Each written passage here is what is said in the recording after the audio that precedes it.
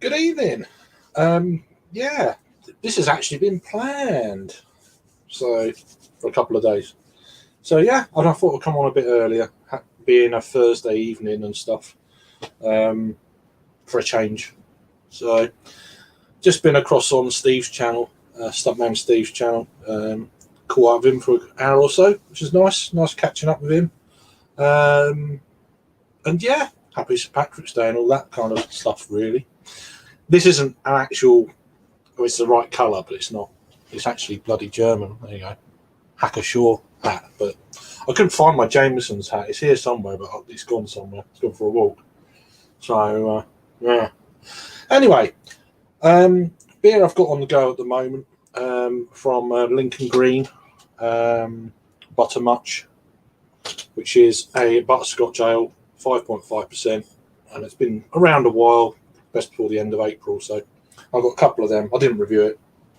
I might review it at a later date next month. But first of all, that's there. So I've got a beer to, go back and forwards with. At the moment, I've got 5 beers here that are out of date, and I need to get rid of these beers that are out of date. And we're going to go through a few just to see if they've held up or not. I've got half an idea that 3 of them are going to be okay, and 2 of them are going to be a bit ropey. But we'll see how that pans out. So we're going to open the 2 first that I think are going to be ropey. And then the other 3 I think are going to be drinkable.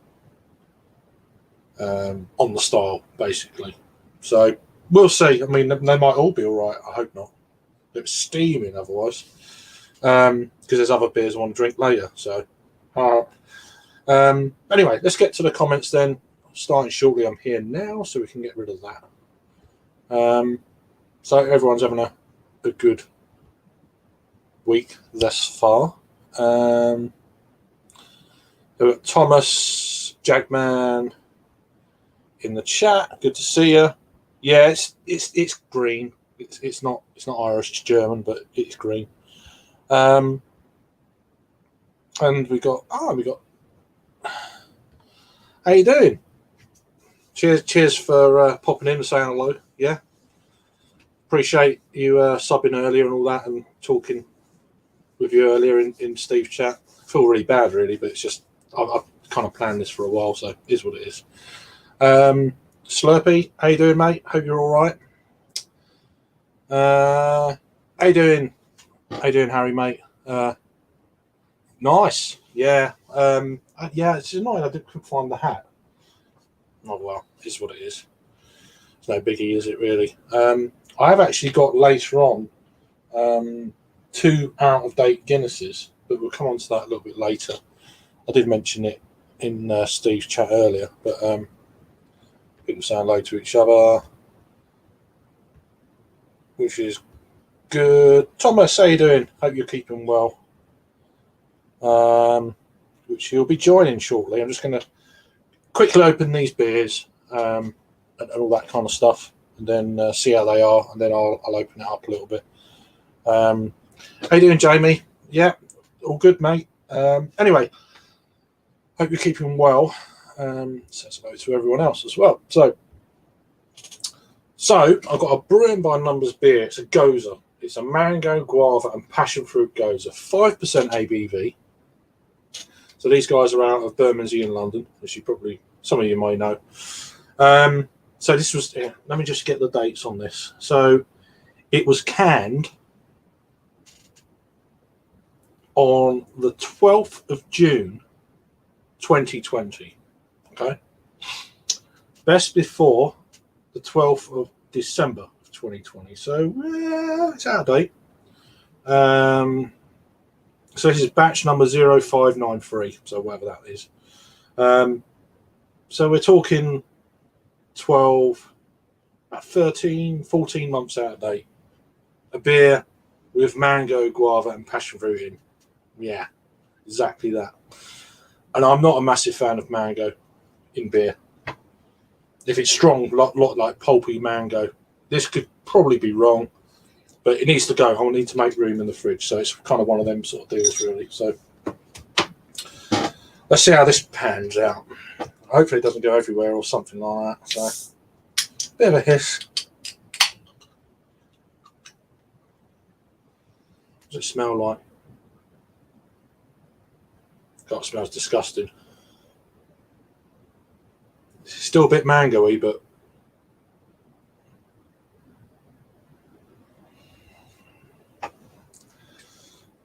oh well. Let's see how this goes, and I'll get to some comments in a minute. We've still got that mango look. Still got quite a bit of carbonation, which is interesting. But yeah, the colour of that looks like mango, basically. It's kind of, though the screen is quite bright. Maybe if I turn the brightness down, you get more of a realistic kind of. So I will get to your comments. Just turn that down slightly. So there we go. Don't beer 52. No. We want that side. So We Are Beer. That was a sponsor last year. But yeah, it's looking mango-esque. In fairness to it, there's quite a bit of passion fruit in there, so maybe the mango's calmed down a bit. I'm surprised, being like whatever it is out of date. What we're now 3, so 12, 15 months out of date. It smells all right. I don't want it to smell all right. I want it to be awful. Where did we get to in the comments? It's gone nuts. Blimey. So we've got Vanessa Kitty. How you doing? Thanks for joining, and happy St. Patrick's Day and all that. Steve's crossing the streams, Ghostbuster style. No problem, my mate. Craig H, good evening, sir. Yeah, no, not too bad.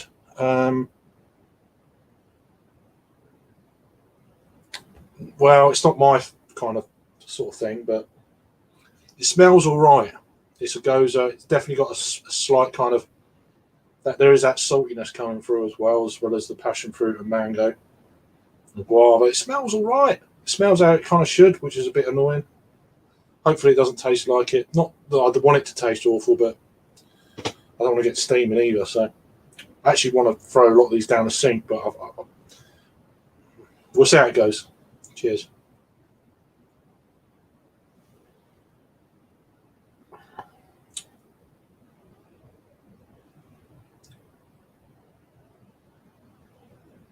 It's not that bad. I'm disappointed. It's not that bad. It's 15 months out of date. It's not bad.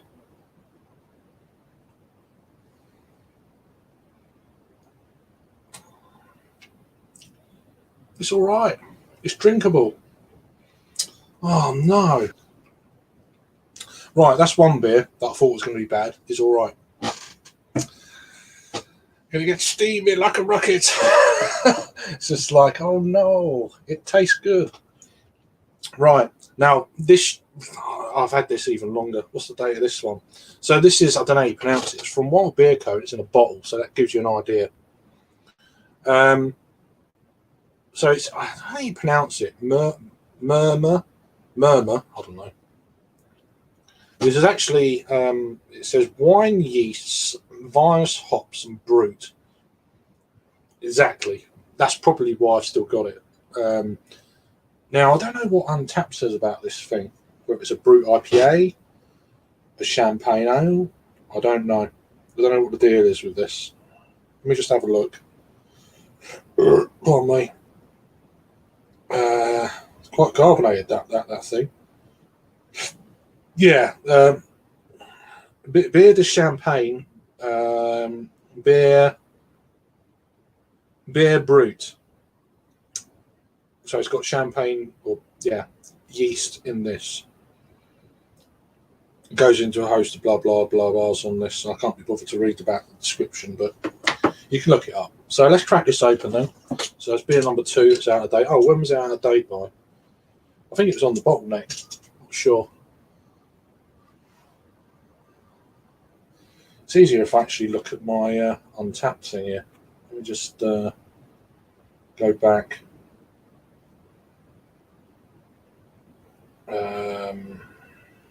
Very organised and professional here. Out of date. I've got a list of out of date beers. I've only got 20. But some of them I'm going to actually do a review of because the style would allow it, I think.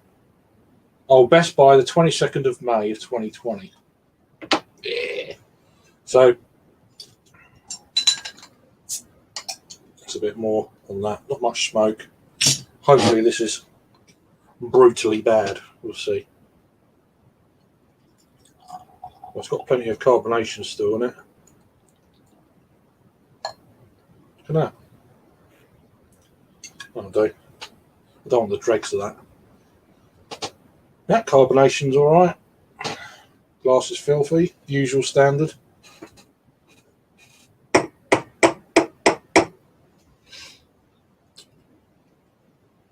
Oh, it's got beer hunter on that one. Ah. There you go. I just done an order from these guys. Me saying I hadn't bought beer for ages earlier. And I brought some Oktoberfest beers that were like, I think I got 12 bottles for 17 quid. With delivery, it was like 20 quid for 12 bottles. So there we go. One Finger Whitehead. Decent carbonation. Oh dear. And again, it's smelling what you would kind of expect it to smell like.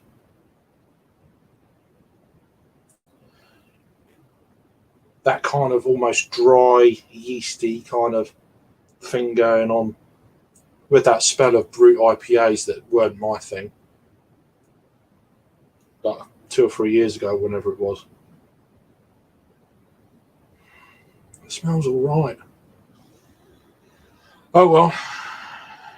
Lying in the morning then. Littleton's off school tomorrow, so give it a try. Cheers. Sorry, I'm well behind on the comments. I know the comments are going crazy, so.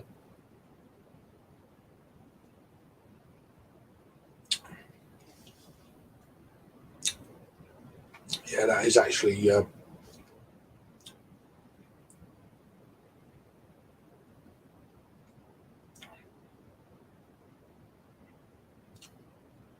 see, I'm not a lover of kind of champagne yeast in beers.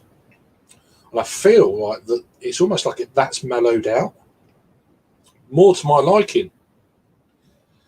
It's not very powerful. It's not particularly dry. It's the body has fallen out a bit. It's a bit watery.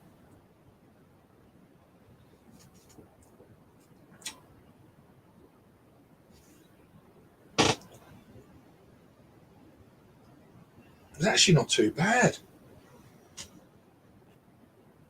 Don't get it. It's weird. It's all right. Although I am worried that these are fine. I'm going to drink these, and the toilet is going to be in danger tomorrow. Kind of deal. It's kind of one of them balancing acts. It might taste all right, but you're going to pay for it in the morning. So we'll have to wait and see about that, especially the mango thing. Yeah, or maybe drink half a can and then all that stuff, below that, get rid of it. I think that's what I'm going to do actually, even though they taste all right. So I think I'm just going to drink what's in the glasses of these things, and the rest can go as a safe bet, really. Right, let me just get to some comments here. I feel really bad that I haven't gotten to any.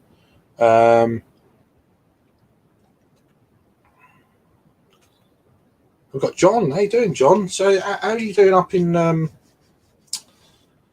you moved up to Massachusetts. How are you doing? How's it all going for you?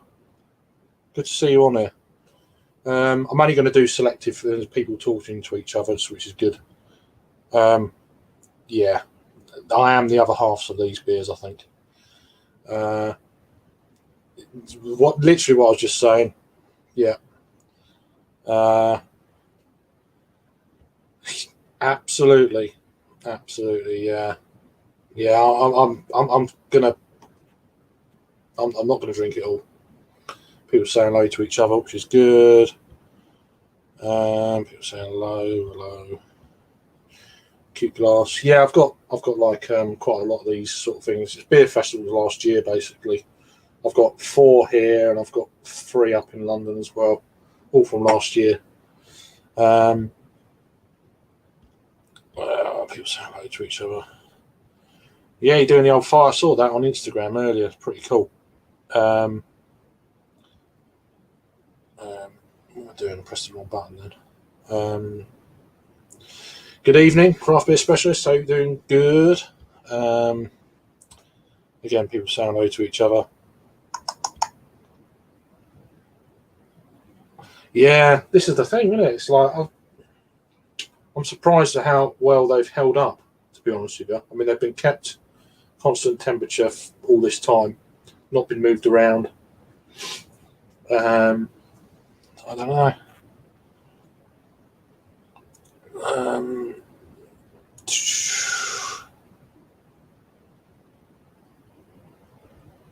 Yeah, well, you slipped up there.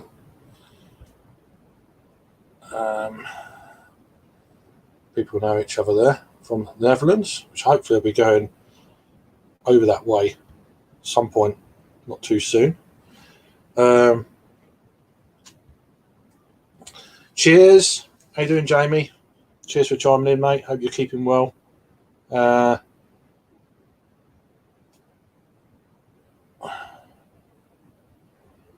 a Tuesday?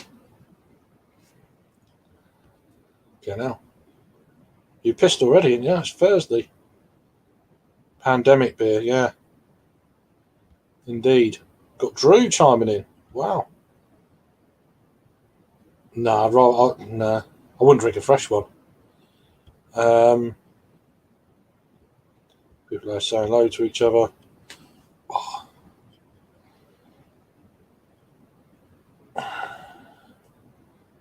This is terrible. It's typical standard. Yeah, we don't get the black label you do, though, I don't think. So it does. They both look fine. This is all right. This is not too bad. This is not too brutal. Sorry, the pun. But I'm not drinking it all. I've got that much left. I'm throwing that. And I've probably got 3/4 of a can left. I'm throwing that. So I'm not drinking them all. Just because I think any of the nasties are going to be at the bottom, I think. So that'll be it. That's very kind. I do appreciate everyone who does that. But yeah, I'm not one for asking for that. So I'll let other people do it. Well, yeah, it's true. I'm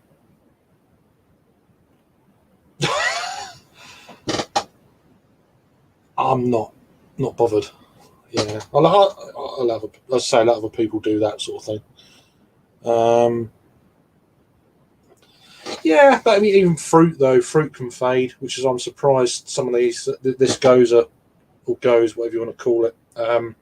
The mango and stuff I thought would fall off. And I probably have a little bit, which is fine because I don't really like these infused beers with mango, especially like mango IPAs. Like, why do you need to put like? And half of the time it's like a puree or something. It's not, not puree, or what do they call it? It's more kind of an artificial. I can't remember the name of the word, but oh, did you? Oh no, raining as well. Right, okay. We've got Joey there as well. So trying to cut through everyone, say hello to each other, which is good. I'm going to open one more beer and then I'm going to send the link out. So that one's that one. That one's that one. So this is a lager. So I think, right, it's a pale ale. I'm an idiot. This is a pale ale. So this should be okay, but maybe. Is it out of date even? Let me have a look. Oh, best before end November of 2021. So packaged in May 2021. So this is brewery called Noon Whistle Cosmo Pale Ale. So from the States, and these guys are out of Illinois, Naperville, Illinois, Lombard, yeah, Illinois, Naperville.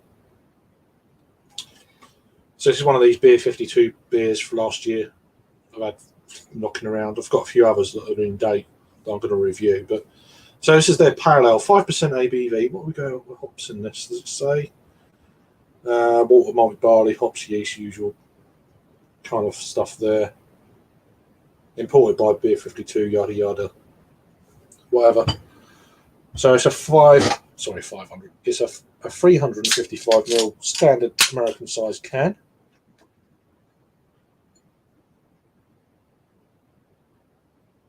That smells weird.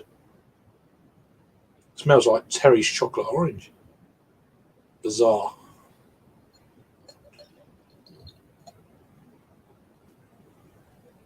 It's got a bit of body to it for a pale.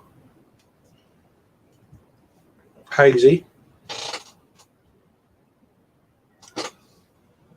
Nah, dark-ish, kind of medium. It's not one of them bright. It's slightly hazy, but it's not crazy hazy. Loads of carbonation, half finger whitehead, that kind of deal. It smells hoppy, all right. Citrusy, bit more of a biscuity, bready malt. Slightly sweet.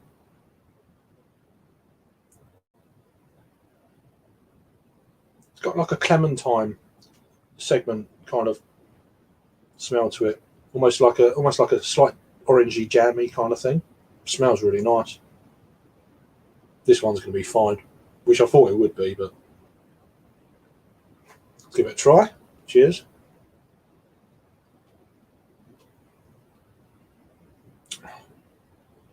That's actually quite nice. That's held up really well. It's not crazy amount of time out of date. When did I say? November. So we're looking getting on for 5 months, 4.5 months out of date.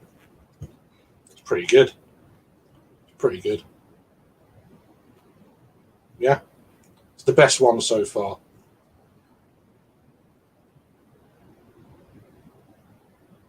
I'm going to drink all this one. It's going to be, it's actually drinking quite nice.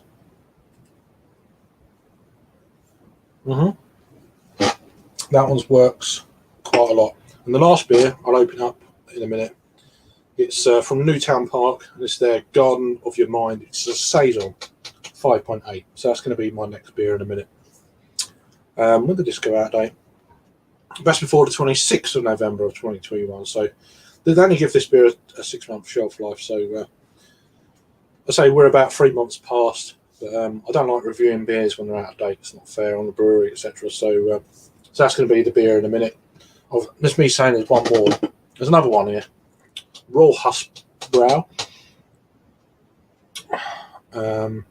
This one's best before the 26th of February of 2021, which is a Keller beer from Germany. So I don't know if I've had this one before. I've had a few of these before, and they've been proper nice lagers. So it's a bit of a mixture there. We got a Goza, a brute beer, if you like, a pale ale, a saison, and a lager. Where do we get to? It did look alright, that one. That was good. Where did we get to? I went too far up, I think. Oh, we got to Joey. Yo. Did it jump? I didn't press it properly. Oh, where's it gone? That's there. Right. There we go. Getting people on the piss. Look at that. On a Thursday. Pretty good. Yeah, it's not Irish. It's actually I've got a Jameson's hat somewhere. I can't find it.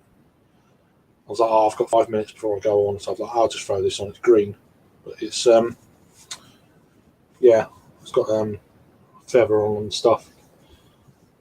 A rope around the side, but yeah, it's Hackashaw.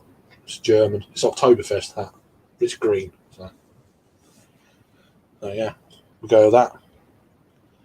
It was decent. I'm getting more into it. Yeah, it's a German beer hat, exactly. So I couldn't find my Jameson's hat. So let me just copy and... sorry about the old fingers in the way. I've just realised that I can actually... It's a touchscreen thing. I've only just realised it. It took me about fucking 3 months to work it out. So copy. Let me just... On there.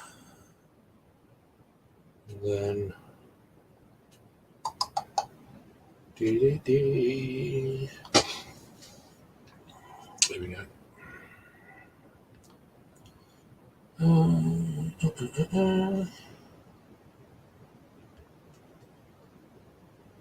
Right, 2 seconds. Let me just post these out here.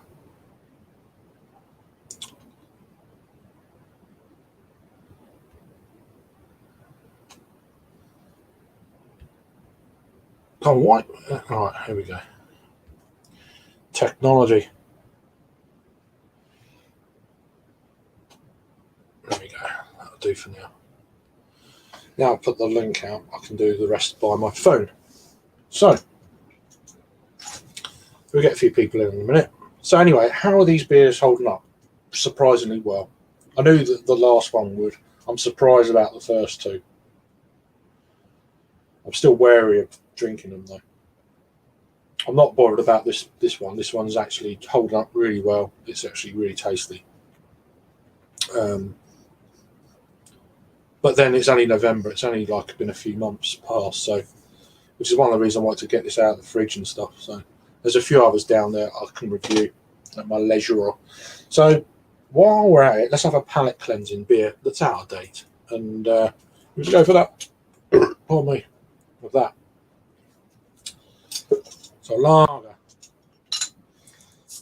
1 minute, Thomas. I'll be with you. Actually need another glass for the other one.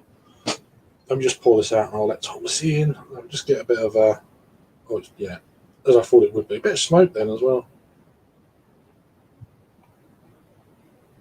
So this is kind of interesting, isn't it? It's like the whole kind of conversation about out-of-date beers. Kind of a little experiment, really. I don't know what's going to happen. I mean, ideally, yeah, drink them in date, but whereas in my case, sort of last summer was crazy. And I had loads of beers. Then Beer 52s kept coming in. Then I had like 2 months off the beer. Then I cut beers down. We're left with all this. It's kind of one of them deals. Right, let's get Thomas in here right now. How you doing, son? Did you just literally say, let me pull this out and let Thomas in? Yep. Wow. It's all right. It's off camera. So that's true. How you doing, buddy? Oh, good. This is going quite well, surprisingly. Yeah, I've been watching. I've been following. That's actually staggering. Yeah, this is something I wanted to do for a while. Incorporate it because I've got like 20 odd beers out of date. So, mind you, I've had. Sorry, yeah. Some buy a lot more than others, but this is so I just want to go into this one. It smells absolutely wonderful. It smells like that traditional,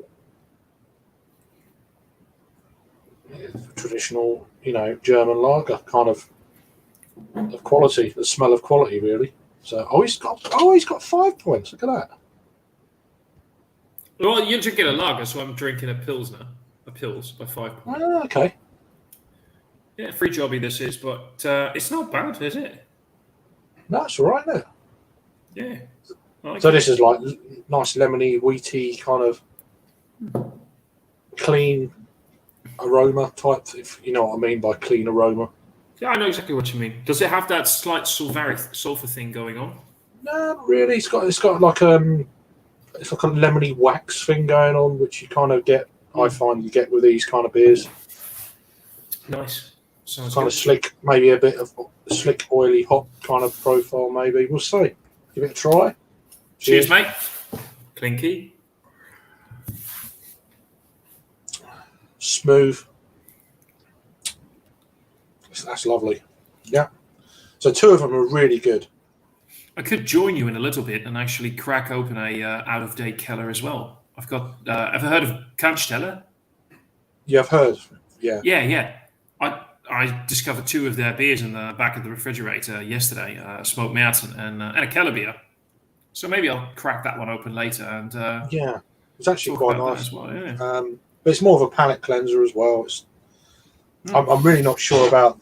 I mean, although it's tasting fine, that goes up. and the brute beer, but the other two are fine. And I think the saison's going to be fine as well when I get round to it. I've said this before, and of course, especially with some styles, fresh is better. Yeah. I No, also absolutely. think that the fresh craze is completely overhyped for two reasons. People want to say that they got like the freshest, newest beer, and they're posting it on Tapped or Instagram or whatever. It's also a clever little marketing scheme because these brewers are always pushing out new beers, new beers, new beers, new beers, new beers. And if you convince them as a brewery, and now there is a certain truth to it, of course, but if you convince them, like if you don't drink our beer within 4 weeks, it's just not that great anymore. It means you're going to have shelf space or refrigerator space to buy the new ones. And I've had IPAs that have been 5-6 months old that were still fucking brilliant. Yeah. Yeah, it does work, but I mean, I'd rather not take that risk with them. Agreed, especially with some breweries, because let's face it, this is also again a way to push beer. I've said this before on live streams and in reviews. Yeah. If you have a dodgy canning or bottling line that isn't very well set up, and you have a little bit of air creeping into your cans, your bottles, or whatever, and it's not perfectly managed, you've got to get oxidation. Yeah. And it's easier to say, yeah, if you don't drink our beers within 4 weeks and something's wrong with them, it's your fault, instead of saying it's our fault as a brewery. So that's, yeah, I mean, this is more for, because we talk about these things quite a lot, don't we? And let's actually do it and crack some out-of-date beers and see what they're like. Absolutely. Keep trying them. And sometimes you can really be surprised, even with the styles. And I have been twice already. Yeah. So out of the 4 beers, the 2 beers that are actually really good, I'm not surprised. But the other 2, I am. So 2 are good, 2 are really good. So I thought you said you have 5. I have got 5. I haven't opened it yet. Right. Yeah, I thought I had 4, but there's more down there. But I'm not going to do any more today. I might do that once a week just to get rid of them. That's what I always say to women as well. There's more down there, but another week ain't going to make much difference. It's kind of, do you know what I mean? So, but yeah, no, it's good. It's good. So, but yeah, I'm really actually enjoying this lager. It's, I think the Pale Ale is probably my favourite. The one before, from Noon Whistle. This is a close second. I actually don't mind the goes. I'm not a big lover of mango in these beers. What does it say about the mango and stuff? Let's have a look. Wait, which one was that again? Was that the Goza or the? Yeah, Brewing by Numbers. They do some nice stuff. They're not bad. Yeah, but it's just I'm trying to figure out what this beer. Blah blah blah blah blah. It doesn't really tell you what type of mango, guava, and passion fruit is in it. There's normally extract is the word I was trying to think of earlier. It doesn't say that. I don't know. I mean, I don't mind fruited beers, and especially when you start talking about the old school, the Belgian classics, the old, classic Krieks, and Yeah.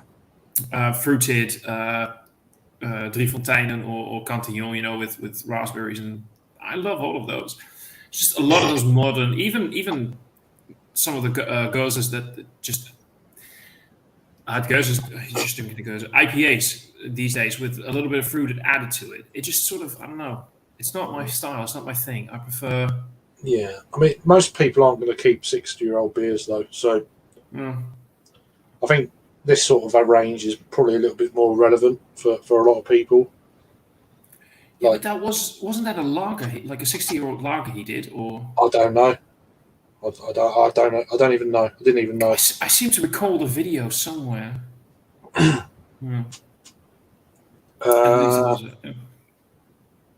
No, I haven't. No. No. No. Milk stout. You could put a milk stout on. That'd be interesting. Well, fuck a Cheerios. I don't have. You don't know what Cheerio? We get them here. Yeah. It's breakfast cereal, They're- right? Well, the ones we get are round, like different colour, sort of wheat fruity things. I think. Ooh, wait, like Fruit Loops? I guess so. Don't know. Wait, let me Google Cheerios. Cheerio? You reckon? Yeah. It's not like I'm going. You know. I know.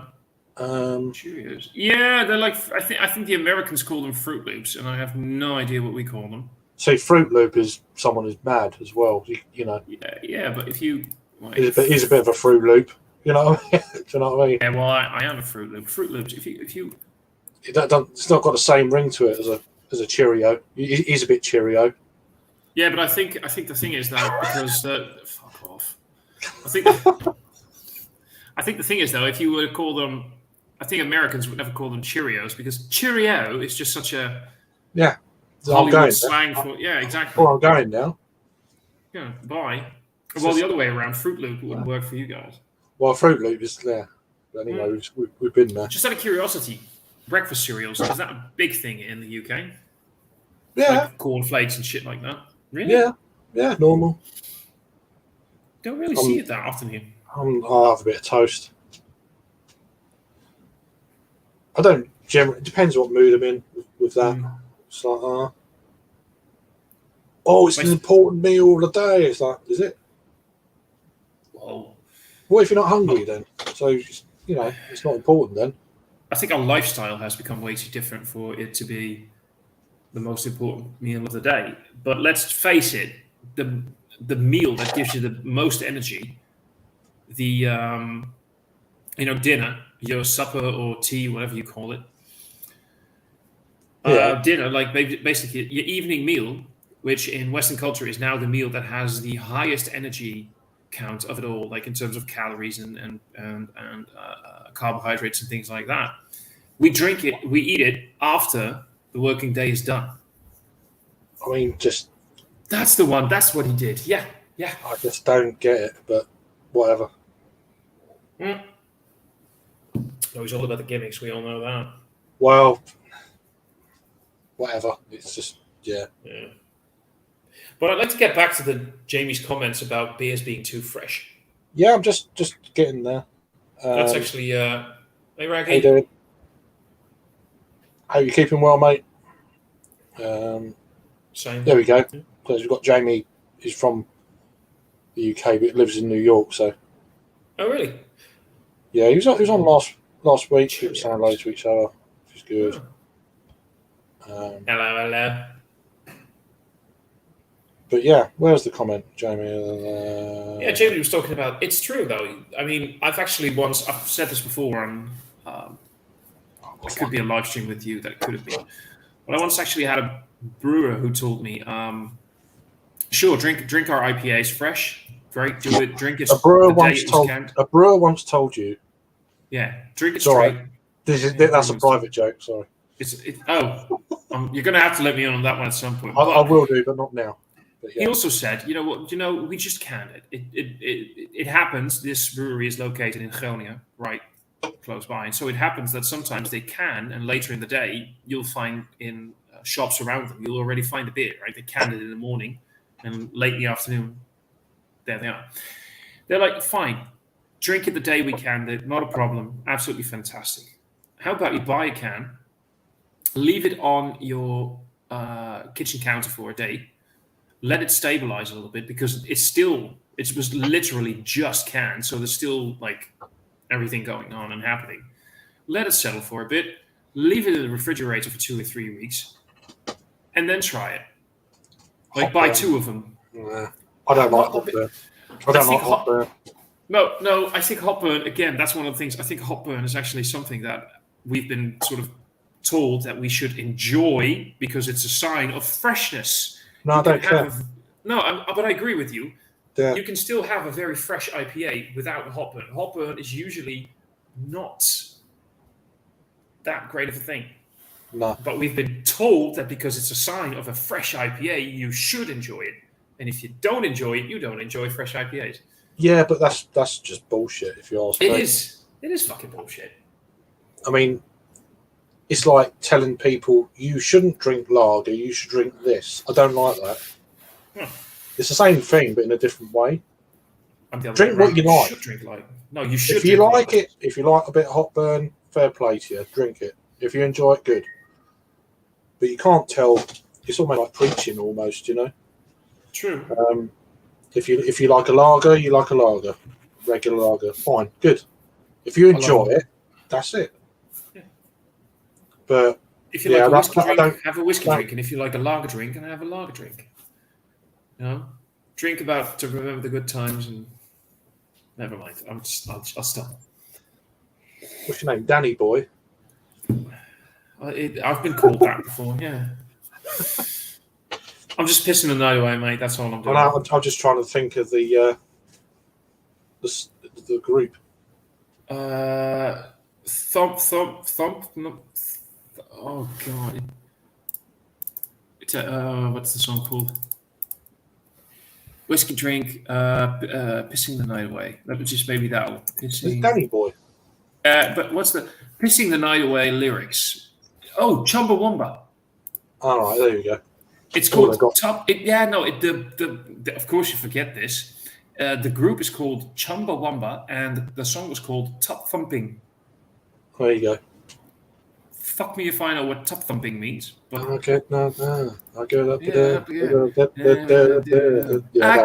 down. I can't sing, so I'll leave that. I'll leave that to you and your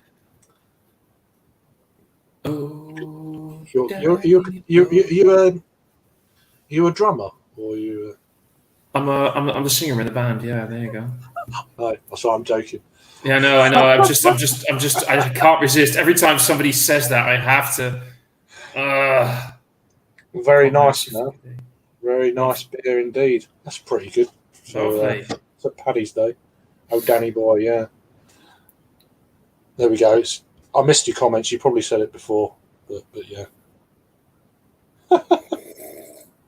Oh, jump then. See, and that's the most important thing. But then did you get hot burn in an old beer? You know? Or is it green, hot burn, green, hot, whatever? You know. I fucking don't know. Same thing. Eat. Never mind, I will. Never mind. I'm not going to. Radical. Maybe in America it may have been. I don't know about here. What was so radical about it? I don't remember. When was that? Early 90s? I think so. But also, what was so interesting about the cover art? Was it? I don't remember it. I don't know. Was it? I don't think it was. Was it? Could be. The only thing I really remember being very radical was two songs from the 90s. Well, one is like very early 90s. It could actually be late 80s. No, it was early 90s. Was that one song that the lyrics literally went, "I want to fuck you in the ass"? I don't remember. All right. That one? No. No, that's literally that was it. There's actually a Dutch commercial. There was a Dutch commercial. The song continuously went, "I wanna fuck you in the ass." That's it. And at some point, you see this mom and dad. It was a commercial somewhere, I think, in early 2000s. Mom and dad went into the car. Kids are in the back. They turn on the car, turn on the radio, and then the song is going on. Oh my god! People are like, the people first. They're like, "What is this?" And you think there's going to be a shocked reaction, and then mom, dad, and the two kids are just in the car going, "Yeah, this is catchy." Yeah. And then they drive off, and then the tagline at the end of the commercial is, "Do you need a good course to learn English?" Oh my god! No. But yeah, no, that wasn't one. And there was, of course, Prodigy's "Smack My Bitch." That sounds very Dutch to me. It is very Dutch. Yeah. You're sobering up now. Bloody hell, you don't do animal. that. That's the worst. That's the worst thing you could ever. Don't. Yeah, 94, 95-ish. Yeah. Get fucking drunk. Thought it was something. FIFA 98. I used to play that, man. I thought it was because that was France 98, wasn't it? Because it's the World Cup year, and it was it Fatboy Slim? I love Fatboy Slim. I'm pretty sure. Yeah, it's Fatboy Slim. I think done a song in that. You have to look it up. I can't be asked, but yeah, someone look it up. I can quickly do it for you. FIFA 1998, Fatboy Slim. Yeah, FIFA, and then like 1998. Yeah, I think it was Fatboy Slim was in that. I think. Could be because it's it was the Rockefeller Skunk. Oh no, that was 1999. Had FIFA 99 had Rockefeller Skunk in it, and that's it. Yeah, but what about 98? Oh wait, no, wait. No. Apparently, it's the Rockefeller. Perhaps I'm wrong then. No, you're not wrong. Well, you're wrong as in you're not wrong, or you're right. It was in FIFA 99, but the song came out in 1998. Right. There you So go. that maybe that's your confusion. Because is the game? It doesn't take much. Cheers, Phil. Good evening. Yeah, the dark beers always. Yeah, they do. Westerham double stout. Okay. Yeah. I was a bit cautious of some of these styles of beers. I'm not surprised about the lager. I'm not surprised about the pale ale, but I am surprised about the way the fruit has held up well and that goes there. But yeah. Well, you know what I'm saying. A little bit of fruit goes a long way. My old fruit. And loopy. Yeah, that's it. God, I remember that song.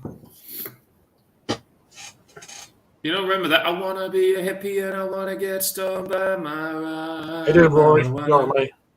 You don't remember that? I probably need to hear it sung properly.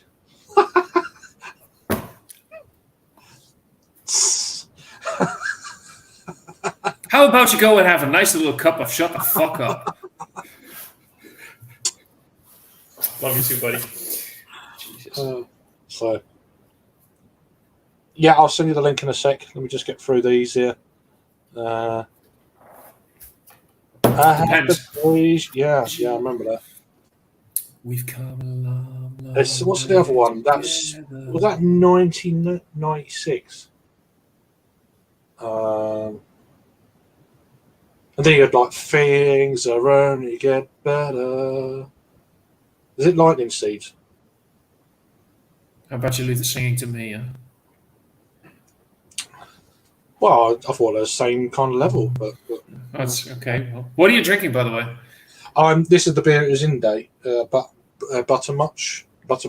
That's Raggy's favourite Lincoln Green beer. Oh, nice. So they need drinking as well. They're in date, but I've got another one to review. Cool.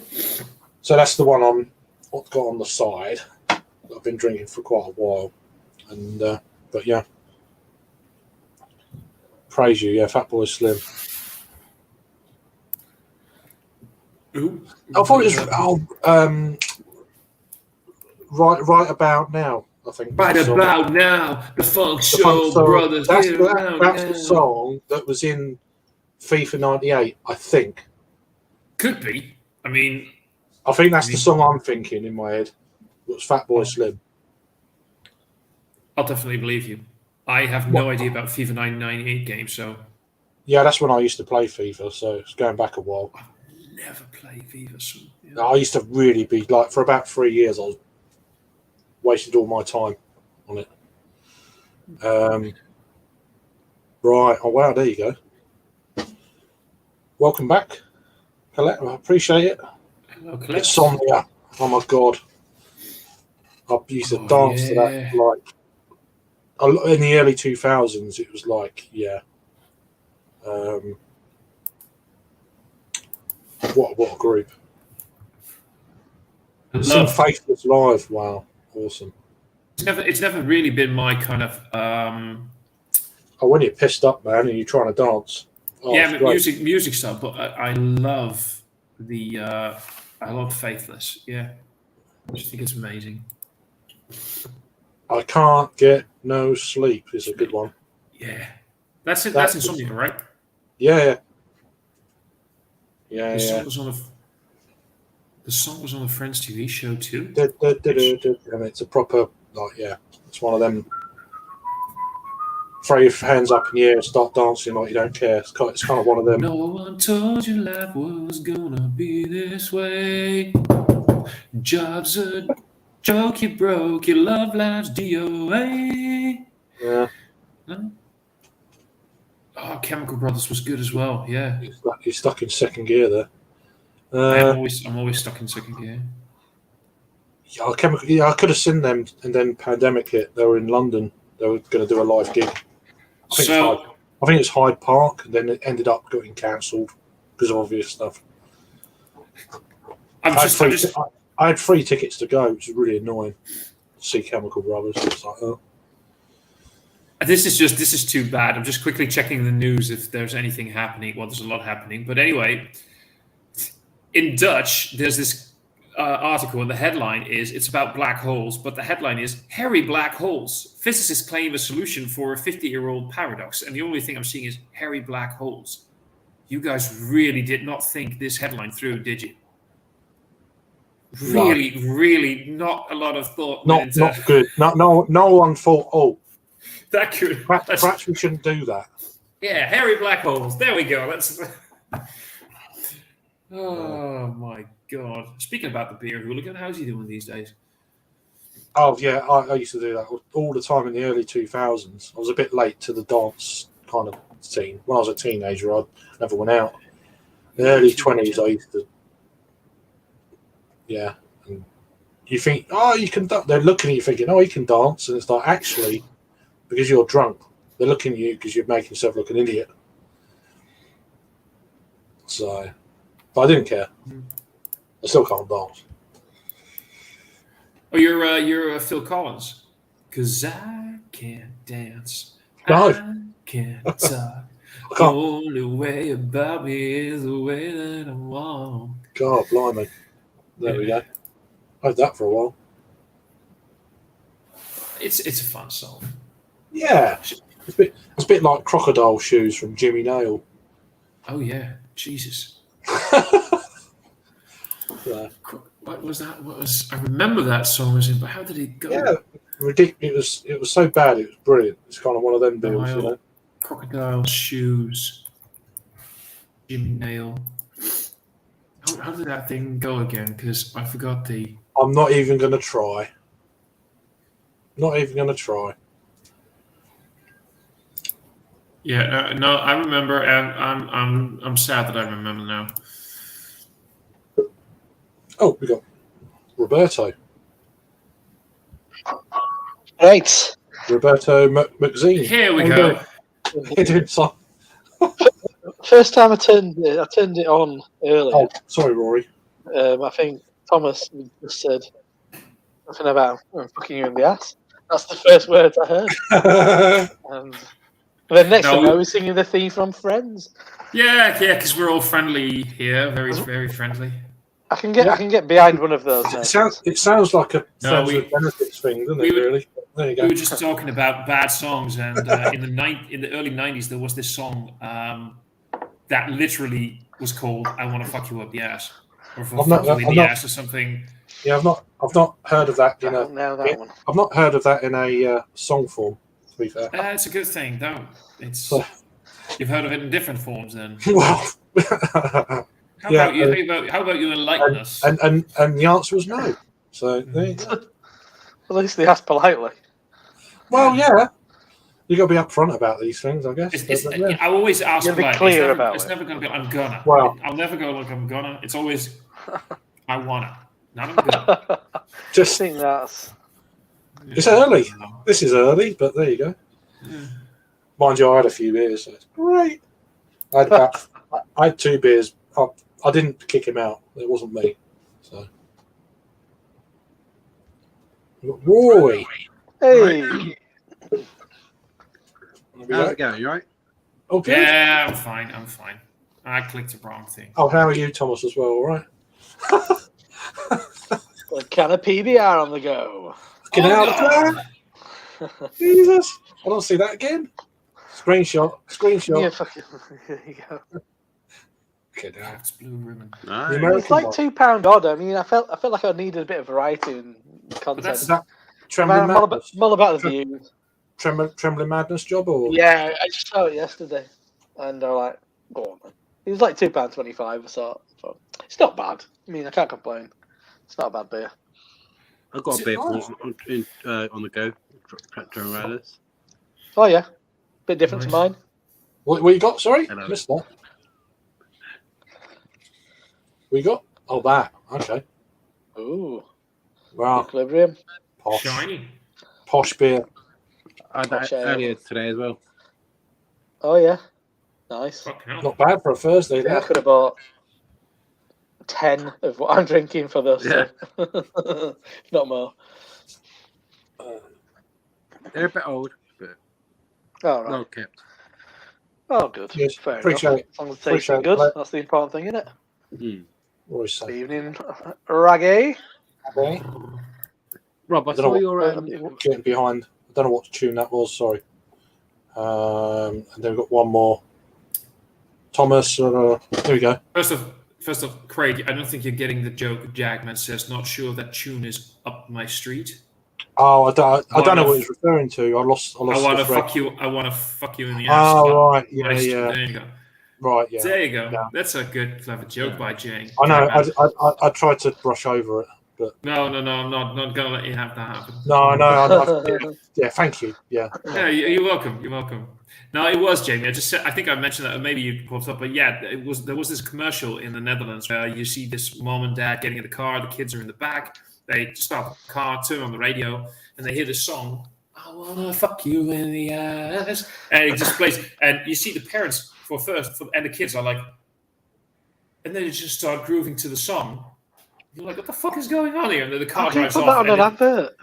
it was a Dutch guy, but on that's the thing. The caption of the advert at the end was, "Would you like to have a proper English course as well?"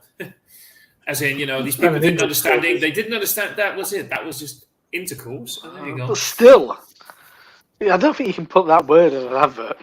It's No, the I can't. Netherlands. It's the Netherlands. I mean, It's the Netherlands. Yeah. Exactly. So. we have shit like that going on all the time. Fair You enough. get that in like football. Like when football managers come to England, they swear in the press conferences after the Oh, game. really? They it's like you can't say that. You can't say that. Like we played shit today. You can't actually say that. That's just Even though it's true. Yeah. But yeah, I don't know I know who Geordie is. Who's TP? toilet paper. Yeah, but on Instagram I saw Becky's post with the green beer, Mm. and Stuart said he's a special on that, Rob.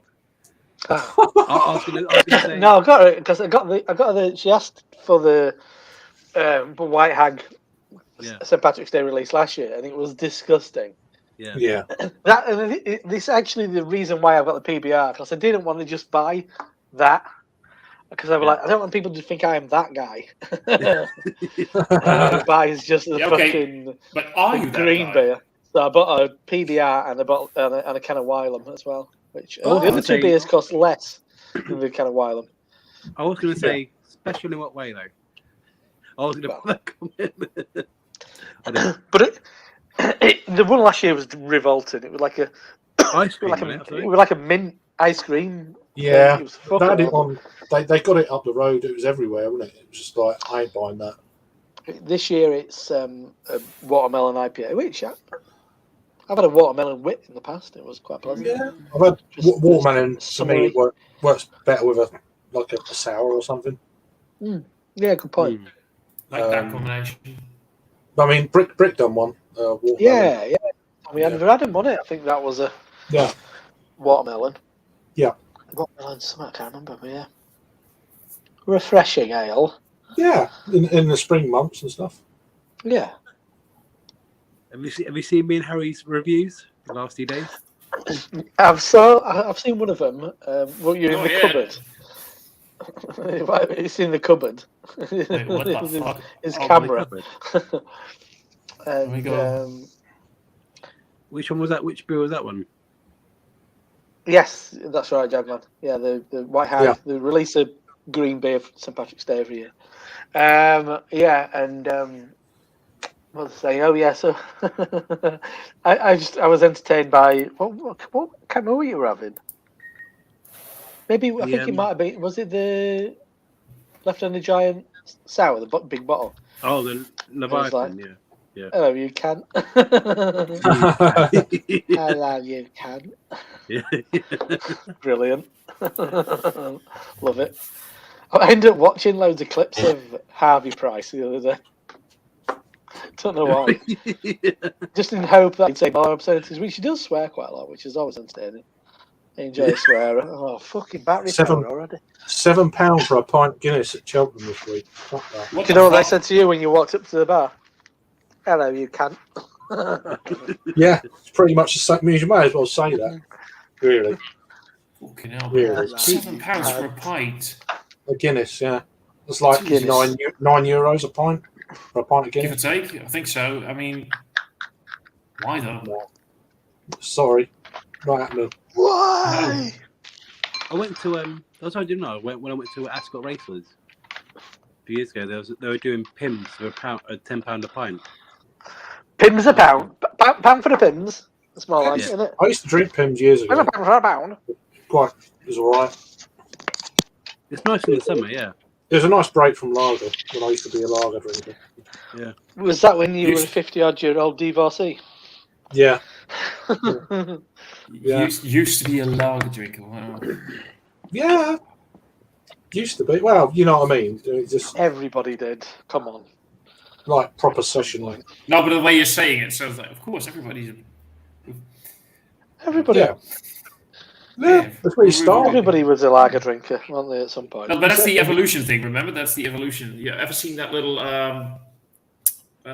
you know, the evolution thing? Like you see a monkey and it goes a little bit more erect and tight, and then finally you have Fucking hell, $9. Homo sapien, Homo erectus, and it's the end of the evolution. That's the one that starts like with the monkey. It's like lager drinker, and then you go to IPAs, and you go to sour, and you go to barley wines, and you go to stouts, and then you end up as the fully evolved man, and it's lager drinker. $9 for a pint of Guinness in New York. Jeez. No. Do they still dye the rivers in? Is it in Boston or is it Chicago? I can't remember which. Do they?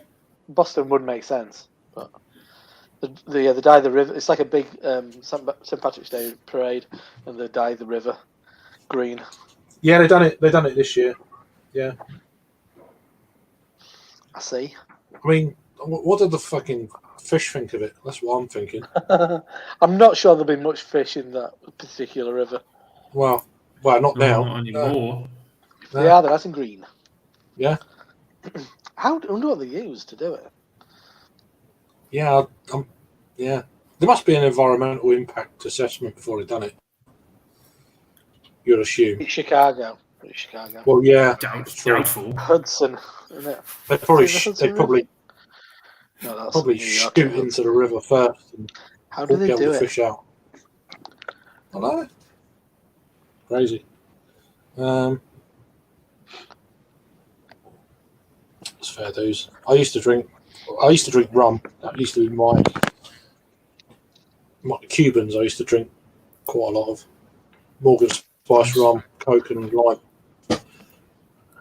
vodka and Timber and Coke gin. was good as well. Huh? Timber and Coke. Vegetable-based powder dyes, so I'm sure it's all right. It's environmentally friendly, telling the river green for a few days. So there you go. Yeah. No. Oh, river is it now? Oh, you got a tip as well. Fuck that. $9 is in the tip, man. That's a fucking. You've had that. $9. Yeah. No. Rory's on all the posh ales. I know. I've got some more posher ales for that. I've got no posh ales, so it's all out of date beers for me, my I lad. should probably. Out of date beers for me, Marley. I don't think I still can't get over fucking K. It's a beautiful moment. I've updated my playlist as well, by the way. the one that's not available to the public. I need a thing. I need highlights. I don't want to watch it all. There's a lot. Hours of that shit. Yeah, there is a lot of it. You need to be like the person who does like edited versions of it all. I will do. It's a lot of stuff to go through, but I could take words out and put them in and drop them in, and it'd be awesome. And then put some music over, like not right over it, but just so it's kind of like balanced. Just need your timestamps, and you can cut it all up. It's true. You make some money on it. Sorry, I just realized something. I might just crack open because you're talking about out-of-date beers, and you're talking about St. Paddy's Day. I just realised I think I still have an out-of-date can of Guinness somewhere. Yeah, well, I'm going to. That sounds appetising. I'm going to be opening this shortly. I'm going to fucking try it. I'm going to fucking see what it's like. I'm going to go get it. That is which one is that? 4 and extra. Nice. Yeah, it's 6 years out of date. 6 years. Mine's not that bad, but I'm going to go grab it. I'm going to see what that's like. It ages nicely. Probably ages. It's massively oxidised. I'll be right back. Okay. In a jiffy. I just realised I still need to put a load in the machine. So a jiffy. At home bargains, we do Guinness Extra now. I think. Don't know. I don't think the extra for an extra Guinness in the supermarket is as good as when you buy it on online shops. Yeah. I don't think so. I mean, something I've thought about for a while, and I remember I bought one from Beers Europe about 3 or 4 years ago, and it was absolutely amazing. And then I bought a 4-pack from Tesco's for like whatever it was, and it was just like not the same beer. And it was the same. I know there's different foreign extra stouts from Guinness, but it was just like nothing like. Where is it brewed? Is it brewed in Nigeria or something? Yeah, well, you got a Belgian one, you got a Nigerian one, and I think there's one in the Caribbean, but I've never seen that anywhere. I don't. It's Dragon Stout, isn't it? The one. Is that a different? Yeah, but I don't. Yeah, but that's not Guinness, is it? No. Or do Guinness own that brewery? I don't know. I don't know. But I know there's a Belgian one. I've not had that before. So yeah, I've had the Nigerian one a few times. That's really good.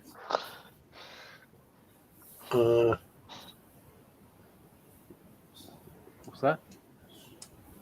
I have no idea. I love how we crapped on about finally getting back to work. Oh, you're talking about Seaside Bar. I picked up the rubbish for an hour. Yeah. An hour. I love that. Yeah, kind of like they had the head mounted camera and like had nothing to do. Is he going to be the next Francis Bourgeois? I don't think so. Weymouth and doing fuck all. That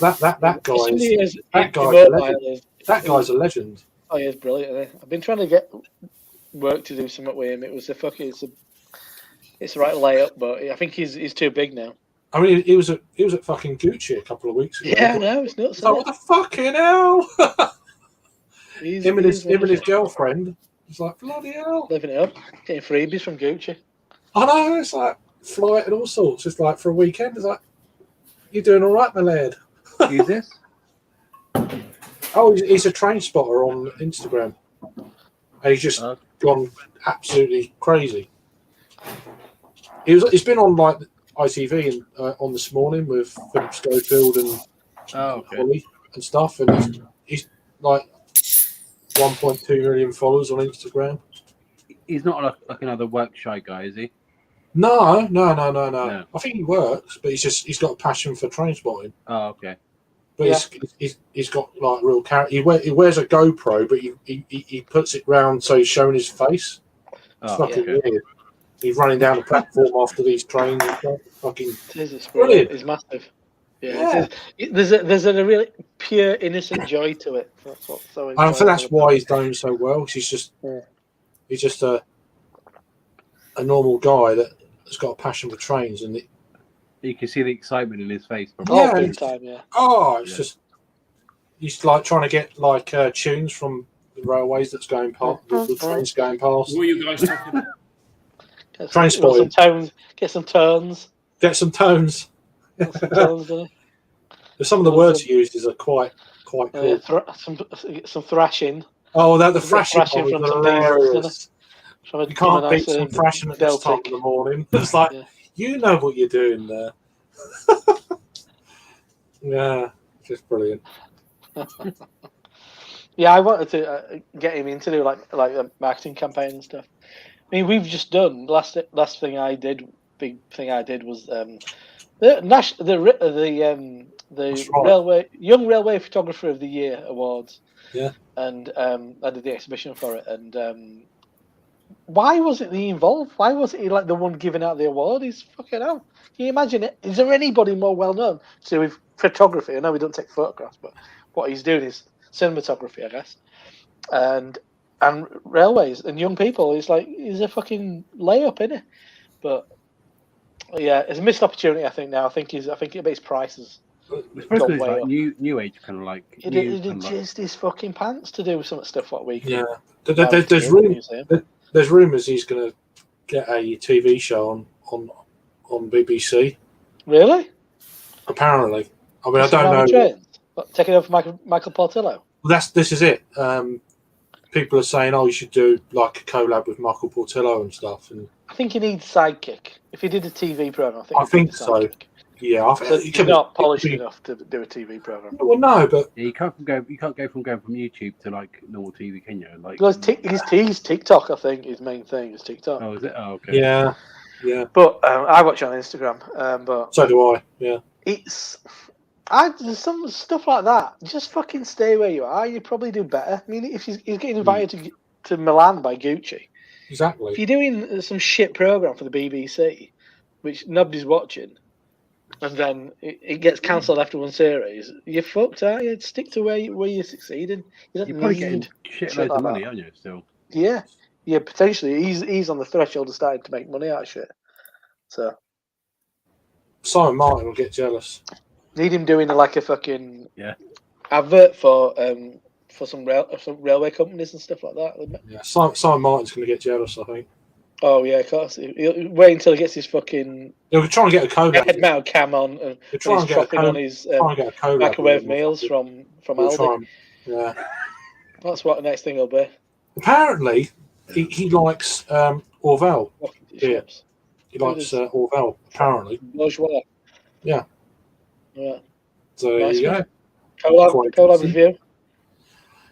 He's too big. He's surpassed He's too big. us now. He wouldn't Won't entertain. fuck around with shitheads like us. No. They're talking about getting fucked in the ass. He can't be. Well, no. receptive. It's a little bit. Literally, Yeah, it's a little bit- Simon would sell his soul to the devil in a second. It's a little bit removed from that. He to would have a just, pinch of that success. It's a little Yeah, bit he would, removed from completely. that kind of. But yeah, you never know. I still have no clue who you guys are talking about. Simon. Oh, Francis Bourgeois. hang on. Yeah. This is gonna. Okay, 2 seconds. You can always do a screen share. If you wanna Oh play yeah, it. yeah. I could actually. Let me just. Is it something that's copyrighted? Because I did that once, and it removed the live stream from YouTube. all right then. No. Okay. But it's in public domain, so there's no music. Should be good though. Yeah. It's easier if I just send it you. Yeah, go for it, mate. Good stuff. Right, what's your name? I think you'll enjoy it. Was it Francis Bow? Thomas Open. Yeah, That's his I'm name. joking. You know, there's actually people out there who think that Opened is my last name. That's still Well, bloody fucking amazing. It's snappier than your real name. If you can pronounce my real name, I'm Not gonna a be fucking chance. I've heard some doozies. I think Is it Thomas Van de something? Van something? yeah, no, it's not that bad. No, it's Thomas Hogendam. It's easy for you to say. Well, I think my favorite one is somebody said that because they couldn't pronounce it. I was like, it's Thomas Hadouken. That's the just change your name to that. I actually would, if I could legally do that, well, I can legally do that, but for a decent price, I would love to be called Thomas Hadugan. I'll send you the link on Instagram. But then people will be like, "How do you pronounce it? How do you spell that?" Then Thomas. Fucking all the Dutch people will be like, "Well, I know I spelled the real version." Yeah, I'll check go, your Instagram. yeah, you I'll got go it. check. Hopefully that's the right link. Not another dodgy one. I have nothing on Instagram, mate. Oh, there it is. That's Yeah, you have. Yes, you have. No, there is, but it's weird. It took a while. I'm gonna go and do a review, my lanes. What are you reviewing? Well, I've just finished a can of PBR. No, but what are you going to review? I'm going to have Vault City Pineapple Upside Down Cake. I was going to buy that today. Good shit. The second one. Right. That's the one. Yeah. Thrashing in the morning. What the fuck is up with the weird fucking thing that he has the camera on his head? That's a GoPro. That's the idea. Yeah, I know, but that's a very weird the fucking whole ankle. But that's the whole thing. That Okay. is it. He's a geek, but a lovable geek, you know. Well, I was about to say, because is it a bit weird? Maybe, but he's fucking enthusiastic about what he loves. He doesn't care what people think. Bloody brilliant, right? And that's why he's doing so well. Yeah, we should all be so lucky. Yeah, and it's Fucking great. hell. Someone with a passion that doesn't care. Wonderful, you know. I love it. Yeah, I like it. Were you saying I should be so lucky? I was thinking of Kylie Minogue then. Wow. This entire subject just derailed. See what I did there? No, in like 2 seconds. Yeah. Now you're going off the rails. So there you go. Yeah, I feel a bit choo-choo. You're well trained. There's lots more.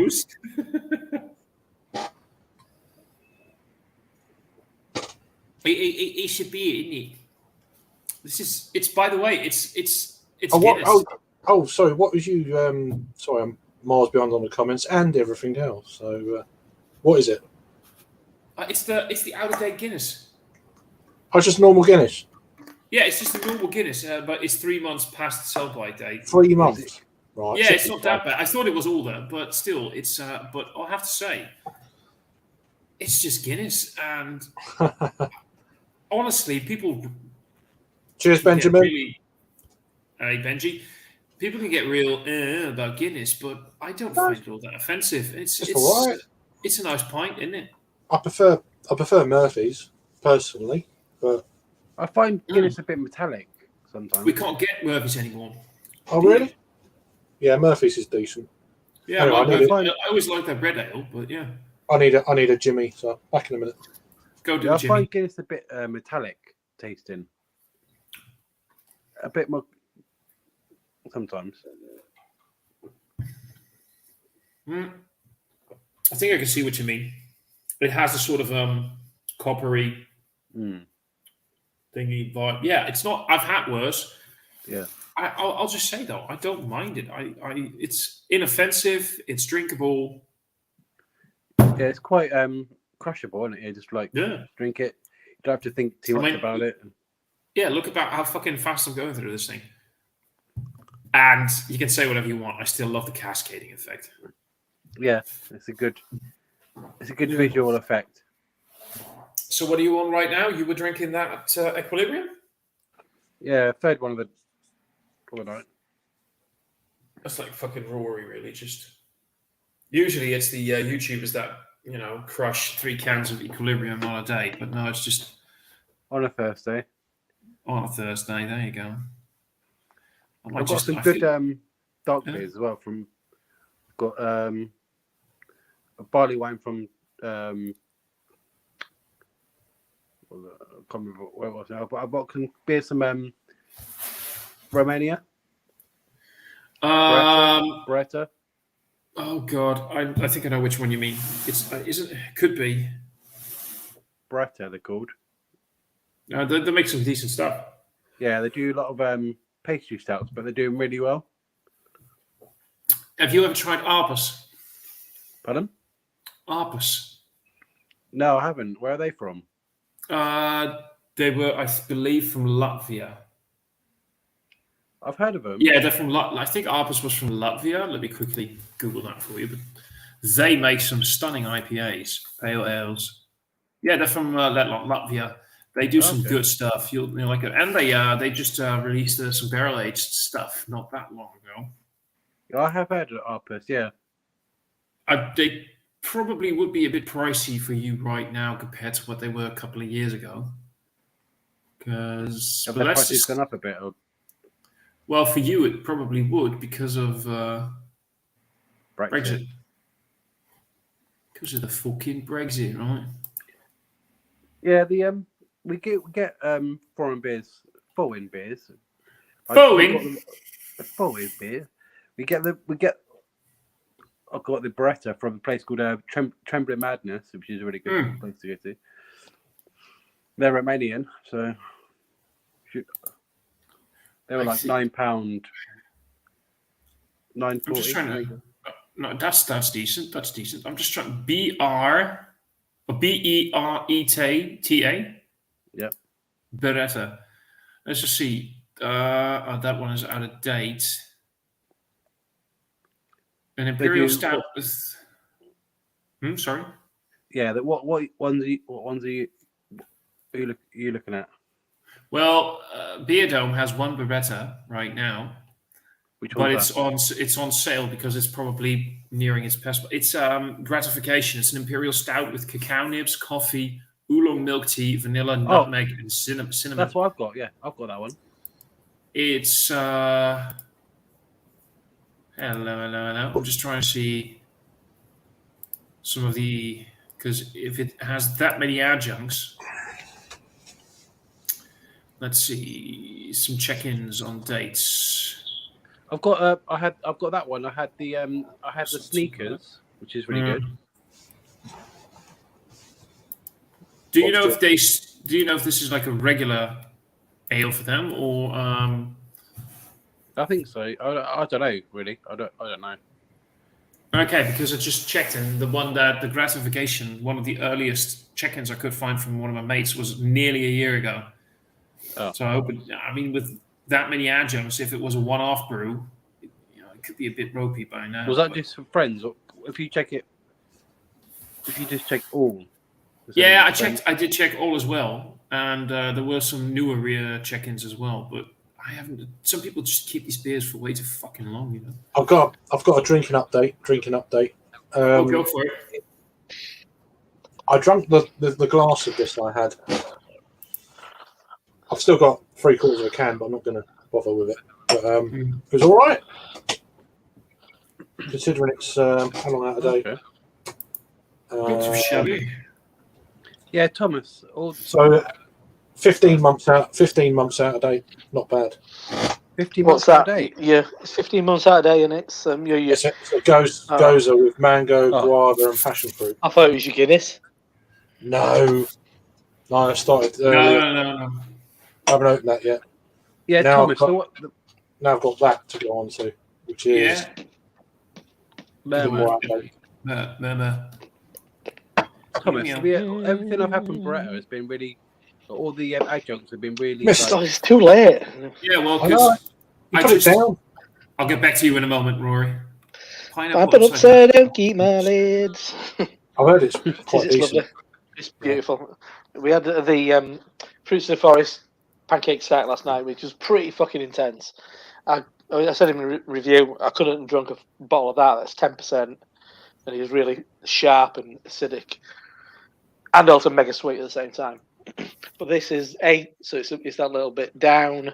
It's not as the flavors a bit more refined. It's nice. It's that kind of nice mid ground between sweetness and kind of sharp acidity. It's a treat. I remember having an upside down pineapple IPA from Hopping Frog last year at one of the festivals. I was in London, and that was amazing.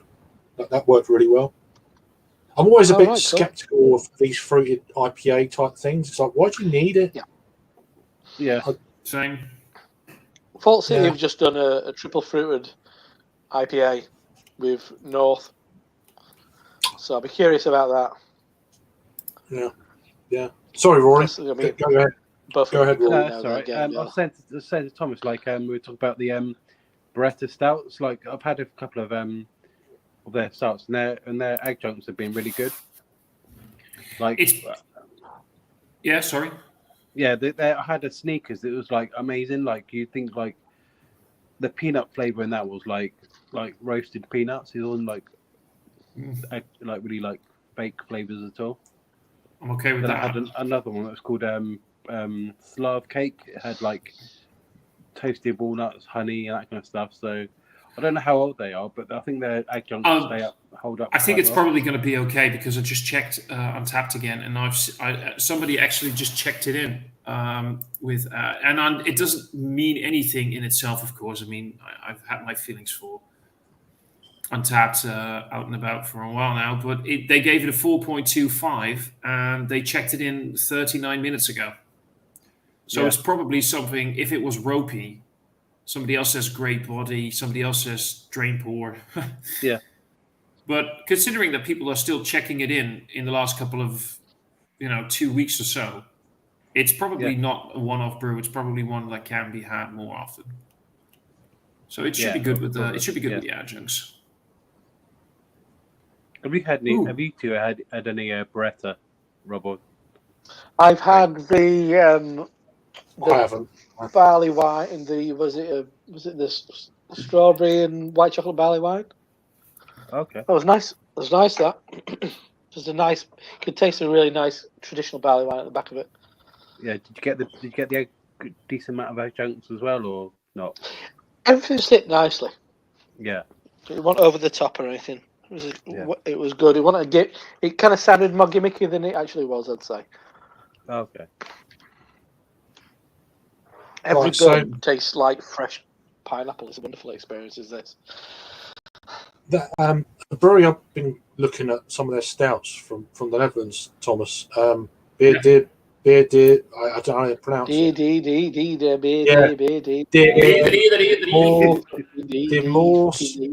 Or something. Yeah, I can't pronounce it. So there you go. The Moersleutel. Yeah. What about them? Some of the stouts sound really interesting. Well, it's been really like a hit and miss for me. But that's the thing. Right. You have to really appreciate. Well, this is of course it's always a long answer with me. The problem is that for the last couple of years, keep it short then. Yeah. I'll keep it short as I can. Usually with me, length is not an issue, but I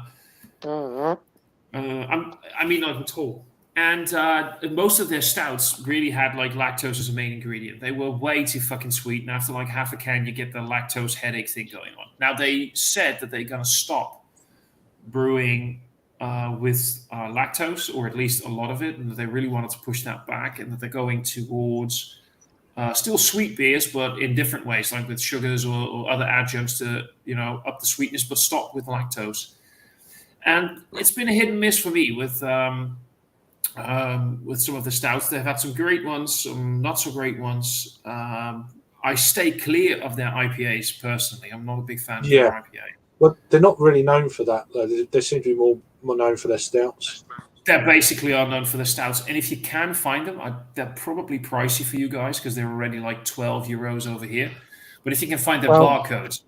Yeah, we've got a couple of barcodes in at the moment. Yeah, what's the average price for those? About £11-12. Really? That is not too shabby because they're like 11 or 12 euros over here. So I think they would reach towards 18 or 19 pounds for you guys. Oh, no. What is this? Moersleutel. Okay, yeah. Yeah. So hang on. You get quite on. Let me just do this. Trembling Madness, you get quite a lot of beers, don't you? Yeah, here we go. Is that showing? I can't see. Yeah. So there we go. Those are very decent prices compared to what I expected it would be because of Brexit. That maple pecan thing is fucking horrible. I mean, I'm just like Terrible beer.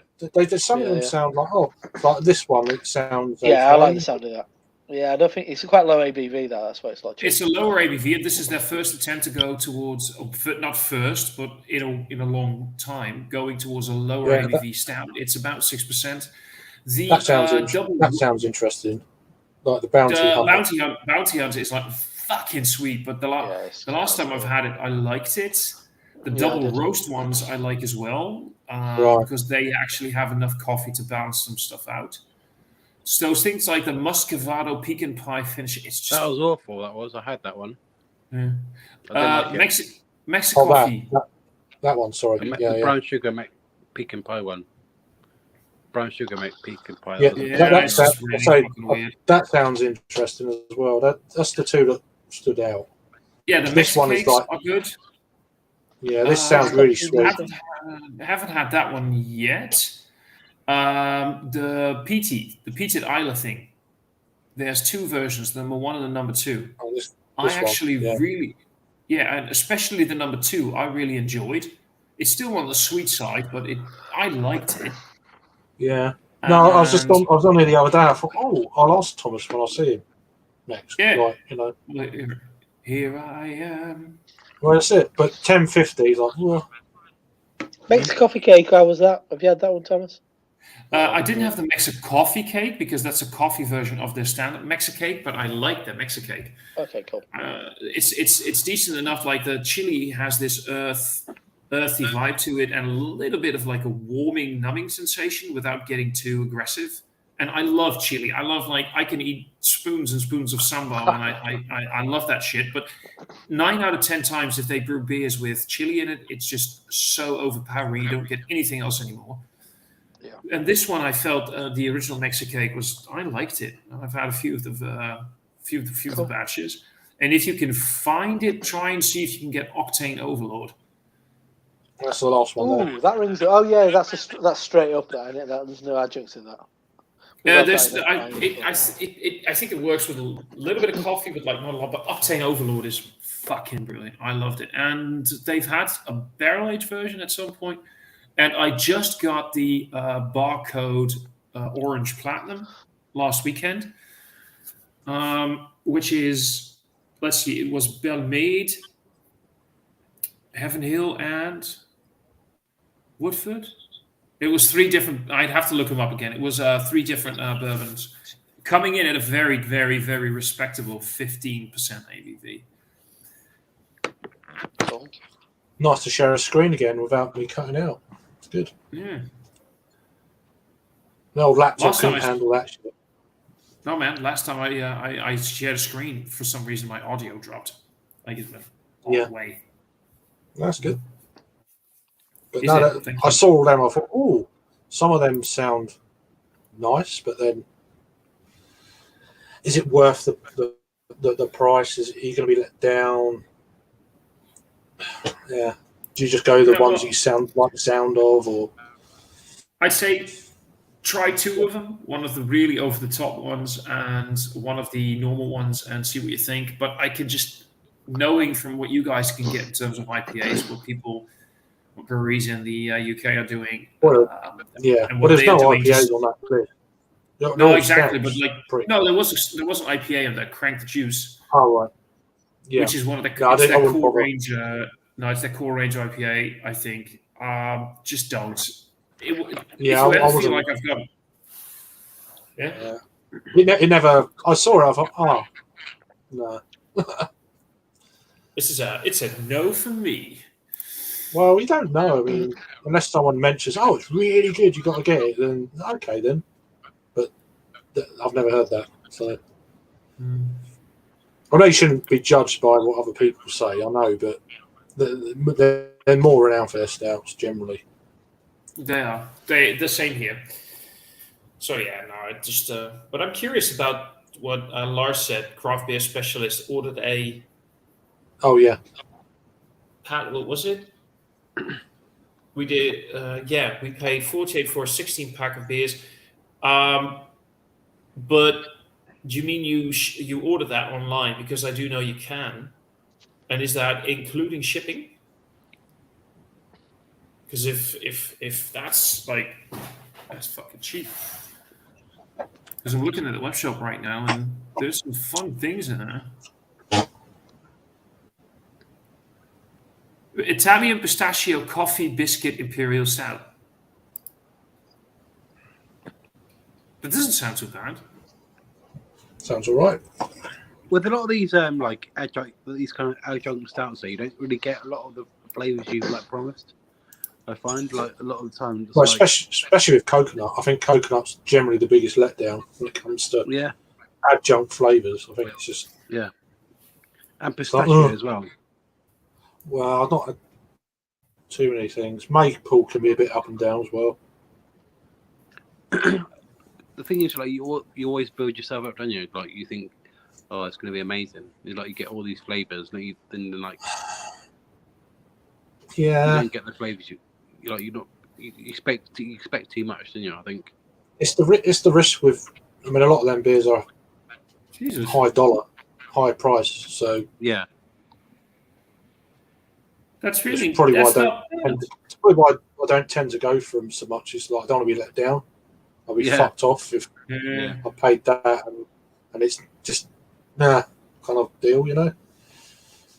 Christ. You don't mind it in a No. bottle share, but if you're buying it for yourself, it's like no. yeah. And a lot of the time, just- you're like, even if the flavor is high, quite like the adjuncts are quite good. I find the first sip you get is really good, then your like palate kind of like closes to it. Yeah. That you don't really taste it as much as you like in the second. You don't really get all the. I get that more with sours. If you know what I mean. What you mean. I You get don't more with always get as sours. much flavour.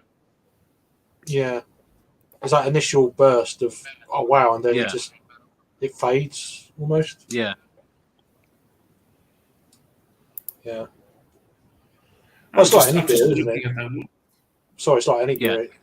After you get halfway down the can or whatever, and it just yeah, that initial hit is yeah, fades. Which is one of the reasons that I think sometimes I love big 440 cans or even more of certain beers, and that's the problem with some of these incredibly,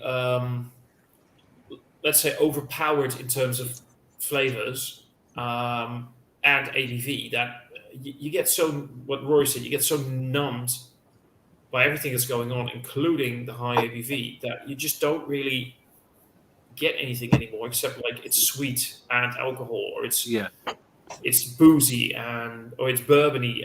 If it's a barrel aged beer, it's bourbony and alcohol, and that's it. And then it just sort of numbs you down. Maybe we should just really make sure we get more 25 CL cans. yeah. I don't mind A bourbon 330 as long as it can, does, as long as it doesn't overpower the actual beer itself. It's getting that balance. Mm. I mean, especially first run bourbon barrels, it just can completely take over. Yeah. If there's anything else in it, it's just like, well, then what's the point? You might as well just fucking get a dram of bourbon, you know? Yeah, Yeah, exactly that. That's just me. I am thinking about getting another beer. I am thinking of thinking. I don't know. Start doing a little bit more than thinking. That'd be my advice. No, I probably am going to get another beer because I haven't finished that Yeah. Guinness. It was fun to try, but It's good to have you on for a bit. Get another beer and then, yeah. yeah, I'll go get another beer. I'm just no shipping was not included. Ordered enough beer for a pallet. Let me know when you guys want to do that again because I might be interested. Sounds like fun. Sounds like fun, lads. I'm going to go find another beer. I'll be right back. Cool. yeah. I bought from Tremor Madness. I bought Bert Mills barley wine. Just looking forward to that as well. Yes, a Burt Mill barley wine. I know Burning Sky got one. Bert Mill. Burning Mill Burt got Mill. Jake, yeah, Okay. Jake reviewed it as well. Or he bought it online as well. Burning Sky. I think it's Burning Sky. But Burning Sky. Oh, is it yeah, Burning it's got- Sky? Sorry, it might be, yeah. It's solid. Burning- Solid. It's not. No, I've not. I didn't go for it, but It's nice. Yeah. I like the sound of they brought a series out, Burnt Mill. This is of stouts. They've got 3 stouts, a bit pricey. And Yeah, they're I'm like, hit and miss. They're really fucking hit and miss a bit.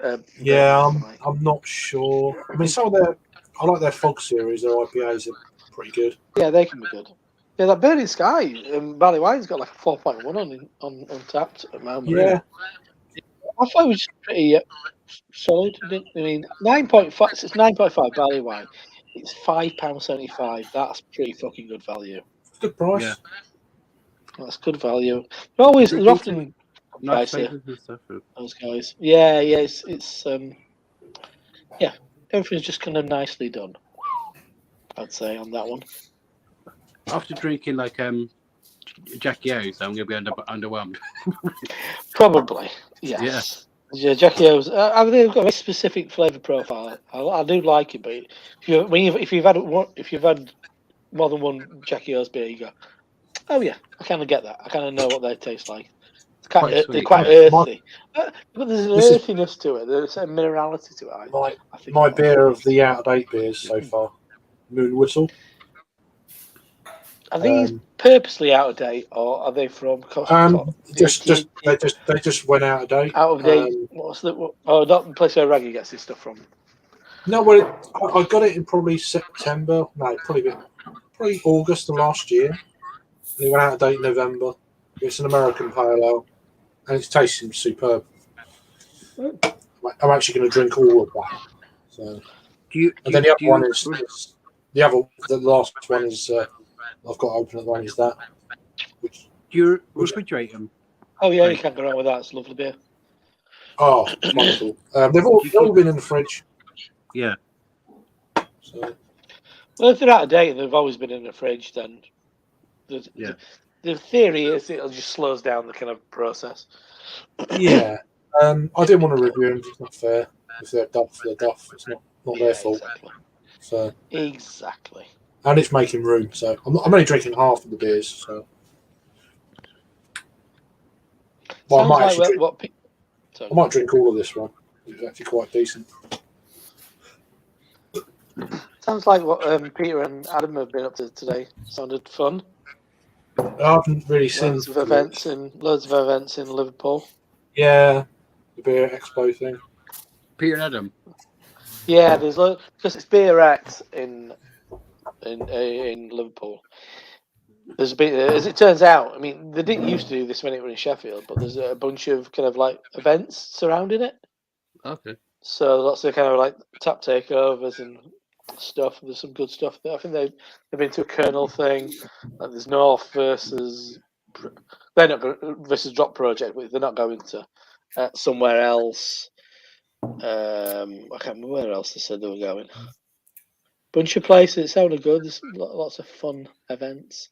If I can find out what he kind of Black Lodge of launching their St Patrick's Day beer. That was the best place you went to in Liverpool. That's what I enjoyed the most. Yeah. We were a bit pissed by the time we got there as well, which was always nice. Kind of nicely pissed. And we've got a Finback Triple IPA on at Brewdog in Liverpool as well. Adam pointed out last night. I've got that on the can actually. That's a separate one. Don't know. Da-da. Just trying to find what he said. But yeah, no, I'm sure they're having a wonderful time. He sent a really unflattering picture of Peter to everyone. I'd love us all to meet it up in maybe like Bristol again or Reading. Make a bit more of a fucking effort. That hasn't been my advice. To Reading? No, a bit further away. Or fucking long way from or Leeds. Maybe Leeds. No, Leeds is shit. Leeds is fucking boring now. Yeah, it's first timers. You probably still have a good time, but if you've been a lot, it's not that exciting because everywhere's tied into somewhere. Like this, everywhere you go, there's fucking. It's so north is everywhere now. Not just at their tap room. Yeah. So like North Bar, which is there like when it all was birthed, I guess. There's very little on apart from their own beer, which is pointless because they've got a fucking dedicated tap room to the brewery in like the bottom end of town, like a fucking 10-minute walk away. Assembly Underground was owned by Vocation, and they've got like 52 lines, and you used to get a really nice mix in there. Now it's like 90% Vocation. So. Oh, okay. So it just gets a bit, yeah. What Manchester? We could Manchester's great. Yeah, Manchester's great. Yeah. No, I'm up for Reading, definitely. That's on my list. Yeah, do Elusive, Siren, Double Barrel. Don't know where else. Don't know if there's out else. Probably is. I can't remember. Brewdog. But they'd be my. As far as like tap rooms, they'd be my yeah kind of priorities. I know Andy. We could pop into Grumpy Goat as well. Grumpy Goat's maybe good, isn't it? Maybe a cracking pub. Yeah. I'm sure there's some good pubs as well. Yeah. But yeah, I mean, it's not cheap to get to considering it's so close to London. I mean, I can get to London for a respectable price, but if you buy a ticket to Reading, it's a fucking fortune. Yeah. Like to get to Harry's, it's fucking so expensive. I can get to Bristol cheaper than I can get to Harry's. Really? Sorry, I prefer to go to Bristol. Yeah, Bristol's amazing. Marlborough. You said there's a bit more going on. You said that Bristol's better than Leeds at the moment. Yeah, Bristol's great. Yeah, Bristol's really fun. But for food as well. I'm going for my birthday. We're doing. The plan is London for a couple of nights, and then doing a night down in Lewis to go to Beak and do some Harvey's stuff, mainly for Beak. But so that'll be fun. So, yeah, maybe back up to London. I don't know. Because the bunch of places in London I hadn't done like Pressure Drops tap room. Yeah. When's your Thomas, birthday? Thomas, you need to come middle to of June. Okay. What do I need to do, Rory? Yeah. You need to come to England for a yeah. The plan is to do that as soon as I can because there's still this plan that I was going to go to the States this year. I was going to go to Beer Palooza last year, and then while we were making the plans, I came up with the brilliant idea. Am I even allowed in the States right now? Turns out I was not. Doesn't stop James making plans. Yeah, and I want to go this year. The only thing that's driving me a little bit insecure right now is the entire energy crisis because I kind of need to know what's going to happen. Fucking hell, why is everybody always calling me Jesus? Jesus. I'm Poundland Jesus, actually. I'm Thomas Opened, Craft Beer Basic, and don't have a laugh here, but I'm actually Dutch. That's not, I'm based in the Netherlands. But yeah, so with the energy prices that's going to increase, I'm going to have my yearly bill in a couple of weeks, and I kind of want to see what happens there. Yeah. I'm probably not... Shoot your pants. That's what I think you should probably do. Well, see, they start... your head in the sand. It's one of the other. Well, what happens here is we pay on a yearly basis. Well, you pay a monthly sort of amount, and then after 12 months they check what's your what are your meters saying, and then do you get money back or not. I'm going to have to pay, I know, but my new tariffs went in on January 1st, and I'm still paying for those tariffs. And we had kind of a mild winter, so it could be that I'm okay-ish, that I don't have to pay maybe just like 200 or 300. I hope, and that's it.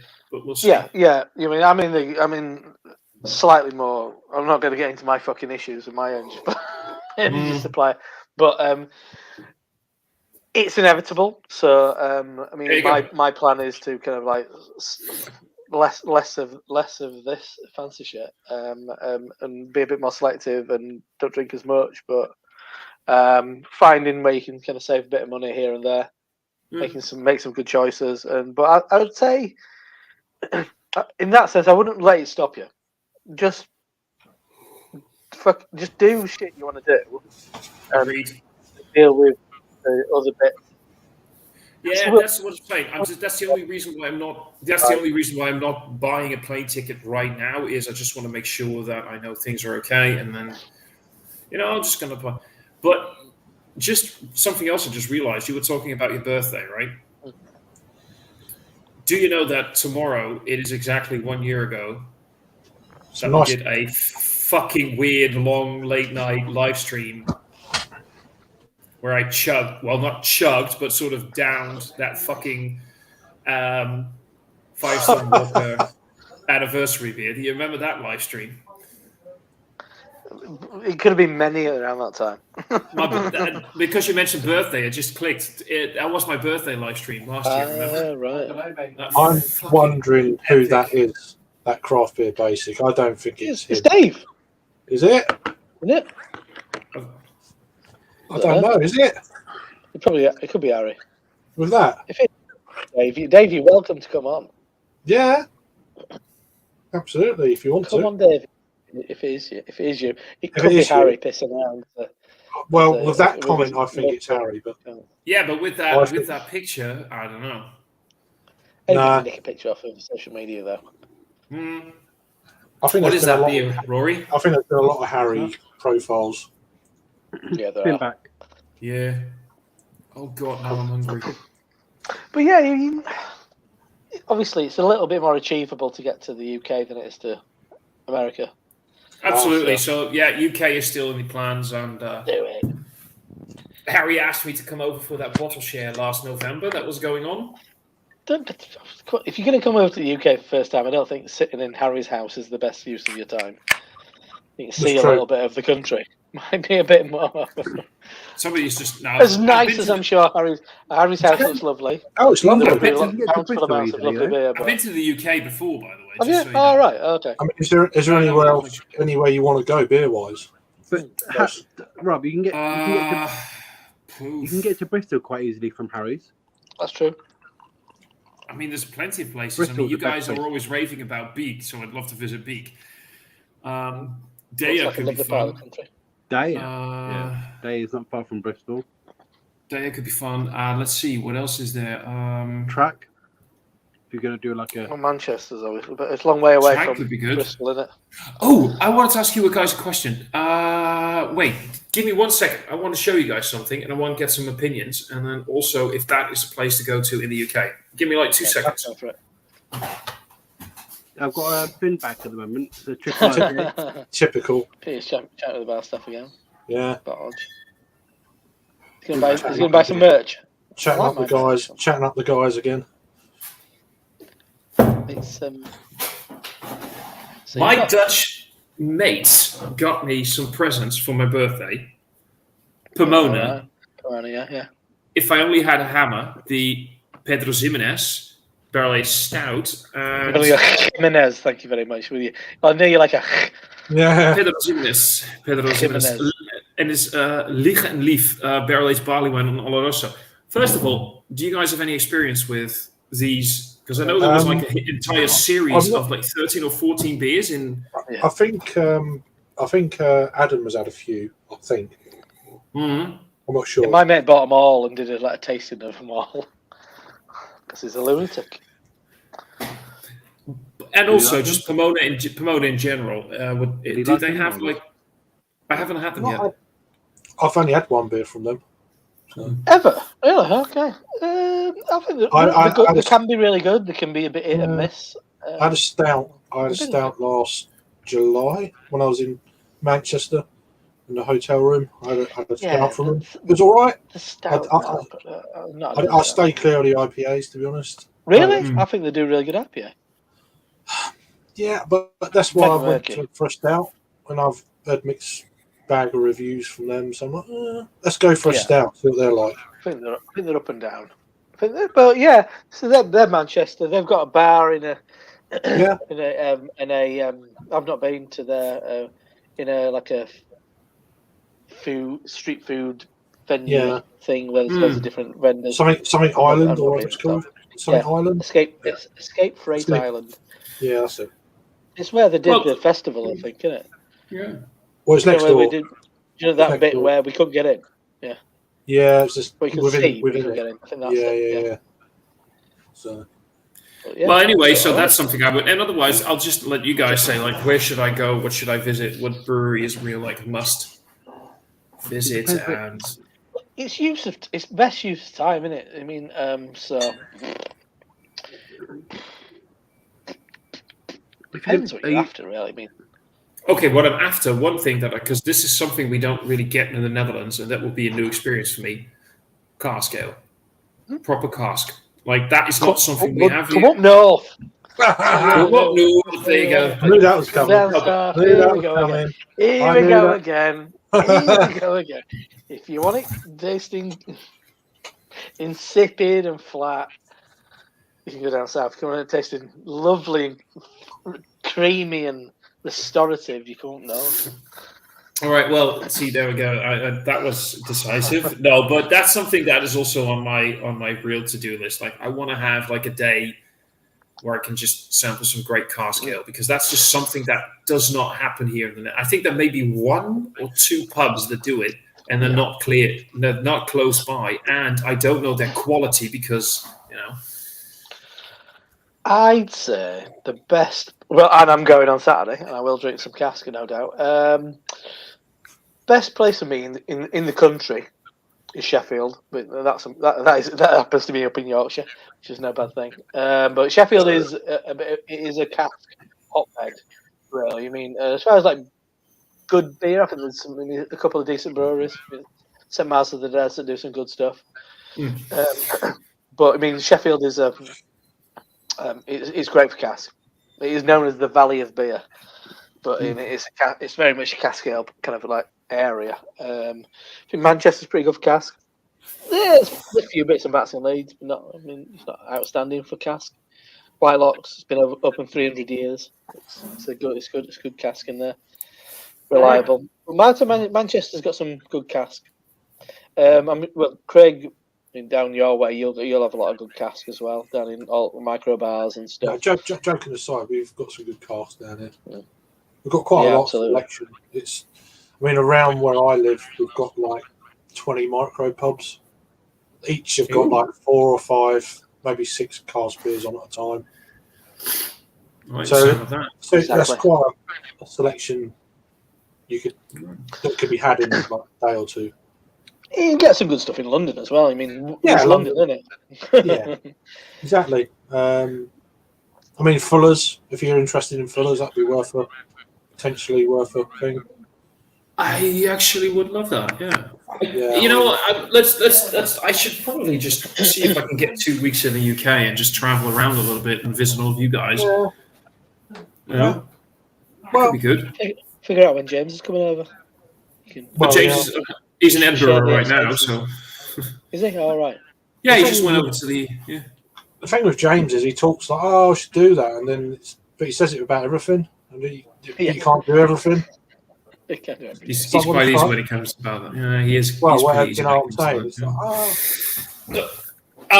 Guys, I am going to head off, finish my beer, watch a little bit of TV, and then I'm going to go try and get an early night. Yeah. And it was fun. It was great being on again, Craig. Yeah, it's good. Do please invite me over next time again because it's always fun.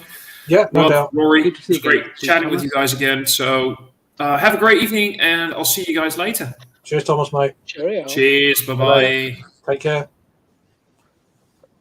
That's good. Yeah.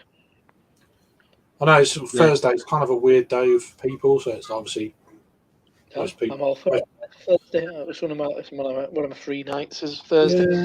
On here, up road, making some questionable decisions based on the amount of, how many beers I should probably have. Right. Then I'm like, I'm going to walk home now. Yeah. This is lovely, by the way. Oh, cool. I did spot it. Yeah, what is it again? Sorry? Just have to refresh. Right. But it's a Sabro and Cryo Sabro. So an IPA. Cryo Sabro. Wow. Sabro and is it double or triple as well? Double or triple, is it? Triple. No messing around. No, yeah, but it's really nice. Can you please take me off? Yeah, I'm just. No, I was just sorting your mic volume up a little bit. Yeah, it's really coconutty, really coconut and nice. fruit forward. Very nice. Sounds good. Yeah, It's like I love you were saying about Sheffield being like a really nice cask place. I'd love to go there as well. To be Yeah. fair. It sounds good. Yeah, I'm not going to lie. Sheffield's great. It's a great place. I mean, it's very Yorkshire. When you think of Yorkshire, you Sheffield kind of like does epitomise it in a lot of ways. And I mean, there's a good amount of craft. I mean, Smod being the kind of main brewery, but Yeah. there's some good bars to drink, kind of modern stuff in. Despite, I mean, some like one of the better places for kind of good keg is Kellam Island Tavern, which was like the Camera Pub of the Year, like 2 or 3 years on trot. But that's great for cast. But you can look around the corner of the keg taps, and they've got Verdant on and stuff like that. Really? So. Okay. But it's places like that, Fat Cat, which is like fucking a stone's throw Fat from Cat. it, and Yeah. that's where Kellam Island Brewery is next to. That's where it started and stuff. Hey, All right. so it's Well, and there's another good cask location. I love Norwich. Norwich is a Yeah. hotbed of cask as well. A cask haven. There It you has go. been said. How you doing, Jake, mate? You all Hello, right? Jake. You alright, Yeah, all good. Oh, sounded like a nitro. Yeah, it's the on the annual Guinness. buy a 4-pack of Guinness and get bored after the second can. Second can. Is that the Okay. second No, can? this- Or is that the third? No, this is the first can. So this is the excitement for the yearly So Guinness. you're and then- bored already, and you've not even tried it yet. Yeah. You substituted Thomas. He was drinking the Guinness as well, it's one of those things. I wasn't gonna get some, and then in Lidl they had it for like $4.50 a 4-pack, and I thought, it's right there. They know the score. They put it right by the front, so I chucked it in my basket. That's good. Dirty glass, but tell her that side looks less dirty. Oh. Look at all them Cascade hops in that. If only. Mm. Be a black IPA, a Guinness black IPA. Would be interesting, wouldn't it? Guinness. Yeah. Yeah, that would be interesting. I'm sure they do it in America. I'm sure they make all the crazy God stuff in knows. America. We just don't get it Probably. over here. Yeah, it's probably really decent as well. It's just like It's like what's that Scottish brewery? They do the barrel aged IPA. Oh, Innocent Gun. Yeah, they do a lot of breweries in America, don't they? they're a good they? brewery. They do American brewery. brewery. I mean, this is literally, it's like virtually like tasteless, really. It's just all about the silky mouthfeel. Yeah, It's the experience of it, right? It's a bit coppery, a bit tinny. Oh Yeah, I hate that flavour, the tinniness. yeah. Maybe later, Sam. I don't want to give Craig a copyright strike for my beautiful Danny Boy rendition. Rory, would you say where's your closest train station? Gloucester? Gloucester, yeah. You Yeah. can be in Sheffield in 2.5 hours. Really? Gloucester's cross That's not country. too bad, is it? Yeah, Gloucester to Derby, Derby to Sheffield. What's the cost of that? I don't know, never that far. Oh, Gloucester Probably to Derby. £4,000. Gloucester to Derby takes probably just like under 2 hours, so 1 hour 53 minutes. Then from Derby to Sheffield takes 33 minutes. okay. Not bad, that is it? It's a long way. That's not That bad at all, yeah. that'd be a quick way to get to Cheltenham. yeah, true. Go via Gloucester. There you go. I feel like I'm Bear quite that in lucky. I feel like I'm quite lucky because I can get to Bristol like 45 minutes for a tenner. That's amazing. Yeah. Yeah, It's not bad. It's pretty good. but yeah, I'd love to go to like Jake. You're going to Lewis. That's got Yeah. close to you, isn't it? Like, I'd love to go. It's closer to Craig, but it's still only like 2 and a bit hours for me on the train. I mean, That's close I'll to meet up Craig. with you in London. We go down. Yeah. So it's easier. Yeah, so it's like an hour. Victoria, I think. Is it from Victoria? You get down to Oh, Brighton. yeah, probably is. And probably then is. it's like 5 minutes from Brighton to Lewis. Yeah, I'd It's love really to go to close. that room. Yeah, well, I think you can get it direct to Lewis. I think it goes through Lewis first before it goes to Brighton. Okay. I'm pretty sure. Really? Pretty sure. Yeah, I think so. Because Okay. Lewis is not quite on the coast. No, it's just to the Yeah. northeast of Brighton. Yeah, I'm pretty sure Oh, it's no, direct, whatever. direct from London. we'll sort it out. But yeah, it's pretty good because it's like an hour. Sometimes I wait as long in London as I'm on the train, like in between trains. That's always the annoying bit. Yeah. So if it was just like yeah. as the crow flies, I'd be there in 2 hours. But it's like train to London, and then there'd be like a 40-minute gap in the middle of Yeah, it, and then that's the annoying. next train. I booked a hotel for Manchester. 31st of September to the 1st of October, I think it is. So it's really annoying because I booked it on a pay when you arrive, Mhm. and the fuckers took it out of my account accounts. It's like, what are you Did doing? they really? Yeah. I booked some hotels the other week for work, and like my boss booked some at the same time, and they did that to him. Yeah. So we I'm like, picked the option, like, and they didn't do it to me. They Yeah. did, but they did it. It was really weird. you know, to me, I'm like, what's going on? Sort your shit out. I need money. I've got to Yeah. pay a bill. I haven't. But Yeah. Yeah, give me my money Trying to- back. I'll pay you on the day. it's like I've got that to sort out. I've got the tickets to sort out for Cast Fest. Yeah. It's like, fuck's sake, I can't be doing all this bollocks. You know? That Cast Fest, that was bloody annoying. That was. I just had a feeling that was going to happen. I And was so excited did you for see it. did you see what I said on Instagram? Yeah, I saw that. Yeah, because I saw a few things about like I saw one on Twitter. Some guy saying he can't make it anymore, and it is annoying. It's been postponed twice That- now. So Yeah, but then they were saying, "Oh, we're apologising." Did you see the reply? yeah. It was a Oh, weird reply. rearrange. You know, it's like no.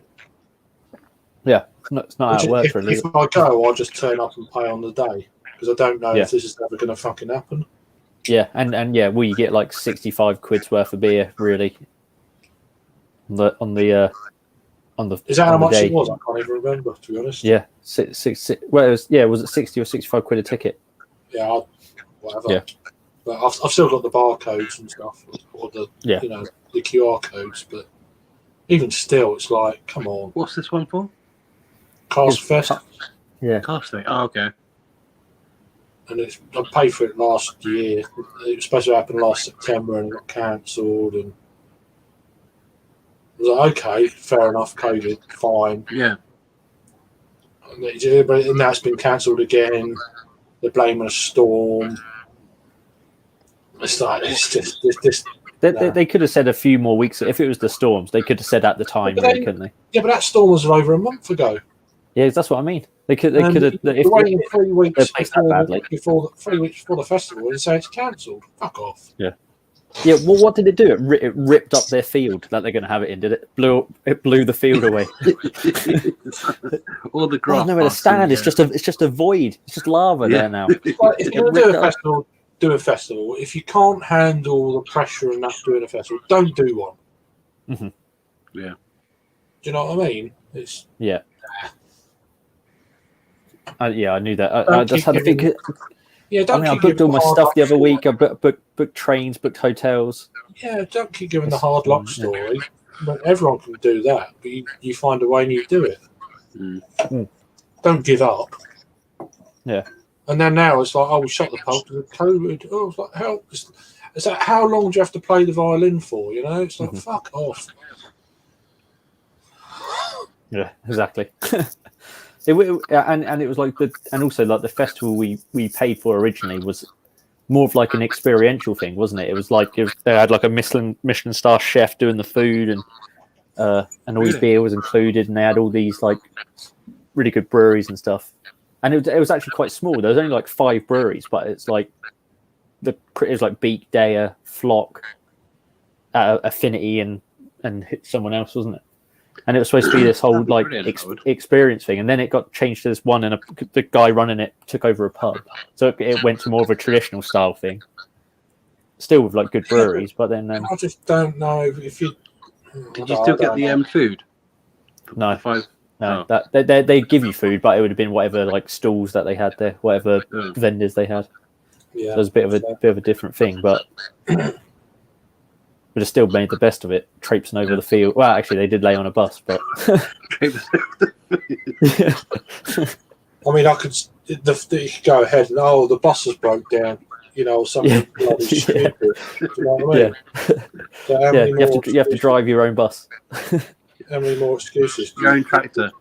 Well, yeah, but it's just like I can't be doing it. It's just not worth the hassle, really. But I'm still probably going to come down that weekend. Yeah, Because well, like you did last yeah. time when it got cancelled, didn't it? It's like, Exactly, yeah.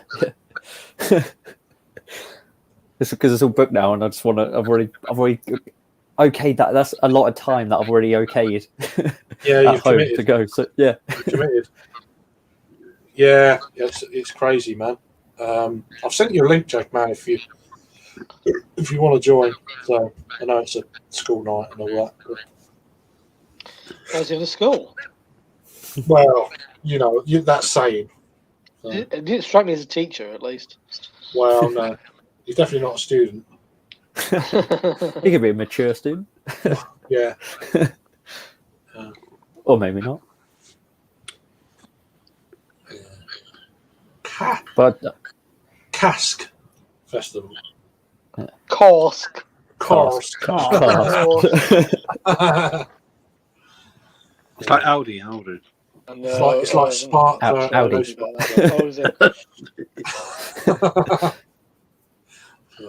Good fun. Yeah, we've been going in 5 minutes. Sorry. I'm joking. I'll tell you what, though, that Guinness has gone down a treat. It's nearly gone. Yeah, it didn't touch the sides. Mm. You must like it. Then. One down, It's, 4 to go. it's almost like a soft drink at this point. It's just sort of cold and wet and Busy. yeah, like a very weak coffee, like one of those like nitro coffees, very weak one.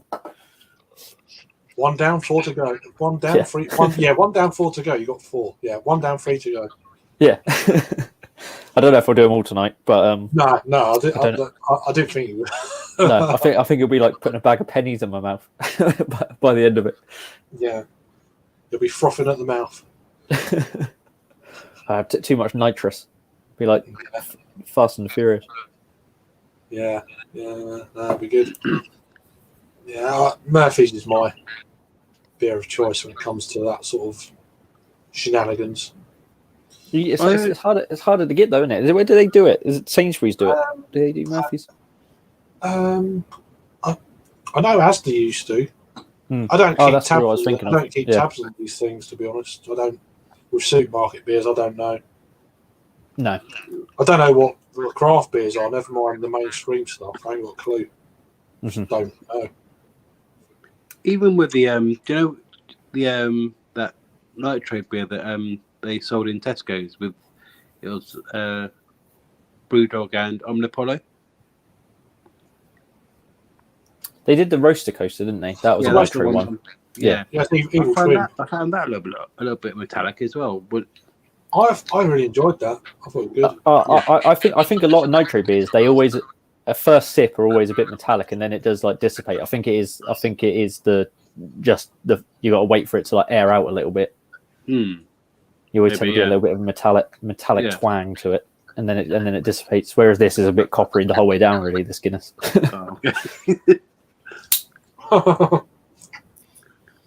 Yeah, I've got a 4-pack of Thornbridge, the Cocoa Psycho in the fridge. That's quite All right. coppery as well. Oh, really?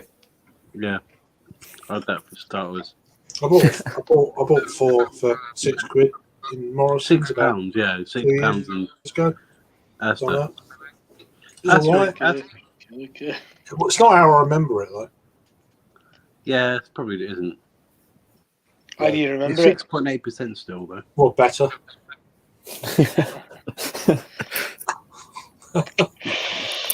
It's better than you thought. That was better when Or I had less. it first time. So you come to Sheffield, drink some on draft, Rory. Yeah. I'll definitely there is find you that. there. Get that on cast would be good. Everybody come to Sheffield. It's a wonderful day out. It's on my place to go. It's like I think Yeah, definitely, yes, Sheffield and Newcastle. I think they're the two for me. Newcastle. I said Newcastle's better. Newcastle's ace. I love Newcastle. Yeah, but I would like to go to like Depends what you Sheffield, want. like for cask, and then like drinking like craft beer, like anywhere else in the north. I don't know. If you know what I mean. Like Sheffield's like good for like Rob said, like it's a good No, cask. you can get some good cask in Geordie Town. But I'm just looking how much. Oddly, this is really weird.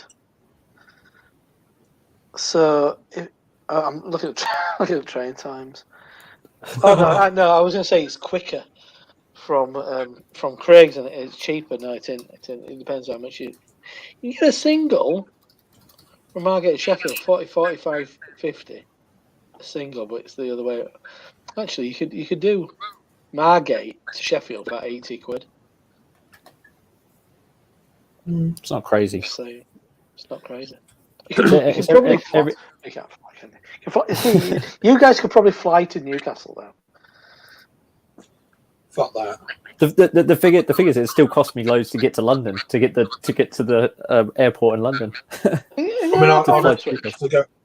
No, I'd have to go. I live in the old airport. Yeah. Oh, that's it. You live in the fucking airport, don't you? The gentrified airport area. There is an airport in Norwich, though, I think. We go South End. Yeah. That'd probably be the best bet. There'd definitely be flights from Southend to Newcastle, I bet. Southend. Southend. It'd be cheaper as well on the train. Yeah. If you don't go into That's a good London. point, actually. That because I'm from Bracknell. There's a lot of like old London people from that used to live in Not joking, man. Bracknell's got a London accent. I haven't lived there for like last 8 years. Mm-hmm.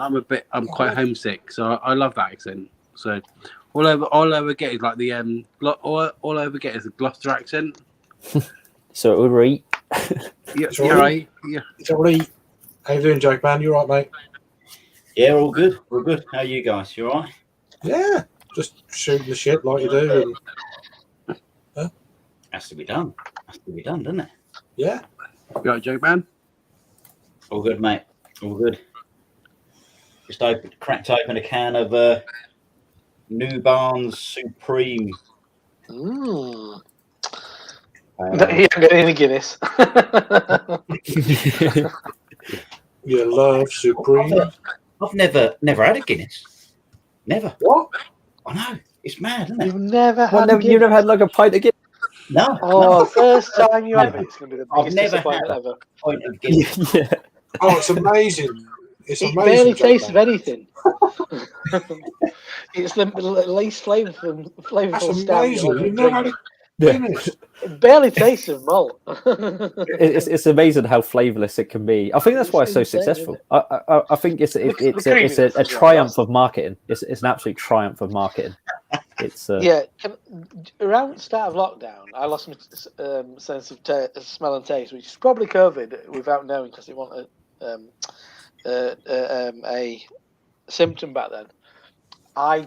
Because I was like, I feel fine, but I just can't fucking smell or taste it. So we were doing one of these with some mates who had normally met up on a Thursday.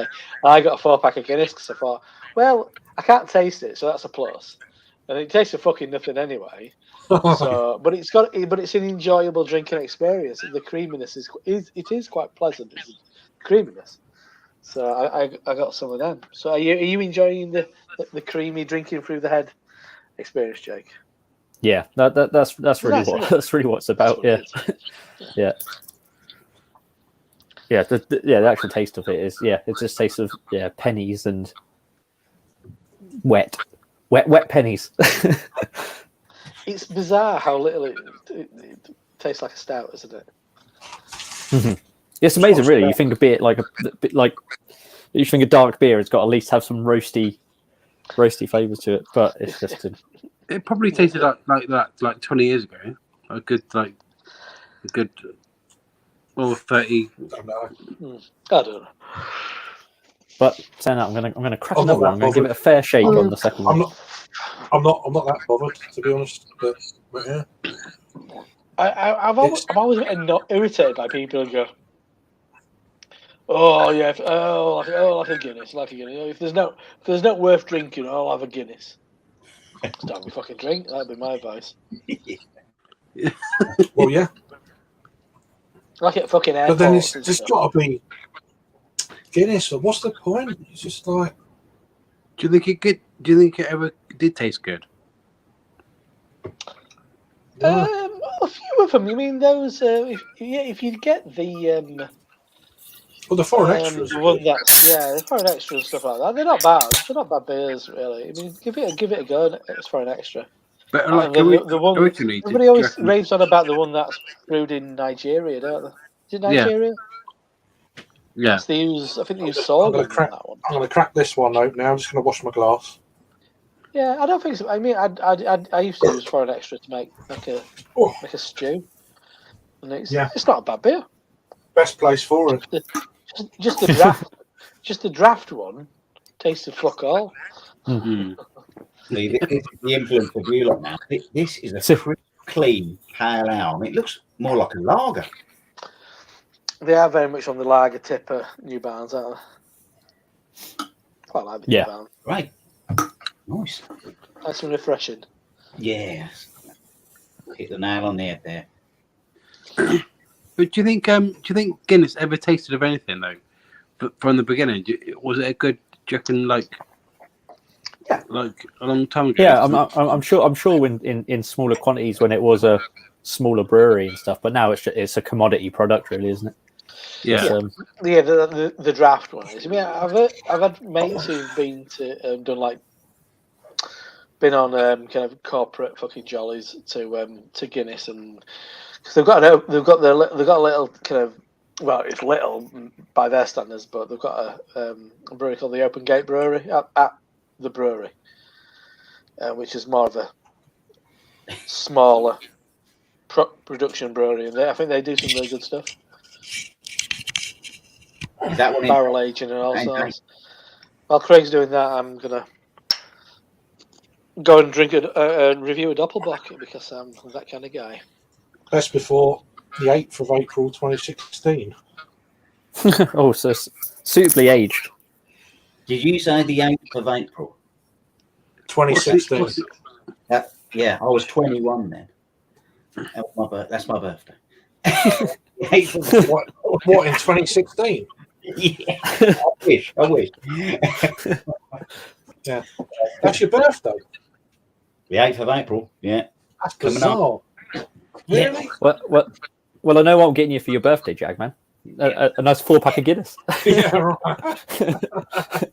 So yeah, this is just shy of 6 years out of date. That's mad, isn't it? The flavours would have had time to. Well, what would they have done in that time? Fuck knows what. Could get any worse, could it? It smells like Is that like 7.8% or something? That one. 7.5. 7.5 is it? I mean, if Jake's saying it tastes of nothing now, what's it going to be like years out of date? The foreign extra stuff is pretty good comparatively. Let's do this. I ended up because I wanted to pour it all in. They still got a bit of carbonation then. Yeah. Bit too much on that one there. This is going to be rank. Yeah, but you want a bit of that. I do with stouts anyway. Oh, this is going to be terrible. Jet black though. Nice creamy head. I tell you what, it don't look a bad pour for a 6 year out of date. There we go. Nice glass. Lovely glass. Yeah. Oh, it smells like really kind of. It's got a syrupy aroma to it. Licorice, like proper sticky licorice. Oh, I don't know about this smell, Ed. Let me just. Does that work? Here we go. It smells really aniseedy. Roasty aniseedy. some toasted aniseed. Yeah. I'm not sure about this, but let's go.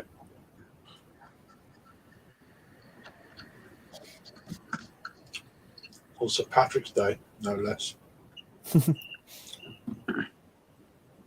it St. Patrick's Day today? It's weird. Today it is, yeah. Oh.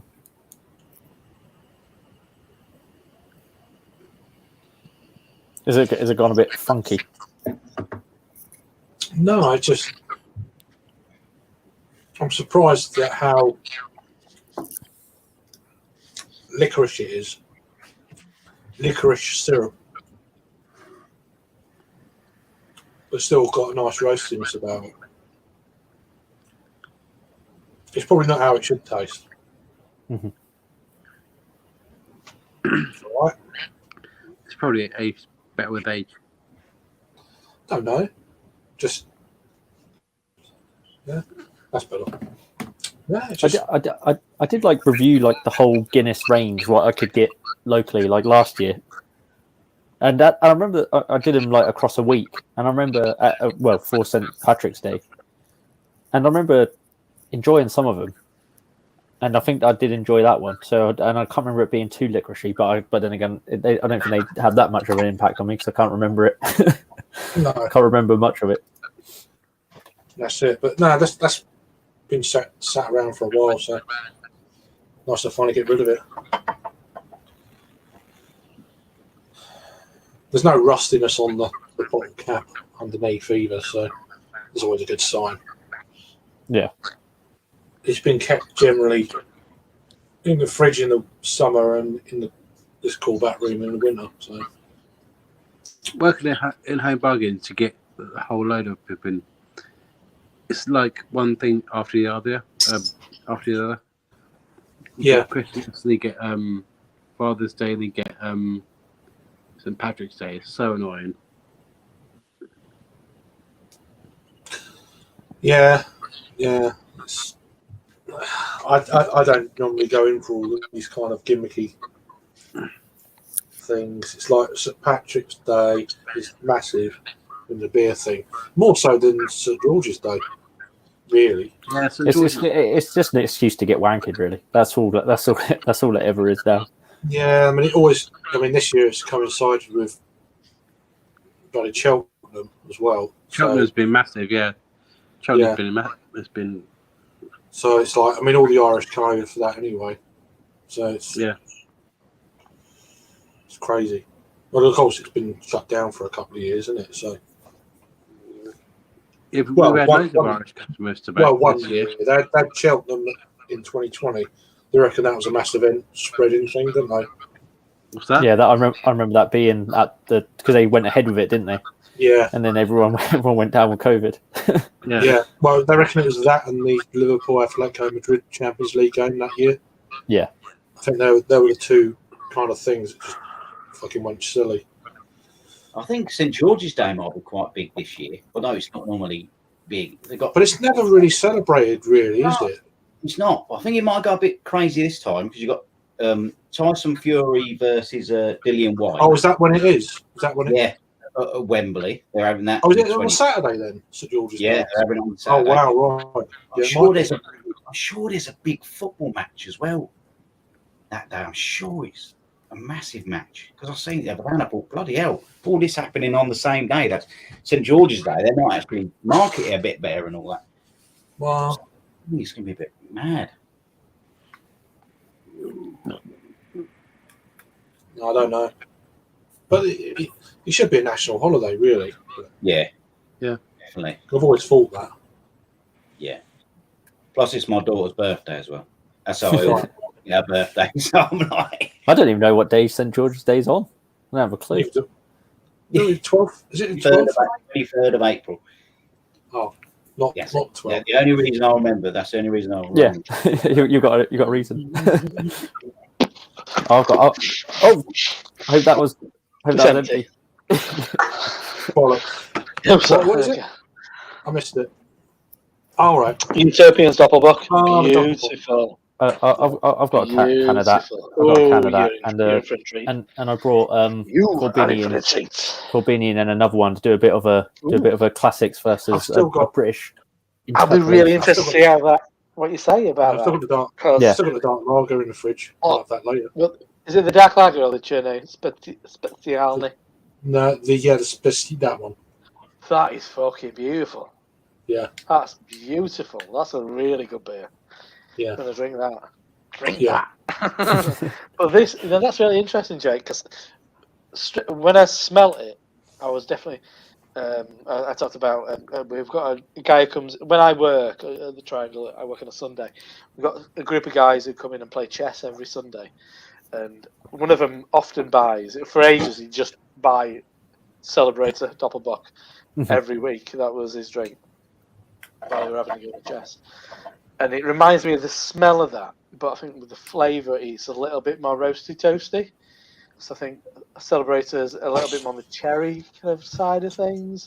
This has got a bit more brown bread to it. It's really good. So that Corbian, I don't think I've done a video of it. Maybe I have, but so I'll be really interested to see what your comparison. So which other one?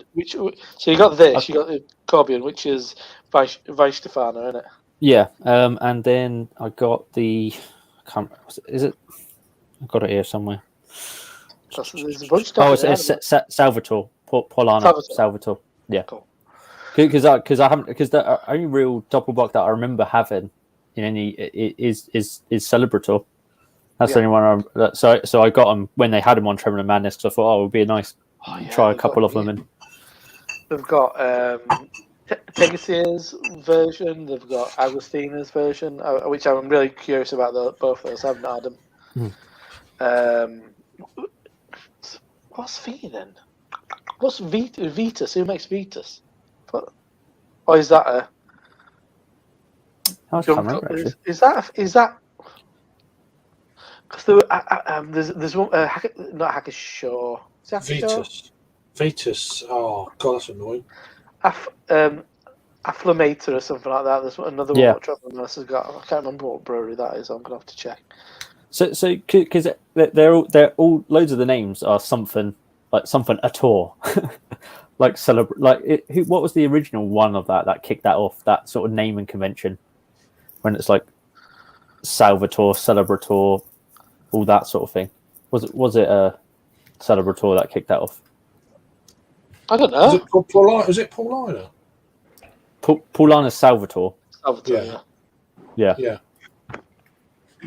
I've got 12 bottles of this on the way. Oh, have you? Oh, yeah.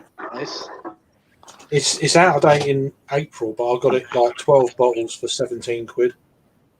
That's pretty good. So it's like 50% off. I was like, I'll have some of that. And then like postage, I had a discount code, so that kind of paid for the postage. So it's just over 20 quid for 12 bottles.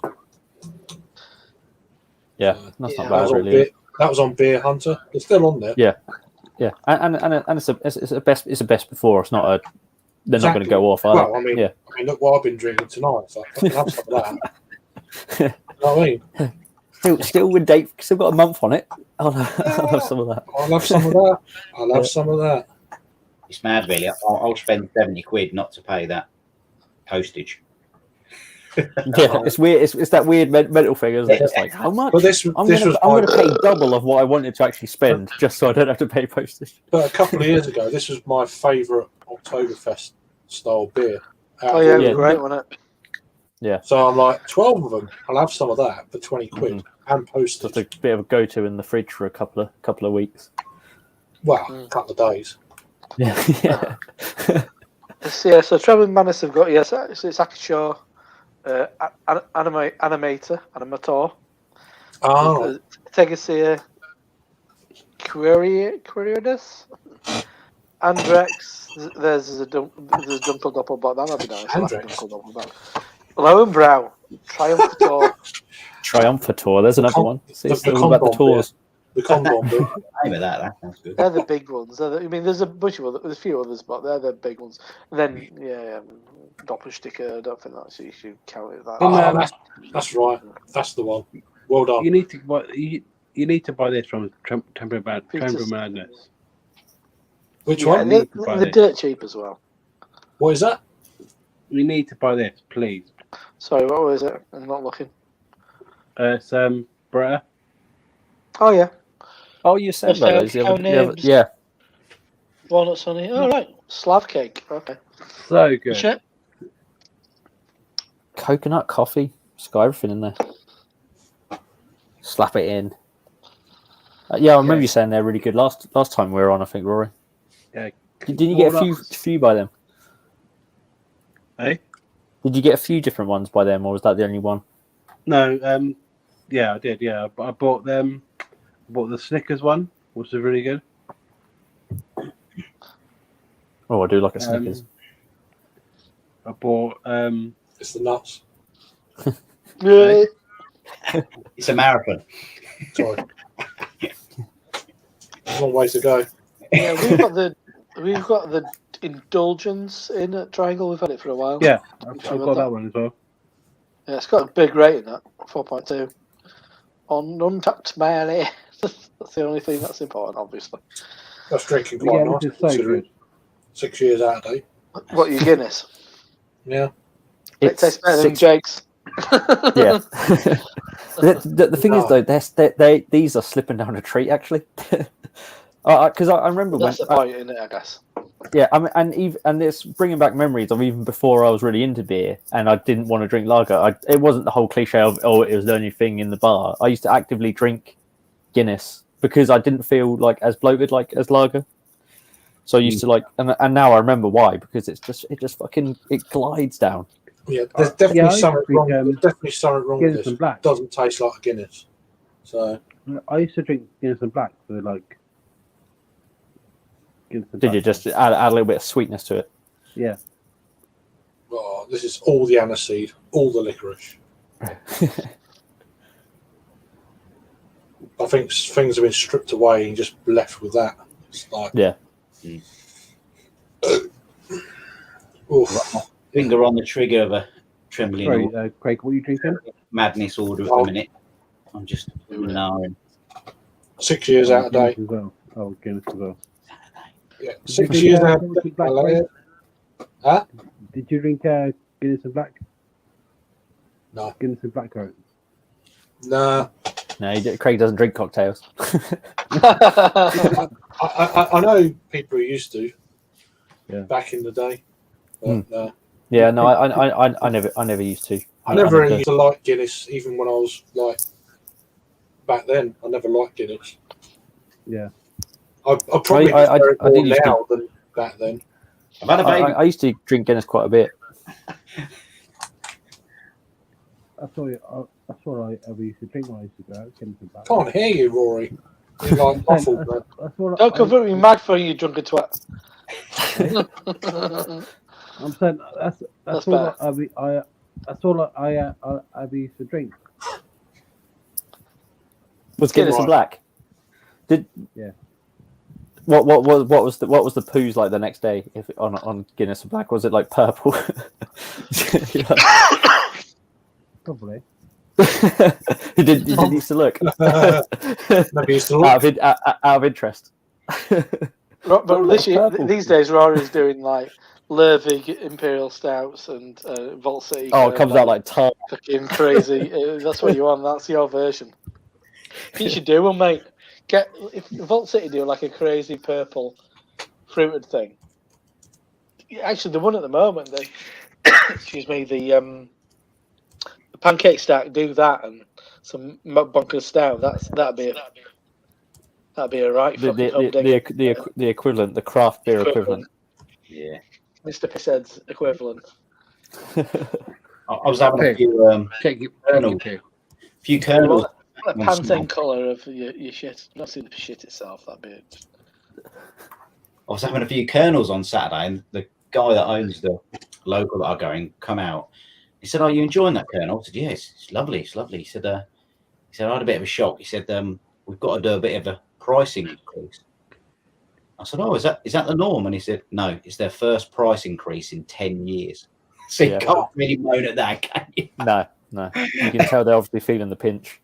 Because Yeah. they've always been one of the most, like, the best value for money breweries like you can get, really. Like, Sorry, what brewery was that? Sorry? The kernel. And we started a bit of a conversation about they don't change, they're still in bottles. No, they've got to. Because their prices are ridiculous anyway. Yeah. So. Yeah. And even he said, how can you argue with that? He said they've not had a price increase in 10 years. And even I, as a customer, said, you can't argue with that, can you? It's not going to be extortionate, isn't it? I mean, the price for their 500ml bottles is ridiculous. Yeah, and in the 500ml bottles, it tends to be their lower ABV beers. So, like, they're still like a really good price anyway, aren't they? It's still like, even though it might be £4, you're getting. Yeah, Citra Pale for, I don't know. You'll still get the £2.80 or something, £3. Yeah.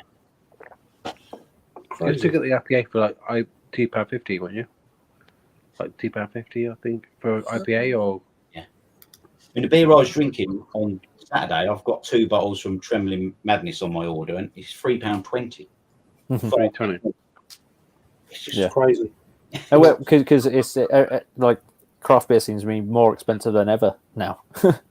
Because everyone's feeling the pinch that they've got to, otherwise, and otherwise we're going to see more people going under and stuff, I think, unfortunately, but it's just the way of it. Yeah, the bubbles burst. Yeah, one thing my mate commented that he says there's less people buying double and triple IPAs these days. A lot more interest in lower ABV stuff. Yeah. But and I think like the shift has also been people trying to make lower ABV stuff just as impactful and tasty, or try to as double IPAs. But yeah, I think like a lot of with what's going on in the that's world, only £2. That were like £2 odd, I'm sure. I always marvel at Utopian's prices. Actually, Utopian's beers are always like really reasonable. Yeah. My lady friend drinks the older green Utopian, the Pilsner. She loves it. It's £2.40.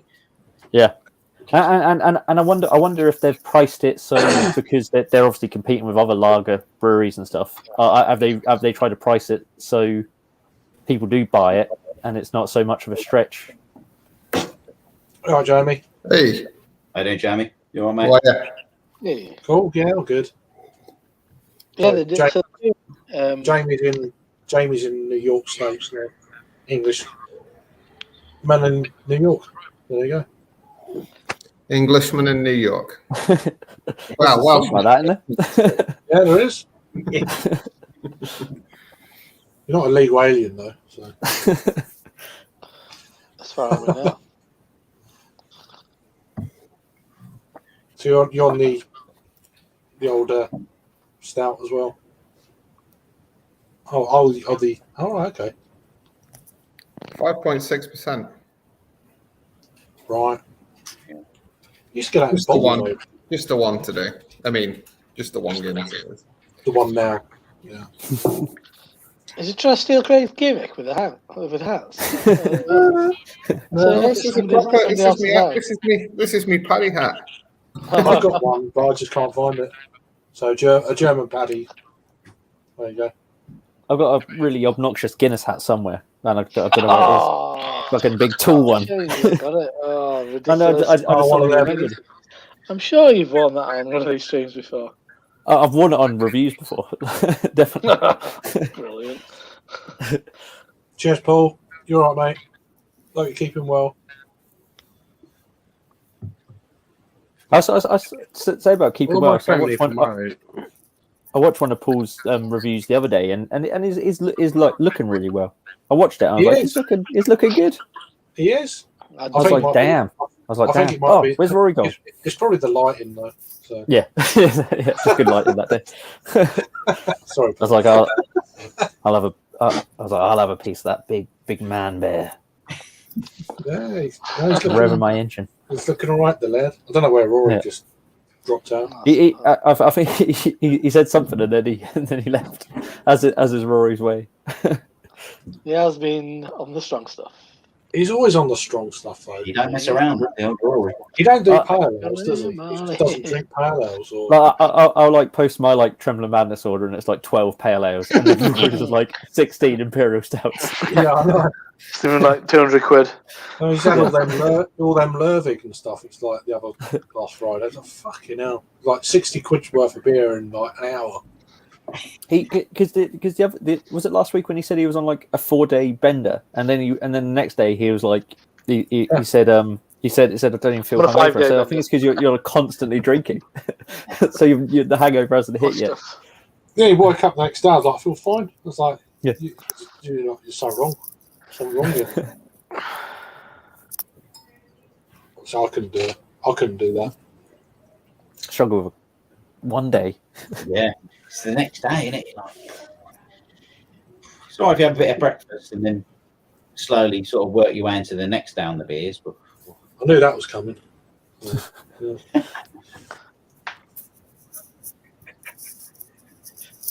Yeah. Yeah, Paul left a great comment on one of my videos the other day. I think it was the Beak Jurgen Stout. Oh, right. And first the comment was, it sounds a bit thin, but the flavours sound okay. Yeah.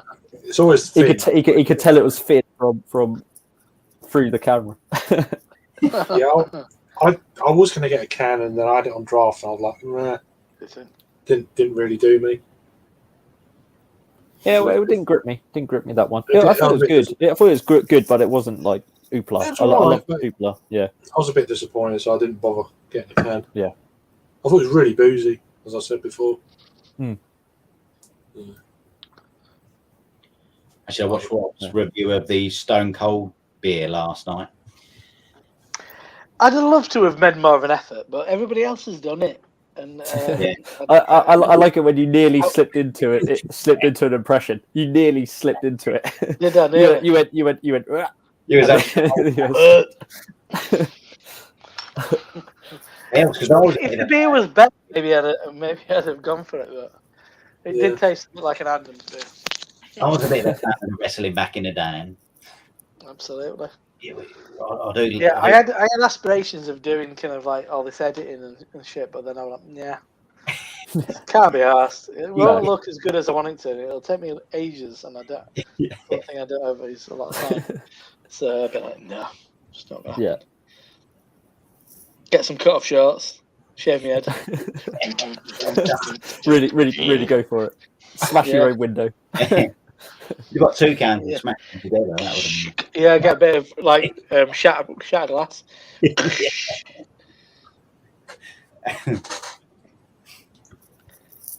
I do want to see that video though. I do want to see it. It's not. It's really shit. It's pretty shit, is the beer, to be honest. But I mean, when I was in San Diego, I had some El Segundo and they were amazing. Yeah. So I did look the beer up just to see what it was all about and stuff. I was like, yeah. didn't have a crazy. Not that it matters, but it didn't have a crazy thing going on. I think people buy it for the Stone Cold connection, don't they? Oh, that's why I did. Yeah, exactly. Yeah. Well, as I said, I also knew that El Segundo did a great West Coast IPA, but yeah, I know. Like, I know Dean's reviewed it, so he's done a good review of it. I watched Scott. Scott had put a little bit of video edit together, and then Joe had done all the Joe Beer Patrol. He'd done a bit of spiel. Word. He'd done a bit of that. Broken. Yeah. You're talking about Broken Skull. Yeah, Broken Skull. Yeah. Yeah. So can you get that? Can you get that in the UK? Yeah, not through a grey market, shall we say? Okay. Yeah. Yeah, I just had some friends come over a few weeks ago. I mean, friends who I met through YouTube. All right, cool. Came to New York, met up with them, and they took a few cans back with them. What? I said they took 2 cans, 3 cans, 4 cans, a Bloody Mary, and a margarita. See, that's what you. If you want to do the drink, you do 1 can, 2 cans. Rob Bloody Mary knows and the grey margarita. market. Rob knows the grey market. Oh, it's like £8 a pop, though. Yeah, fuck that. No, it's not God, worth yeah. £8 a pop. It's I'm telling just you, it's a pretty average IPA, to be honest. I'd say slightly below average. Yeah. No wrong with it. It's just It's just stone yeah. cold. Novelty. It can make you a lot of money because a lager drink can have that. Yeah, and not novelty beer. put off by it. Kinda, but in a different way. Yeah. It's all right though. Yeah, I'd love to have made more of an effort, but it didn't happen. When were you? The impression is not good enough. I don't look anything like him. All that. It's just, I didn't think going against me, Jake. Sorry. Sounds like you're slamming it a bit. But, yeah. Yeah. It wasn't great. That you could have done. You could have worked it like a stunner joke somewhere in there. Yeah. It's not a stunner. No, well, yeah, If it had been better, it'd have been easier to say things like that. It was really underwhelming. Yeah. I want to post the video if you want. It will bring in some level of views, I guess, just because it's one of those things. It's a name. It's one of those beers that people know about. Yeah. Oh, I'm all about the views. Come on. I can't. How many? drink Just that. out of interest, who's can't reviewed who's reviewed the new Stella, the unfiltered, and how many views did that get you? Don't Probably know. Simon. Yeah, no, I haven't reviewed. I'd be interested to try it. Stella Just to Unfiltered, is that just- what it's called? Yeah, Yeah, Stella, it's like Stella green. It's like a Artois green. Unfiltered. Yeah, green label rather than red. Oh yeah, Simon did it 2 weeks ago. Yeah, no, Simo did it as well. I mean, he's a relatively small channel, but he got like I know. 1,500 views. Yeah, good. probably did. Yeah, So that's I've been pretty looking here. Paul's done it. He got 1,500 reviews. I always pick my beers where I'd think, what could I get the least amount of views for? Blue Van Man's done it. Let's review that. Yeah. I'm Yeah, the- no, I'd the be interested. I'd be channel. interested to try it, but I don't know if I wouldn't be interested in enough in it to make a video. I only pick beers that I mean, it's want to make fine, a it's video whatever. about nowadays. It's whatever, but I think you got to. I try and do my channel as if I didn't have a channel, I'd drink it, and then I'm not going to go out of my way to get a beer that I wouldn't normally drink, just to say because I've got a channel to do it, you know. But that's just the way I. Yeah. See, no, I definitely pick beers that I think, but I pick it because I think I can make a good video out of it rather than a video that's going to get fair views. enough, but I'm just. Yeah.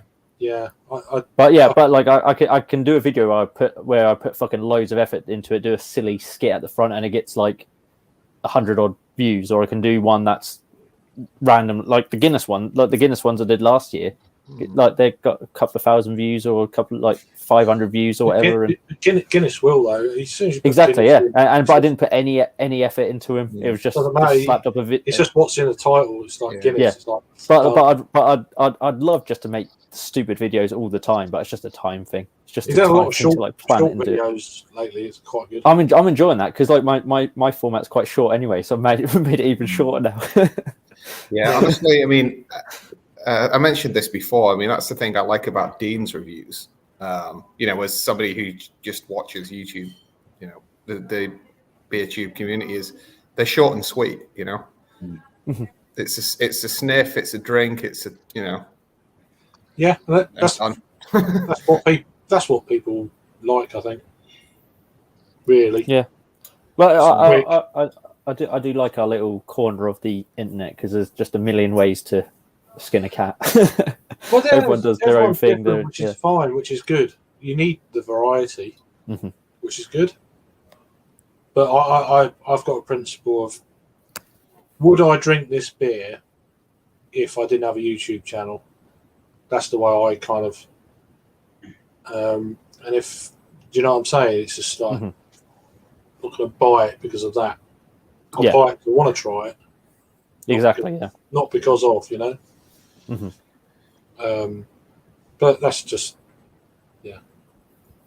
Yeah, I mean, I just tend to buy singles anyway, just because I just like trying different types of beer, right? So I mean, there was a time when I'd go out and buy like a 12-pack or something, but nowadays I think the maximum I'll buy is about 4 of something. yeah. Just kind of change it up every day. If there's a bit of value, like, oh, that's a good price for 4, I'll get it, but it's not very often. But something I like. If Sierra Nevada Pale was on an offer, you buy 4 for whatever, I'm like, yeah, I'll have some of that. All right, it's not going to be the freshest, but better than now. And I mean the views thing is all just. I mean, so I did a short where I just took a little clip from one of my videos about I did like an in-mouth blend. So I poured one beer in, held it in my mouth, and then poured the other beer in. That got just under 1,000 views. Really? Yeah. Just that little clip. Elusive. Yeah. And the actual video where that came from got 81 views. So the clip from it got 1,000 views. The actual video got 81 views. So that's the changeable nature of YouTube views. But yeah, I mean, it's all. I mean, if you get more views, great. I mean, for anyone, great. But it doesn't matter. Oh, exactly. Because if it had, we wouldn't be doing this. We'd be doing something that got lots of views. If that's what we wanted to do it's it so for. niche. It's so niche. Reviewing of like light bulbs or something. yeah, some more universal. But even if you get something like a few thousand views, it's still in YouTube terms. In the grander scheme of things, it's just nothing. Peanuts. In our realm, it's quite good, but in the wider YouTube thing, it's I hate to think what the average view is on a YouTube video, or the views. Well, we bring down the average definitely. Oh yeah, we keep it stable. Yeah, and that's all beer tubers. It's not just us. Yeah. But I hate to shock some people out there, but it's true. Yeah. But it's true. It's just, it is what it is. It's beer. It's only beer. I mean, it's not as if you're doing like a Minecraft video and all that where they get like fucking God knows how many views per minute. They got like 30 million followers and stuff doing Minecraft. Because all the kids are on their phones and iPads and watching all this stuff. It's like, it doesn't compare. It's just not even the same thing, you know? Do you know if people make money from like TikTok, like views from TikTok? Is that monetized? Or? You can get if you're at a certain level, you get invited to their scheme, but rather than applying for it like you do on YouTube, you get invited to it once you hit a certain level. I think. Yeah, is how TikTok works. I don't know. I don't even know. Like what other platforms can you earn money from? Like Twitch, maybe Twitch. Yeah. Yeah. That's more. Well, yeah. I mean, yeah. I swear, there's ways of monetizing a YouTube channel without actually being a partner with YouTube. I suppose would be. I mean, there's Patreon. Just fucking directly PayPal in you and all that sort of shit. And yeah. Incidentally, the link is at the bottom of the channel. No, it is. Yeah. But that's how serious I take it. You know? Yeah. Yeah. At the end of the day, it's just people. It's more about this. This is you get out what you put in. Yeah, I think but this is more valuable than any kind of viewing figure or whatever. Yeah, exactly. This, you know. Yeah. I mean, YouTube's all about, like, if you're going to game it, it's all about consistency, and I mean that's something I don't have. I do my channel in fits and starts when I 3 months without uploading, and then I'll upload like 12 videos, and then three months off. And unless it's who's got time to do that. It's mad, isn't it? Yeah, exactly. That's how Simon kind of does as good as he does. I mean, and he doesn't do good for YouTube bullshit, but I mean for people in comparison to like us lot, yeah, he does all right. But he does work out at it, and he makes a lot of sacrifices, and Yeah. including mainly his health, I'd say, Nathan. Drinking lots and eating lots of shite because that brings Well, in yeah. the views. I was Because going he to knows say, that. But I Yeah. mean, he knows that's what people want to see. I'm sure he'd prefer to be drinking good beer, but it's like all, a couple of times a week if he could get the money. But if he gets 500 views for a beer review and he gets 5,000 for a packet of fucking Doritos or something like that, then that's the game he's playing. So that's fine. I'd rather, I don't resent him at all. For I'd that. rather, Somebody's been attacked by a dog. I'd rather watch Simon though. I'd rather watch Simon though if it was just him, rather than all the fakery around it. That makes sense. Yeah, I'd rather, because the real Simon's good much lad. better. Yeah, it's lovely. Yeah, It's a lovely do you know what I'm saying? It's not a show. Yeah. You know, and all that. It's a funny thing for someone who's so conscious about growing a channel and making and getting views. He picks like funny beers. Well, it's probably stuff he gets shit. He gets sent in it. Really, he's not. Yeah. The thing is, his ideologies. You don't want to just get stuff. What's kind of he sees kind of a lot of craft beer as being quite intermittent. Really, that it's you don't get repeat views. So Yeah, it's all about stuff that is longevity. The evergreen content. but yeah, a lot of what he does actually review has very little importance in any sense.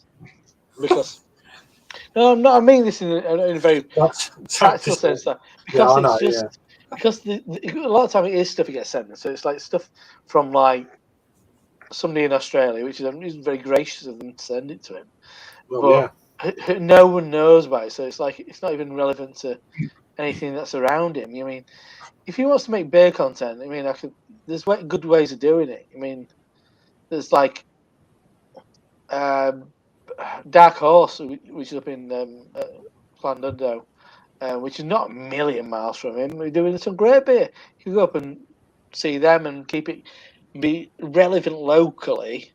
And that'd probably bring him a lot of views. And just review fucking every tiny Rebel beer, even if it's dog shit.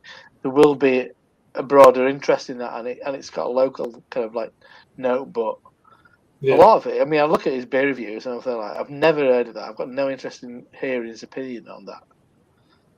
So I mean, if it's kind of like macro lager or like big brands or those kind of things, that does have some kind of like broader appeal. It's like supermarket beers, though. It's the same. It's the same kind of deal. Yeah, fair enough. Yeah, exactly. And I mean, that's exactly what he should do. Is supermarket beers. He do supermarket food. It's just so. Yeah, but I think it also comes down to the sort of content. I mean, a review in terms of, and just any sort of review really, it's quite an easy thing. You just shoot it in front of a camera. Yeah.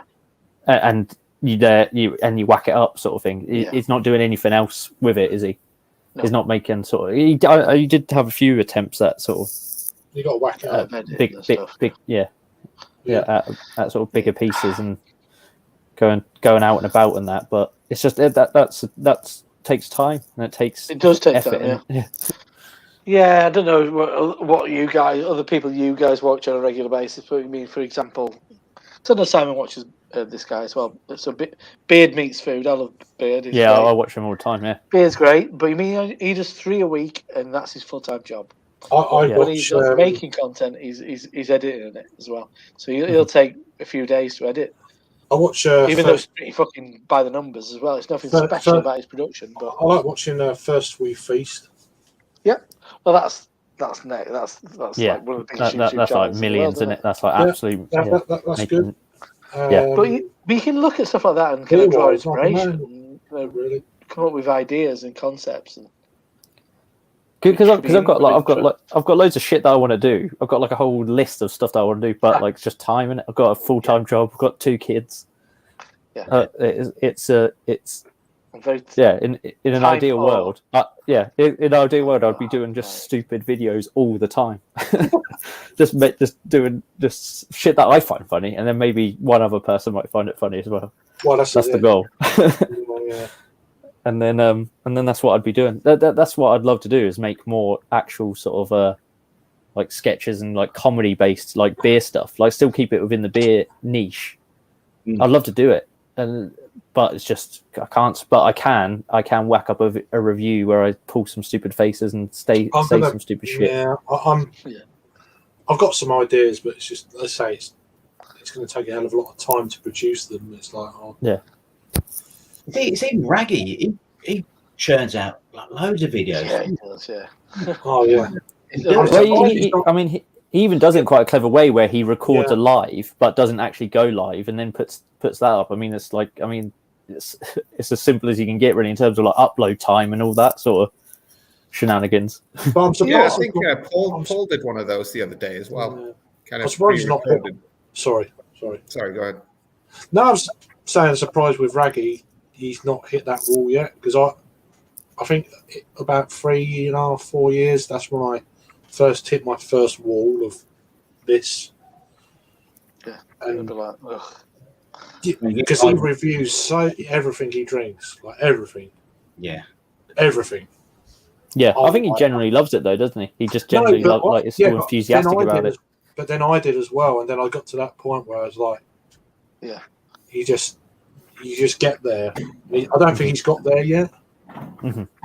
No. Fair play if he can carry on. Yeah, I think it's it's his downtime, isn't it? Really. We all take something from it. Kind of little haven, really, from it all. Yeah, we've all got our own kind of reasons for doing things, and I think more for the night's escapism. I think that's probably the main one. Yeah. Especially in this day and age and shit. Mine's a bit of a creative outlet outside my sort of Plus work. It's a sociable, that and virtual social thing as well. Exactly. Yeah. And I mean, I still absolutely love beer, and ever since I've started my channel, I still drink way more beer outside of my channel than I do on it. I've never been one for. I'm starting to go that side. It used to be quite everything I had at home was being reviewed, and that's slowly started to wane. All right, I've got out of date beers. That kind of helps, but even still, some of them, I'm like, I don't really want to review. I just want to drink it. Yeah, I just want to enjoy it. Sit there and enjoy it, and watch something on the telly or play a video game or whatever, and sit there and enjoy it. And that's it. And I might have a few sort of internal thoughts about it, sort of like, that smells or whatever, or that's as much as it goes. More of a moody bastard. Year and a half. It's like, do you know what I mean? Yeah, I'm going to grab another beer. Yeah. Not a Guinness. Good. Yeah. Good lad. But it's quite interesting. Yeah, it's an interesting point. Because I'm very much kind of like seldom moving. If I get to do reviews twice a month these days is quite a feat. But I'll do a batch. Like I mean, batch. I've done 3. I used to do batches every bloody week, like 5 or 6 beers before I went live, and they used to see me through the week pretty much. Yeah, so but I can't drink. I don't drink as much as that now. So yeah, that's forced me to stop. Yeah, like, that's forced me to be like focus on kind of a bit more variety. Because if I reviewed everything that I drank, it's like last night. So between the pair of us, we'd have loads. We probably had like 6 beers, but that's between 2 people. That's not actually that much at all. But no. But if I'd have reviewed all that, it'd been a bit like, well, is it even that interesting? Probably not. I mean, what did we have? So the IPA from Northern Monk. I can't remember what the first one we had was. I had the Ferrero Rocher. Oh, was that any good? From it's all right if you had like a third of a can, but it's quite intense. Was it? It was quite intense. New Bristol. New Bristol, yeah. Yeah. I couldn't finish it. It was it was quite intense. Was the flavour. It needed a soften, Back in a softness back in a and bit minute. of sweetness. Sorry, Rob. It's all right. I'll Back in- keep fucking rambling on whether you're there or not. What else what else did we have? I can't remember. Early on, we had something nice. Oh, it was a Yonder Pale Ale. That was quite nice. And then the IPA from Northern Monk, and then the Stout, I think. Then Chubble's Enhanced, which was good, but took a bit of fucking choking down, if I'm being honest. And then the Forest Fruits pancake stack from Vault City. I mean, I think a few of them were a bit hard work. After a long day at work as well, you'd be like, I don't know. I just want. Sometimes you want something a bit fucking easier going, don't you? Yeah. And it's not that, and that doesn't always kind of end up being all that interesting content. I mean, if they'd have done one for the Yonder Pale Ale, which is lovely, but it's just like, no, it's just a nice pale ale, really. Yeah. It's nothing of interest. So yeah, this evening I've done Pab's Blue Ribbon, Vault City pineapple upside down cake, and then Utopian Doppelbock. I mean, I pepper in a batch of Burial like IPAs I got from Cloudwater a month ago or something. So it doesn't look like I'm just going like. All you've got is IPAs and double IPAs from the exact same brewery. So that'd just be, and yeah. So yeah, I've got. I might do 2 more tomorrow. I've got a Wylam IPA, and I'm gonna have. Actually, no, I'm lying now. I'm gonna have the double IPA next in a minute, which is from a new brewery called Sure Shot in Manchester. What have they? Because they had that beer that they did as a collab that was released early doors in Location. Tesco's, and then I saw like nothing else from them for ages, and then now I've seen them like being talked about again. Yeah. But I'd say that was a poor decision at the time. I don't think it fucking did out for him. No, because I think you got to follow it up pretty quick with like beer releases if you're going to do that, haven't you? You got to have your stuff in order. And if you don't fully represent what you're doing, then what are you really achieving? Okay, I mean, being on the back, being on the shoulders of Vocation, who've got a lot of visibility, then that's one thing. But yeah, if you don't follow it up, then it doesn't mean anything, does it really? No, not particularly. Like in your business, if you got a column in a newspaper, and then just didn't fucking do anything for like 5 months. Yeah. Like, well, that fucking achieved nothing. Yeah, and then just mention it afterwards.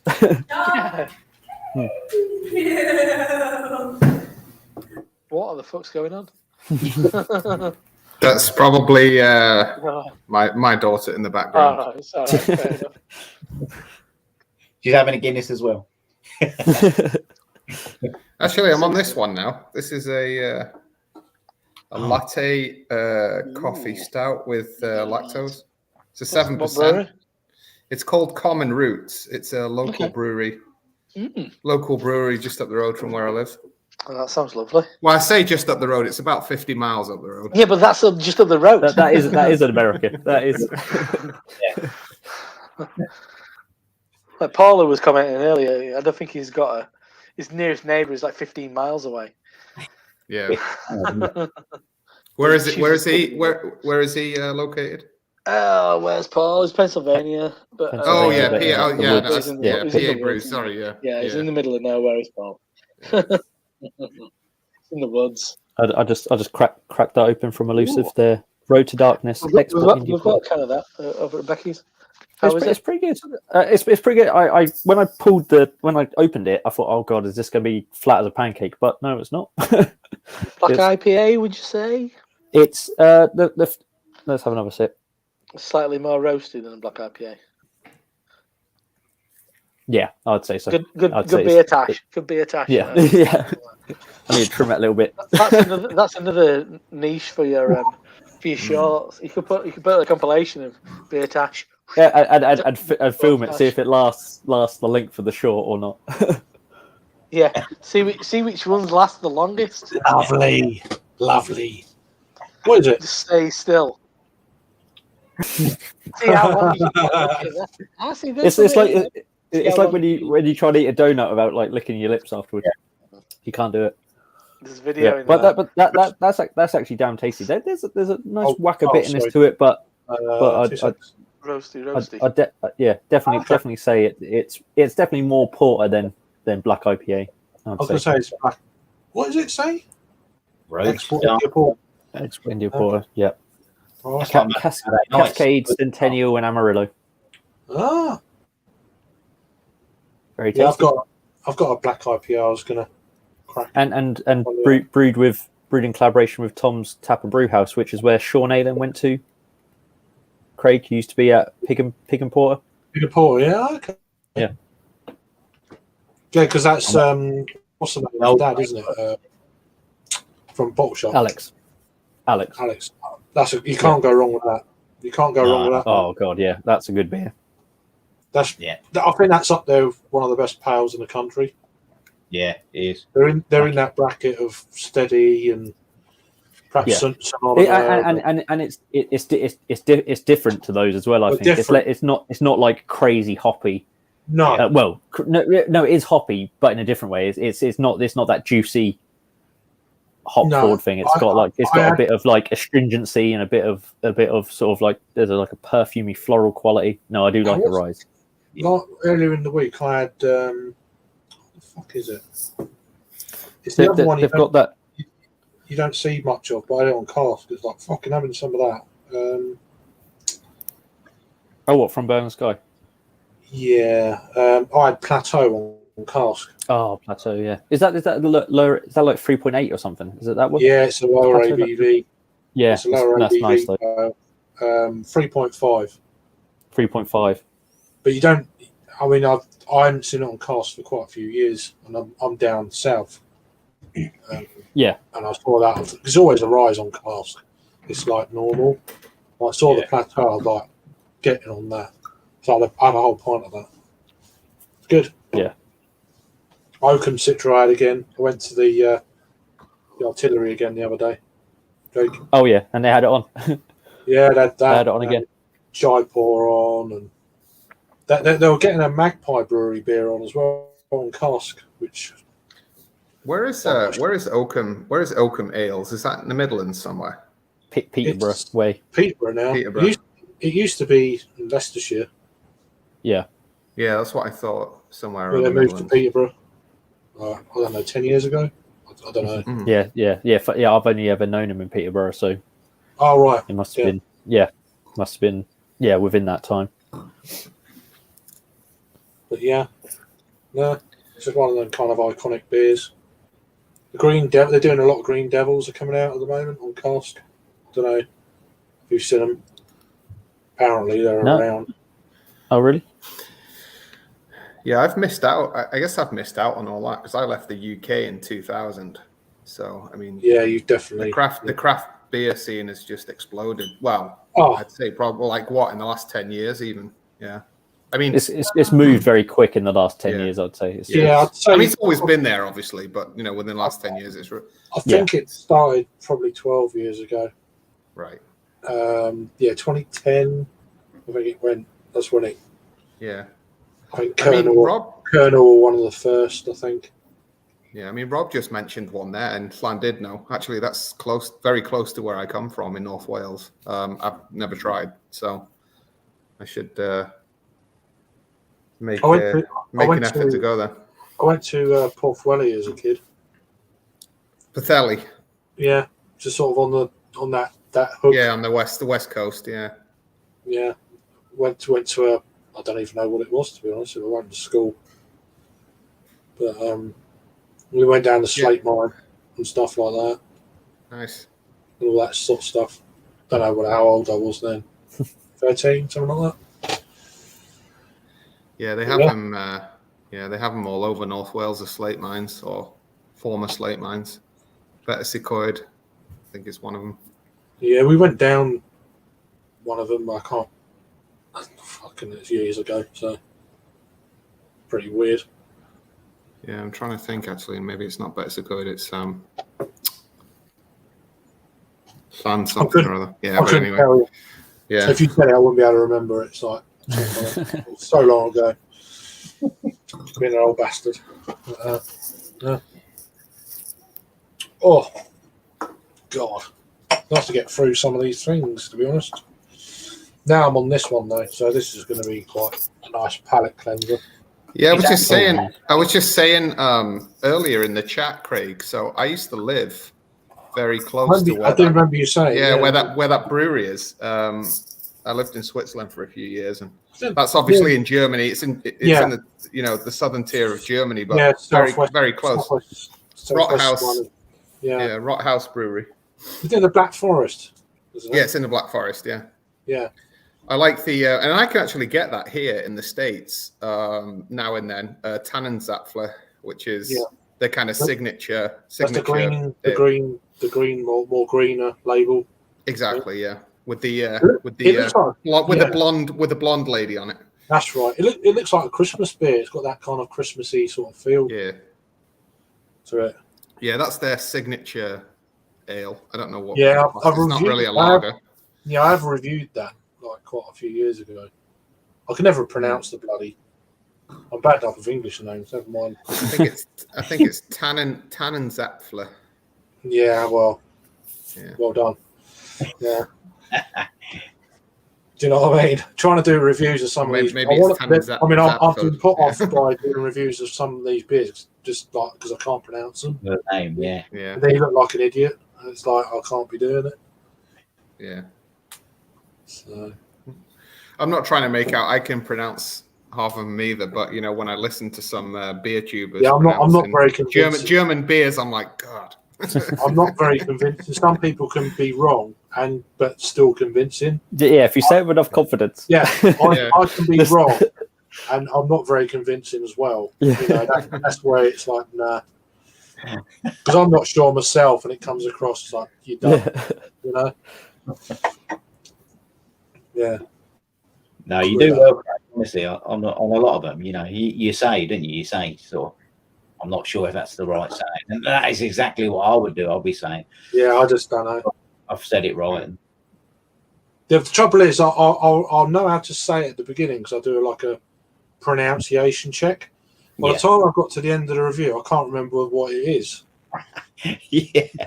So it's like I can't go back to the beginning to get the right. I can't remember what it's called now.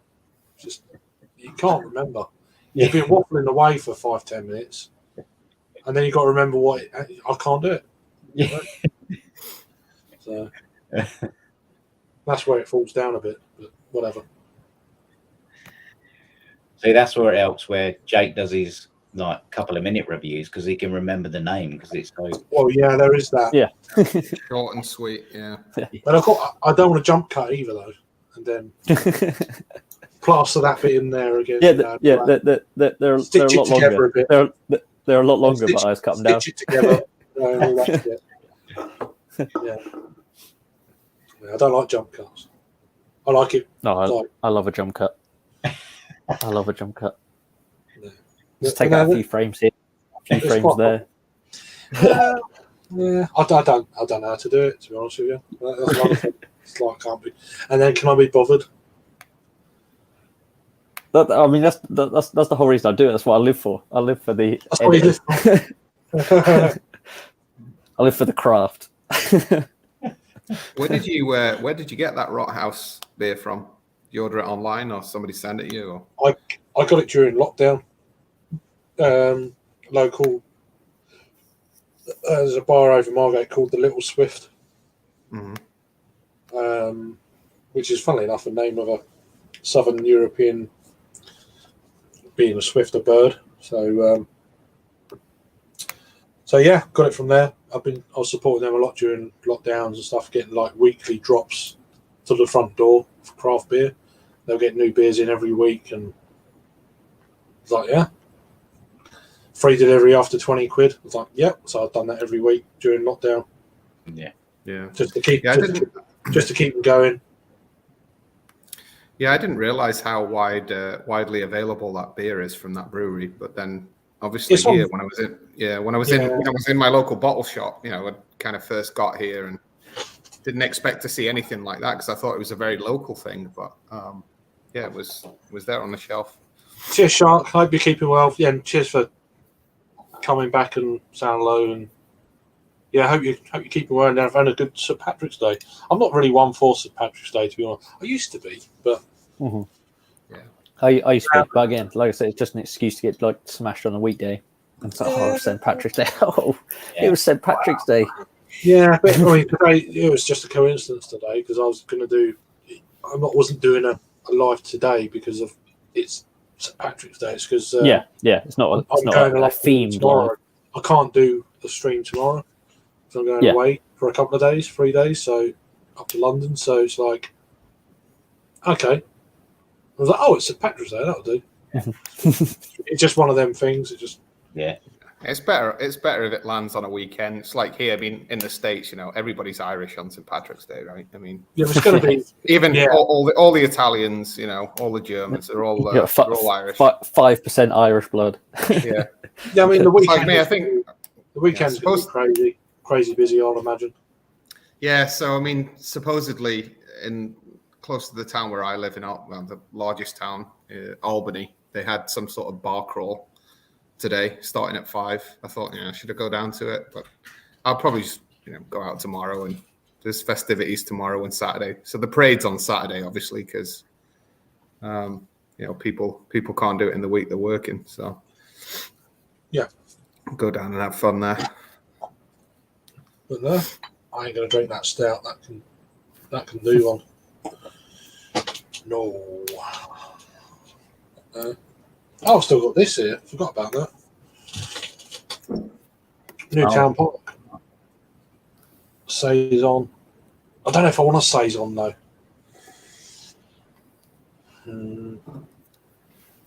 We'll see. I've Where did got Rob go? Doing a review, I think. I've got that from a local brewery. I might do a review in a little while. What's their output like now, Craig? They're producing some good shit. It's improved. Yeah. From when you last September, they've improved a hell of a lot. Yeah. Even though like pale beers and stuff. Yeah. That's because I think we just drank out the guest beers when we were in there after trying a few of theirs. I think. no, their beers are they've improved. Yeah, that's good. Does anybody have any statistics on brewery growth within the last 12 years? I mean, how many exist now compared to 10, 20 years ago? God, it must be. Well, there's I mean, even in the so like I got heavily into beer when I started my channel, and that was like, was that 2015? And even in that time, like, we've said it a few times before, it used to be easy to keep up with like every new release of the major breweries. Yeah, now it's just exploded. And then now it's just there's new breweries open up all the time. Well, now it's calmed down because of COVID and everything, and I think the bubbles burst a little bit, and you're going to see a lot more closures. It's become saturated, yeah. So I think so. I mean, just anecdotally, it's just loads. It's just too many, and there's more of a local thing now, whereas before it was national, and a new brewery opened and you had to get national like quickly to like survive. Whereas now you can actually survive by being like a local brewery with a good tap room, and people go to your tap room locally as well as you getting a bit of national distribution. And I think that's probably where that has been in the case in America for a lot longer, than what we are in the UK. But I think I think that whole idea is starting to catch on here. Yeah, and also with the price of beer, and especially in the last few months with inflation and stuff, could be a result of what's going on at perhaps Cloudwater at the moment, cutting back on stuff. I think that this all filtering in, electricity prices, etc. What everyone's going through. Yeah, well, I mean that's like crippled some breweries.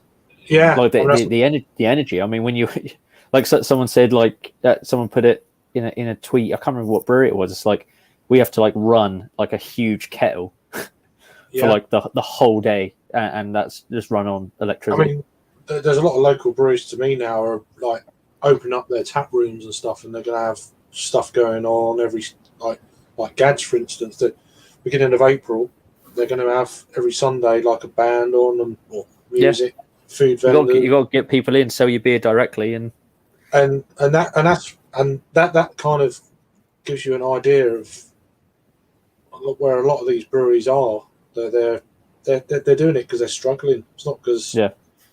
and they've never done that and before. a lot of breweries are doing it from day one as soon as they open. Like Beak, for example. Yeah.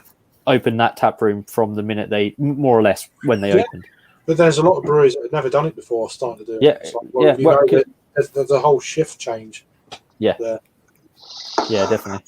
It's almost become part of the business model now, isn't it? What do you got? I thought I'd give you a bit of, so you didn't shock me with the camera change. So it's Sure Shot from Manchester New Brewery. All right. Former head brewer of founder head brewer of Cloudwater. Wow. Former head brewer at Marble. Double IPA. Wow. Where in Manchester are they? Oh, good point. It's white on yellow, so it's not. I'll try and see the address.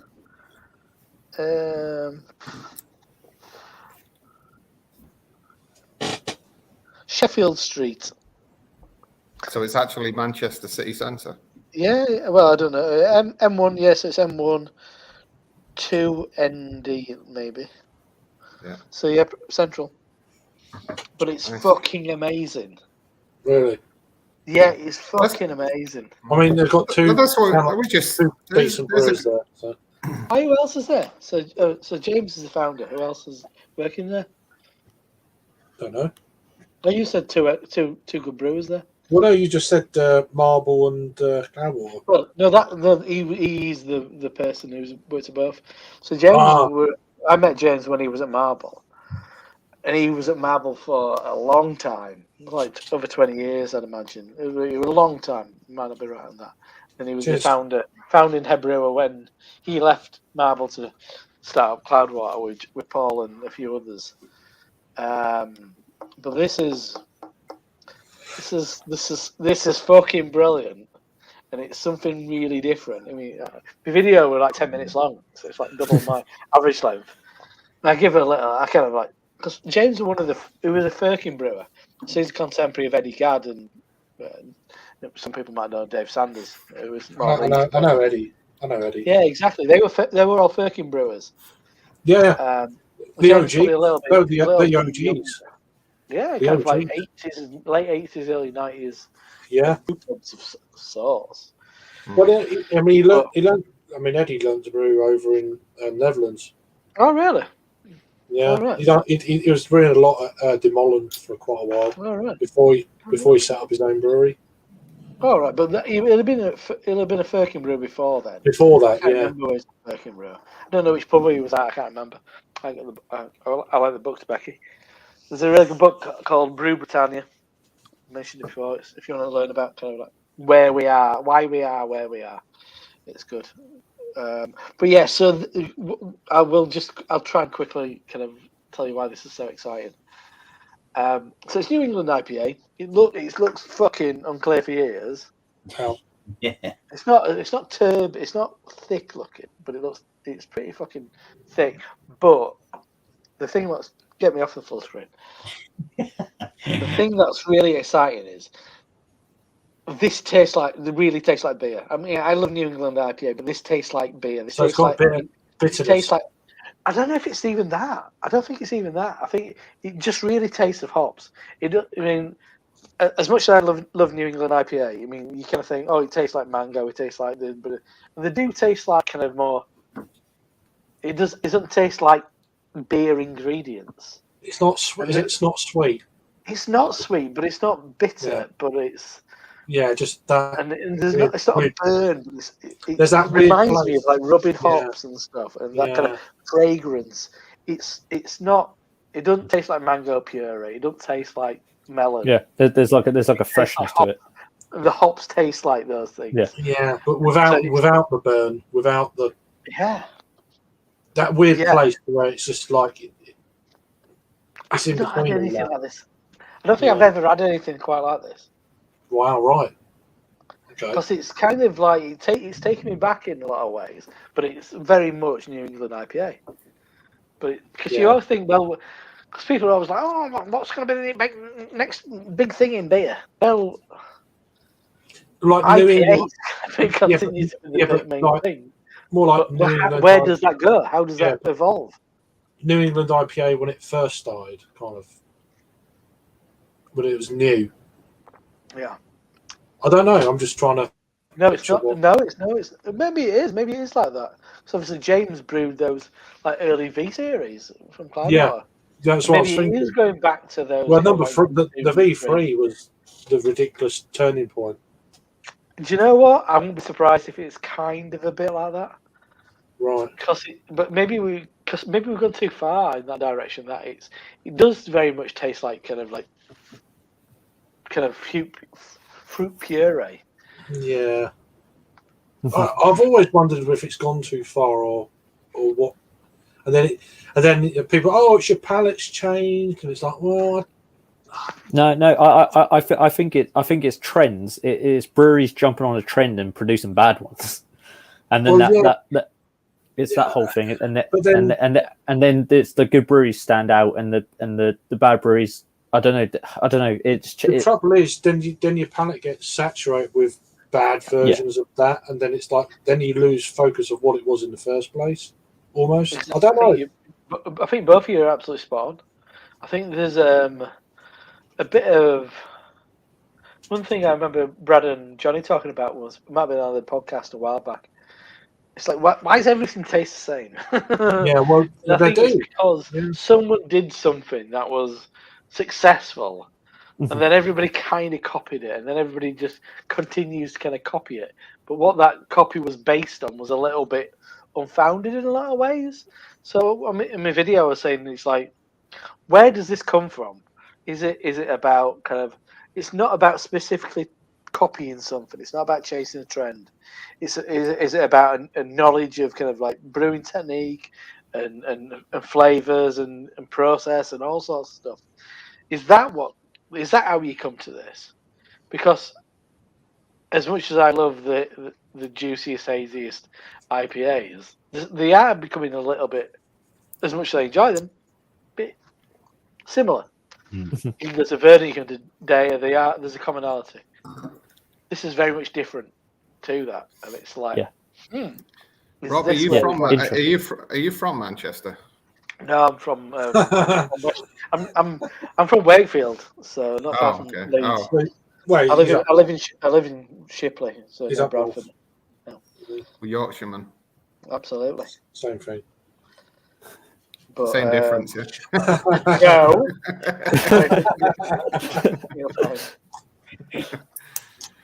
But I remember like in those sort of early days of sort of hazy IPA in the UK after during that whole sort of V3 era and all that sort of thing. I remember like having a spate of beers, and I used to enjoy that sort of flavor profile where they had that sort of bit of like garlic and oniony dankness, savory edge to them, and you don't really get that. So that even that's changed now because it just goes to more like pure sweet stuff. Maybe it's because I just don't drink it. Maybe it's because I just don't drink double IPAs and that sort of thing as much nowadays. So maybe I'm missing them, but I just don't seem to see it as much. It tends to go on that fruitier, sweeter side. And I used to like that. I used to like it. You used to get that little hit of like fruit, but then it'd be balanced by a little savory sort of umami twang, maybe. A little. That's what that's getting on towards. It's sweaty. Yeah. I like that because I like when there's like different. Same when we have food, like good food is all about that contrast and flavors, and you have the sweet and the sweet and the sour and sweet and spicy and salty and all those different things work in harmony, and it makes a great dish. And it's the same for beer. I don't want one-dimensional beers. I want like balanced beers, and that means having different things, balancing each other out really. Yeah, that's a funny word. It's like how it's used, and I think that's a funny word. But this kind of takes me back to it. I remember one of the first time, maybe second time I went to GBBF. drank a lot of beer. And I remember in the mornings, it's always at the start of August, so it's often quite a hot day, and I completely remember saying, do hops smell like sweat, or does my sweat smell like hops? And this is a bit like that. Yeah. For sure. It's a bit sweaty. It's a bit sweaty. It's crappy. I mean, when you've handled hops, that whole business, it's like that. But Yeah. It sounds bloody good. It's It revved your engine. It really has. And I mean, not I've had like 3 beers tonight, and they're all quite different. And this is. Well, yeah, perhaps Blue Ribbon, yeah. Ooh, absolutely. But no, I mean, Yeah. I've not heard of that brewery before. So is that one of their first beers, or they brought a few other beers, or? He brought a full range out, yeah. Oh, okay. Not heard of But it. is it a new brewery? Is it a new brewery though? Yeah. Yeah. So like within the last year or 6 months? As Jake said, they did a collab with Vocation, which went into Tesco, and then we heard nothing from them until like 3 weeks ago. Launched it in Manchester, and then we didn't really hear anything. The cans are out now, so there's 2 pails, an IPA and a double IPA. This has got the highest rating on Untappd. That's why I got it. Stuart had the IPA and said that was really good as well. Yeah, but there's just a good example of what we were talking about when I was growing up. You know, what beer came from Manchester? Boddington's. Yeah, that was really all there was. Well, you know, there's a few others, obviously, a few macro breweries, but you know, the amount of beer coming out of Manchester now alone is, you know, amazing. Yeah. Put this next. I mean, I love Track. When you talk about Manchester breweries, I absolutely love Track. You put this next to Track, massively different. Massively. Yeah. I mean, I'll be the first to fucking jump on that latest Gold Top when it gets released. Like, I think it got released today. But this is really different, and that's exciting. It's exciting. I love hoppy beer, and when this one's nice, that's nice. But when something goes, hang on, it's a bit different. So it takes a little bit more to make you sort of stand up and notice it nowadays, isn't it? Yeah. So, Rob, are these online anywhere? This brewery? Or? They sell direct from the website. I don't know if we've got any left. They might have sold out. No. As long as I've got a link to the website, if not, put it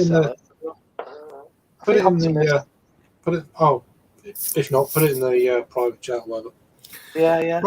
Rob, what was the brewery you were talking about from Llandudno earlier? That's actually I was just Dark Horse. Yeah, I was just saying to Craig, I'm actually from close to that place, just down the road. I've never heard of it, so I want to check it out next time I go over. Quite new.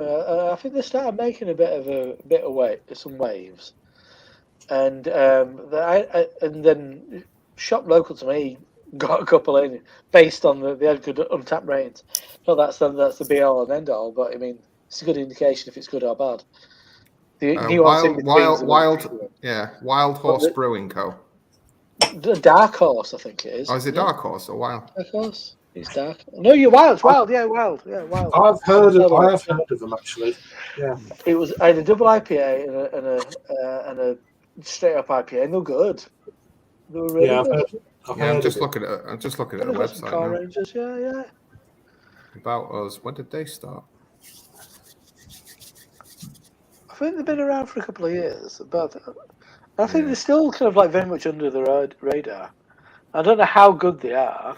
2015, established in 2015 after being inspired by the US craft beer revolution. We set out to make great craft beer from North Wales. See, this is what I was saying to Craig and Jake earlier. Look, I mean, I left the UK 20 years ago, right? And the craft beer. Yeah, right. My mate moved to he lives in Chicago, a bit longer than you, but when he comes over here, he just sounds American. Really? Yeah. Yeah. Anyway, oh, Jesus Christ, someone's getting mauled. Yeah. American Yeah. Werewolf. I'm not gonna lose my accent. No, fair play. Exactly. Yeah, no, I was just saying that, in the last 10, 12 years is really when the whole craft beer scene's exploded. So I've sort of missed all that in the UK, So there's a lot of stuff out there when I come over that I need to check. A lot's changed. A lot. Yeah. Crazy. I couldn't imagine coming back to the UK beer wise after. When was the last time you was in the UK? Last year, but Oh right. yeah, not very. I usually come over for a few days for different things, but I don't really get time to. I don't really get time. It's usually I come over. I've got to see family and all the rest of it, right? So I don't get time to really go out and explore the craft beer scene. You know what I mean? Yeah. Just need to put yourself an order in to coincide when you land. Yeah. Trembling Madness or something. Somebody's Yeah. house. Yeah, that's a good idea. Your best of both worlds, isn't it? As you at someone's house. Here we go. I got some other. Like the day before you travel, just put your Let's order have in. some fucking The brew. next next day's there. Yeah. So you could arrive. There's a box full of goodies there. It's like, yeah, come on, I'm on holiday. Yeah, there's a few different ones in North Wales. Somebody was talking about one in Mould as well. Oh, Polly's. That's Polly's. Polly's, yeah. Yeah, that's the one. They're And very Wrexham, good. Wrexham Lager started up again. I remember Wrexham Lager. Oh, you said Wrexham. Yeah. Wrexham Lager. It's a niche Wrexham. brand. Is Wrexham Lager. We've all had it. See that? Wrexham Lager. We had Erection lager, I thought you said. But, yeah. when we were out in. We all had one of them as well. It's one of them. It sounds They good. had one of the bars went in Liverpool. Balmy little place called Hobo Kiosk, weird little kind of like basement bar. They had a couple of beers branded up as their own like kind of like house beers, and their house lager was Wrexham Lager. Yeah. Apparently, it's good stuff. They're selling it. Yeah. Again, when I was talking about those friends that came over, they're from South Wales, and he's been drinking that stuff lately. He said it's pretty good. What happened to Brains? Is that still a thing? I think they got bought out, didn't they? They got bought out by Marston's. Don't Might have know. been. Yeah. I think they got bought out, and then They sponsored the Welsh rugby team for a while, didn't they? yeah, Like mid 2000s or something. Brains beer. There you go. How long was Tiny Rebel? I've not heard anything of them for ages. What a shame. What a shame. Yeah. I know a lot of their beers have been what I have heard have been crap lately. But I just get bought. I just want to get bought out. Yeah. They may as well. Just yeah, they can just fuck off, can't they? They're like a less successful BrewDog. Yeah. it's just. They're like BrewDog about 4 years ago, still trying the best, but it equally is. But then they've got the kind of like dickheadish quality of BrewDog nowadays. But corporate, I mean, all the bullshit that comes with corporate stuff. I'm all for experimental. Sometimes you hit something, you think, oh, that's really good. Yeah. But they've gone overkill on it. And it's just like, That's the avenue they just seem to have chosen to. can't do it anymore. It's just some of their good stuff. When I'm going back like 5-6 years, and like Tropicana come out, it was amazing. Yeah. In 2016 or whatever it was. It's like, oh wow, them sort of times I quite enjoyed them, but Yeah. I don't know. I don't So think the new bar just opened near me. It opens on Saturday. They had a soft launch last week, and I saw photographs of that. One of the beers they had on there was Club Tropicana. Yeah, but it's not the same beer. No. And then they got the AF version. It's like, what is that? Sorry, which brewery is that? Tiny Rebel. Tiny Rebel. Tiny Rebel. Yeah. Yeah. I mean, it's a brewery that. I mean, it do well if it It's got a bought out. Welsh brewery. Yeah. Yeah, Very popular. is it Newport? Is it? I can't remember. Yeah. Yeah. But yeah, just they haven't appealed to me for quite a while. No. Just But not bothered. some other things I watch on YouTube. One of them, somebody on one of these kind of live streams who I watch, he rocked up and he was having he was raving about a sour IPA they'd done, and I was like, okay, so they've got the place, maybe they are the modern day Brewdog, where Brewdog have just become so fucking banal. Maybe they are what Brewdog were like a couple of years ago. It's the doing Welsh, weird the shit. Welsh Brewdog. Oh, they completely are, but you mean, but they're still doing kind of really gimmicky shit, which is Oh. fine, and it'll bring in people. I've got no issue with that, like peaches and cream and not all this kind of business. It'll bring people in. But it was like not very much a non-beer thing, and he was like pushing a sour IPA with loads of adjuncts on some mates. I'm like, Yeah. that's not a bad sign, but then they're based in Newcastle and there's some great brewers in Newcastle. But then is it just like how? Like this is it. It was a Chuckleberry OK Super Sour. I mean, Like, who wants that? Yeah. I don't know. Peach It's- Pavlova. I need IPA. Who the fuck wants that shit? I don't know. But if that, so I kind of hope. You kind of hope. Does that then bring you into something? Does that bring you closer to like good beer? Is it an introduction? I don't know. I'm curious. I'd ask him to. I'd love him to be like a live, do a live chat with this fella I'm talking about. But I think he's far too socially awkward in his real life to do something like that. So I don't think it'd ever happen. But Yeah. I'm curious where it's like. Is it the start of something?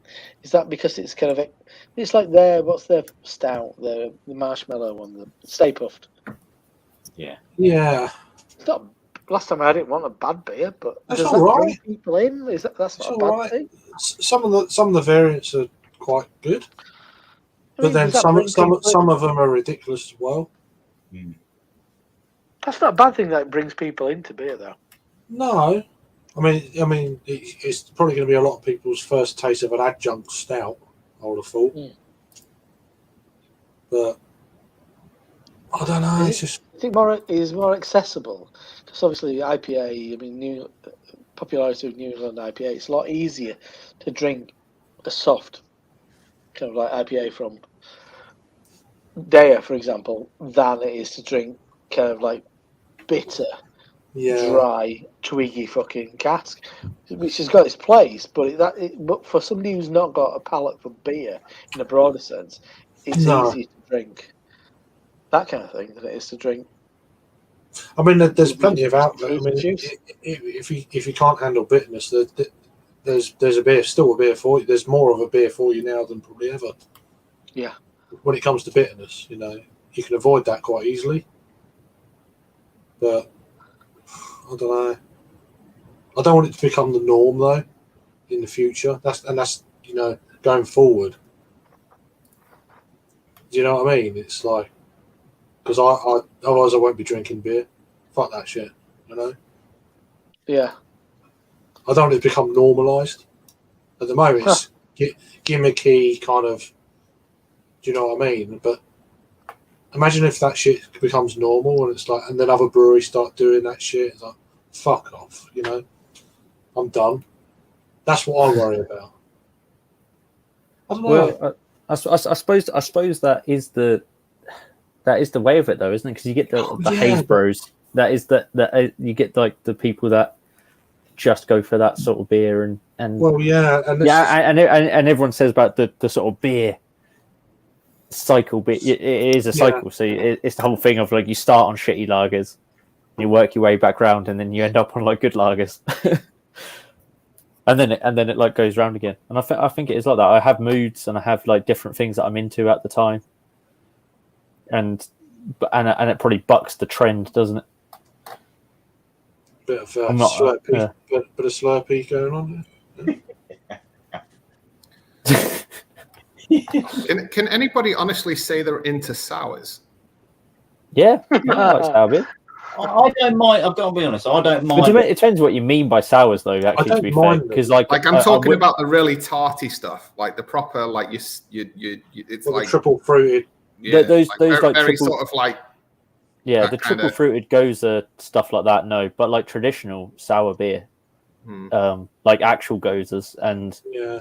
lambics and stuff and that sort of thing, then yes, but not the like overly sweet fruit puree stuff.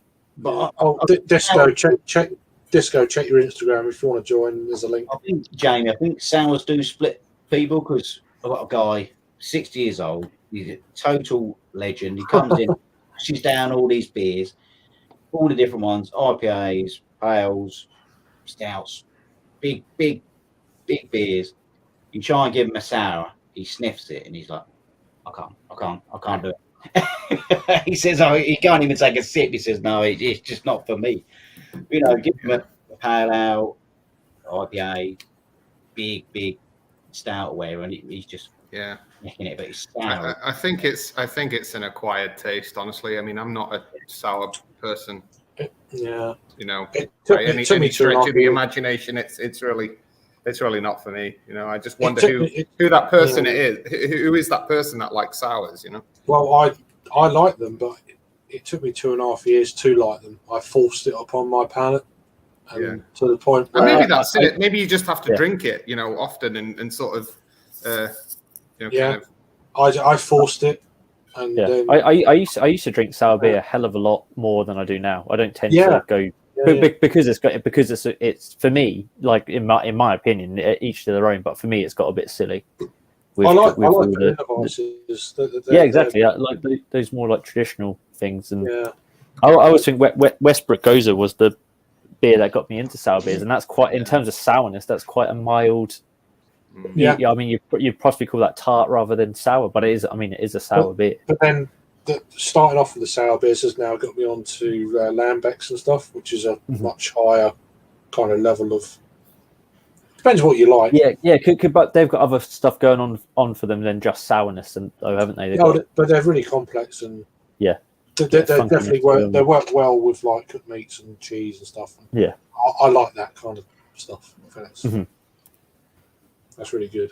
It's not- one you're of not my drinking highlights- to get hammered though. So Exactly, yeah. Well, one of the highlights of the piss up round Harry's last year was when you broke out that was it the cherry or the raspberry lambic with that cheese. It was like that was like a proper little indulgent moment. It was like Well, try- no, I said drink get this that beer. beer. Let's crack the cheese and Yeah. No, it was. I think it was a creek, wasn't it?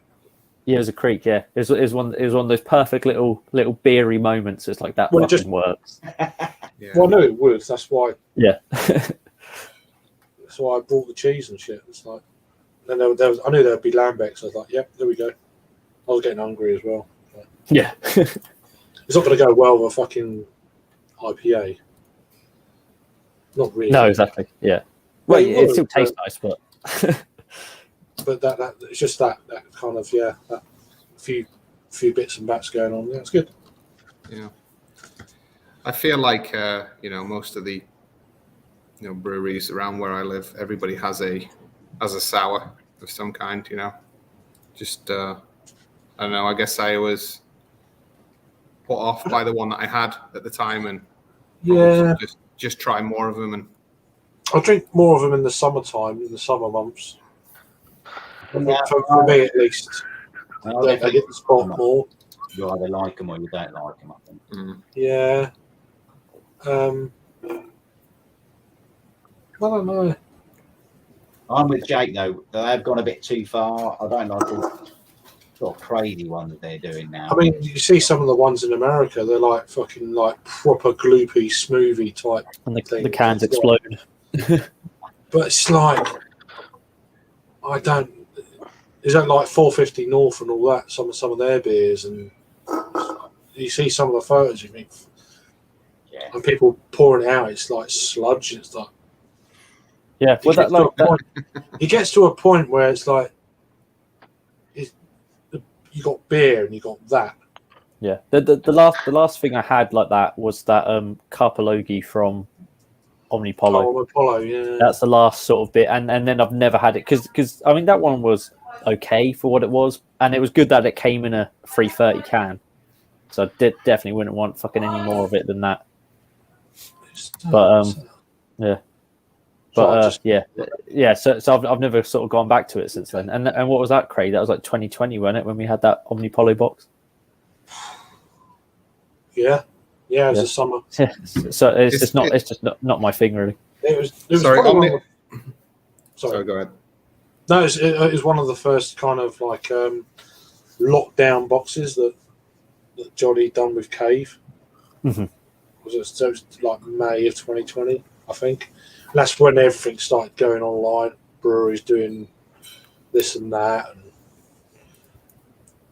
everyone was joining what we've been doing for years, kind of deal. It's like, yeah, where have you been? You know, I bet it does feel a bit like that. the for bandwagon was fucking huge you. at the beginning of lockdown. I bet it was. But we were like, well, we've been on this train for fucking years. You know? We do it now. It's like everyone else is kind of, oh, the viewing figures are low. I'm not going to do it anymore. What's the point? Our viewing figures have always been low, and we're still. They've doing always it. been low. They will remain low. But it's still. Oh, sorry, you've only got 200 live people. Yeah, but it's like, I think Craig's got 15 or something. Well done. Good shit. wow. If I have 4, I think I'm doing well half the time. Yeah, well, we've got 3, so we're just. Who the fuck I am? Come on. Well, yeah, you're Goddamn respect. I know, it's shocking. You're Ron from Hobbsy. Obscene. You're not obscene. I can be. Well, yeah, I know, but yeah, we'll keep that. That's why I got kicked out of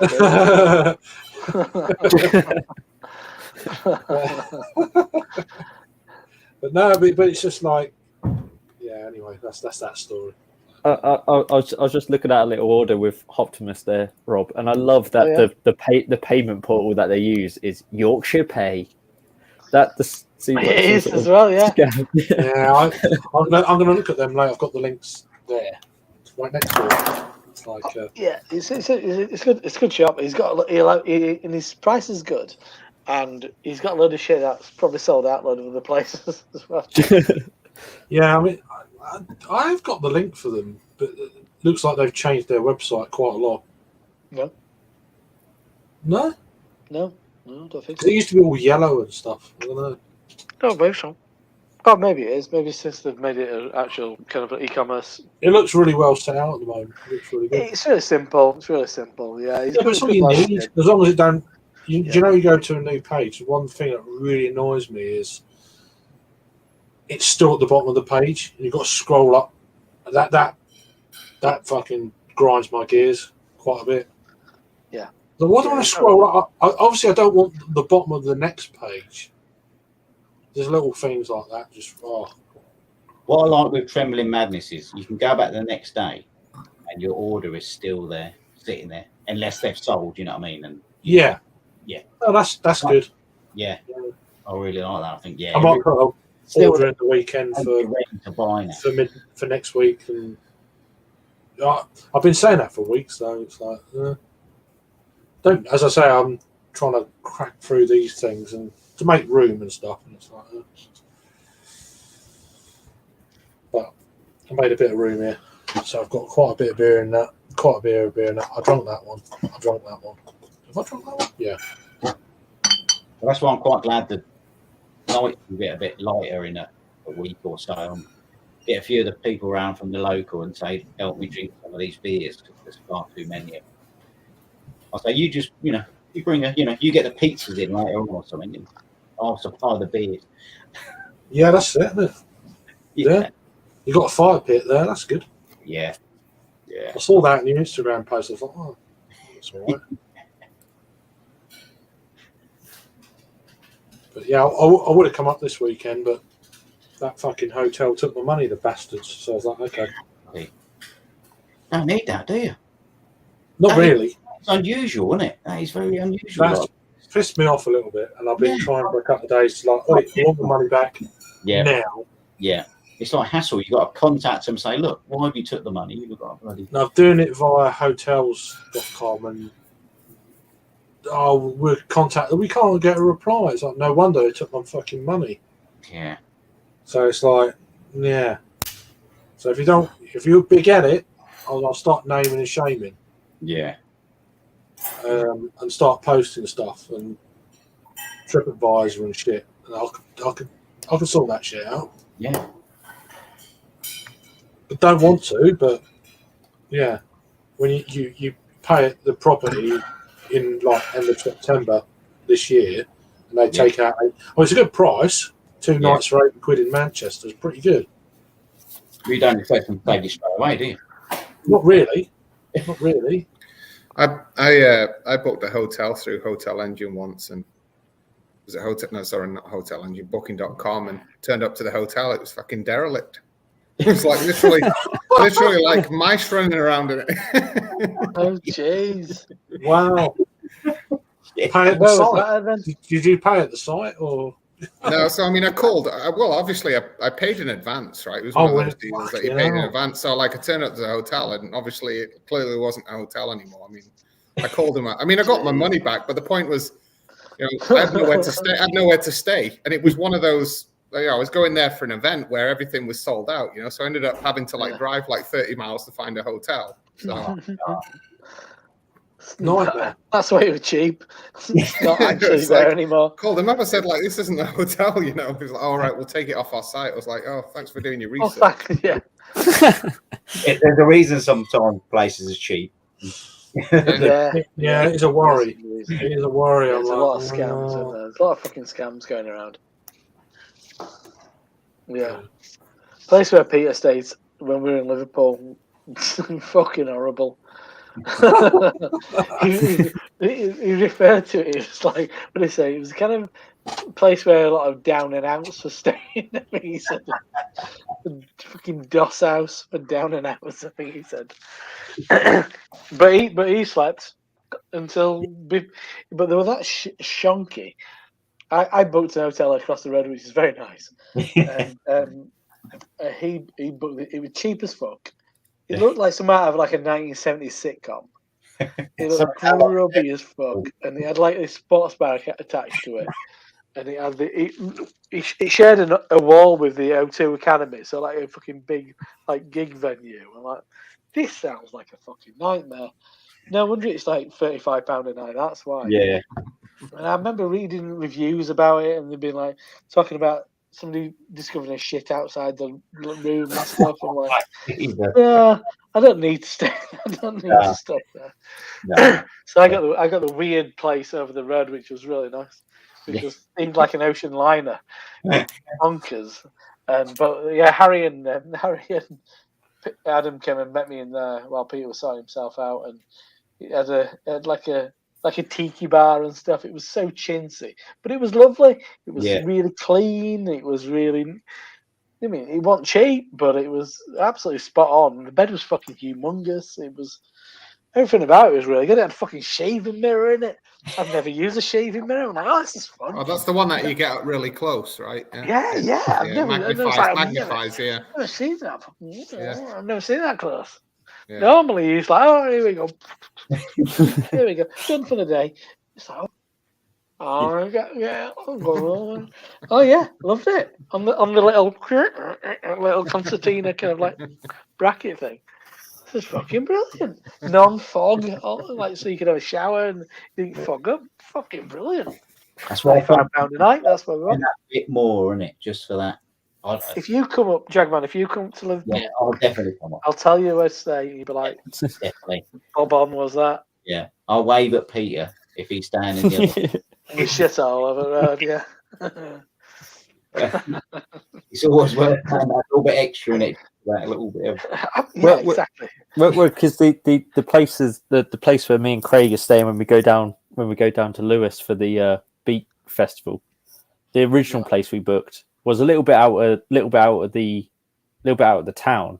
Was it I derelict? mean, well, quite possibly, because Craig found it and it looked like a great deal. It looked like, so I was like, oh yeah, fucking. So I just booked it straight away after him, and then I just started reading the reviews, and there was one review saying like, we turned up, we had to like throw stones at the window because the whole place was like shut. We had to like, and like they leaned out and said like, we're not opening. Oh, obviously you can't always trust TripAdvisor, but like. Yeah. They said like we're not opening the doors and all this sort of thing. I was like, oh, do we want to go 6 miles in a taxi to not be able to get in? So we've paid a bit more, bit more for the other. There's a pool in the one we're staying in as well. So we have a little dip in the morning. Conference. Fucking throw up in the pool. Come on, have an early morning swim. Yeah. I'm sure I'm going to want to do that after like doing everything that Lewis has to offer. Oh, just be careful. There's a sauna there because I went to this hotel once. Yeah, I'm sure you did. Yeah, you have a spit. Getting a hole in the wall. Yeah. Hello, what's this? Yeah. And then I went on the beers after. Well, I got absolutely sozzled. And apparently, when you go in the sauna, it does something to your body that if you go straight onto beers afterwards. Yeah, because it can affect blood pressure. It can, it can affect your blood pressure and stuff going into like jacuzzis and saunas and all that sort of thing. Yeah. That was absolutely. I mean, I still had a great day and night, but a cheaper day. Just go in the sauna before, and then you only need a couple of pints. I mean, I'm sure Pete doesn't have this problem at the places he stays. If there's a sauna, me and Craig will do a live stream from there. I'll whip him. I'll whip him with the towel. That gets some YouTube views. Yeah, I'll get banned.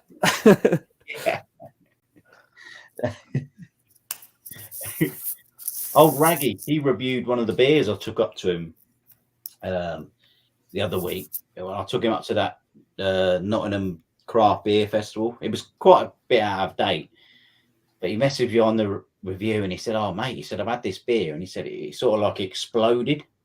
But it was a good few months out of date, and it like took him about 5 minutes to pour it out, and he just had that was the pint, and the head was like the rest of it. Yeah, well, some of the stuff Raggy's got in his wall of beer. Yeah. It's been hanging around a while. Yeah, I think a few of his homebrews have exploded as well, hasn't it? I think it's been on camera while there's like homebrews exploded in the background. He's got so many beers on that back wall. He's got hundreds. Yeah. Well, some of them have been knocking around for a while. I'm like, he reviewed some from North recently. I'm like, geez. You've held on to that for a while. Is that 8-month-old?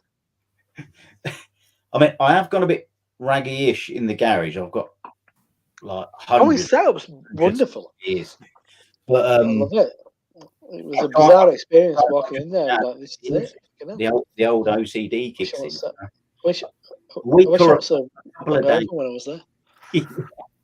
a week or a couple of days out of date. I'm still drinking it, but if there's any further than that, like the lads that work at the old Gorilla, I'm normally taking them in, and they're saying it'll be totally fine. Yeah, but you shouldn't be charging fucking full price.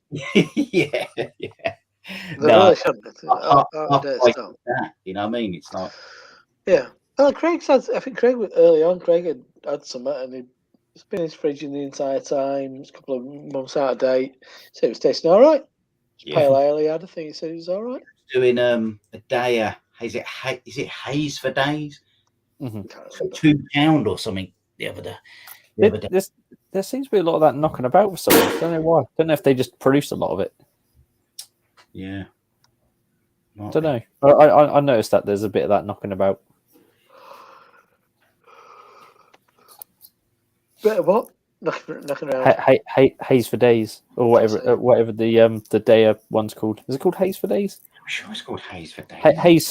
Hazy something, isn't it? I mean, the Car Ranger. Yeah. What is it called? I love that beer as well. Well, I haven't seen it recently. No, that's what I mean. I don't think they've brewed it recently, Into but the I've just haze, into the haze. into the haze. Yeah, I've just seen a lot knocking about. Kegs and cans. I could have. I bought a couple for £2 each, and it tasted Yeah. bang. Tasted Yeah. bang.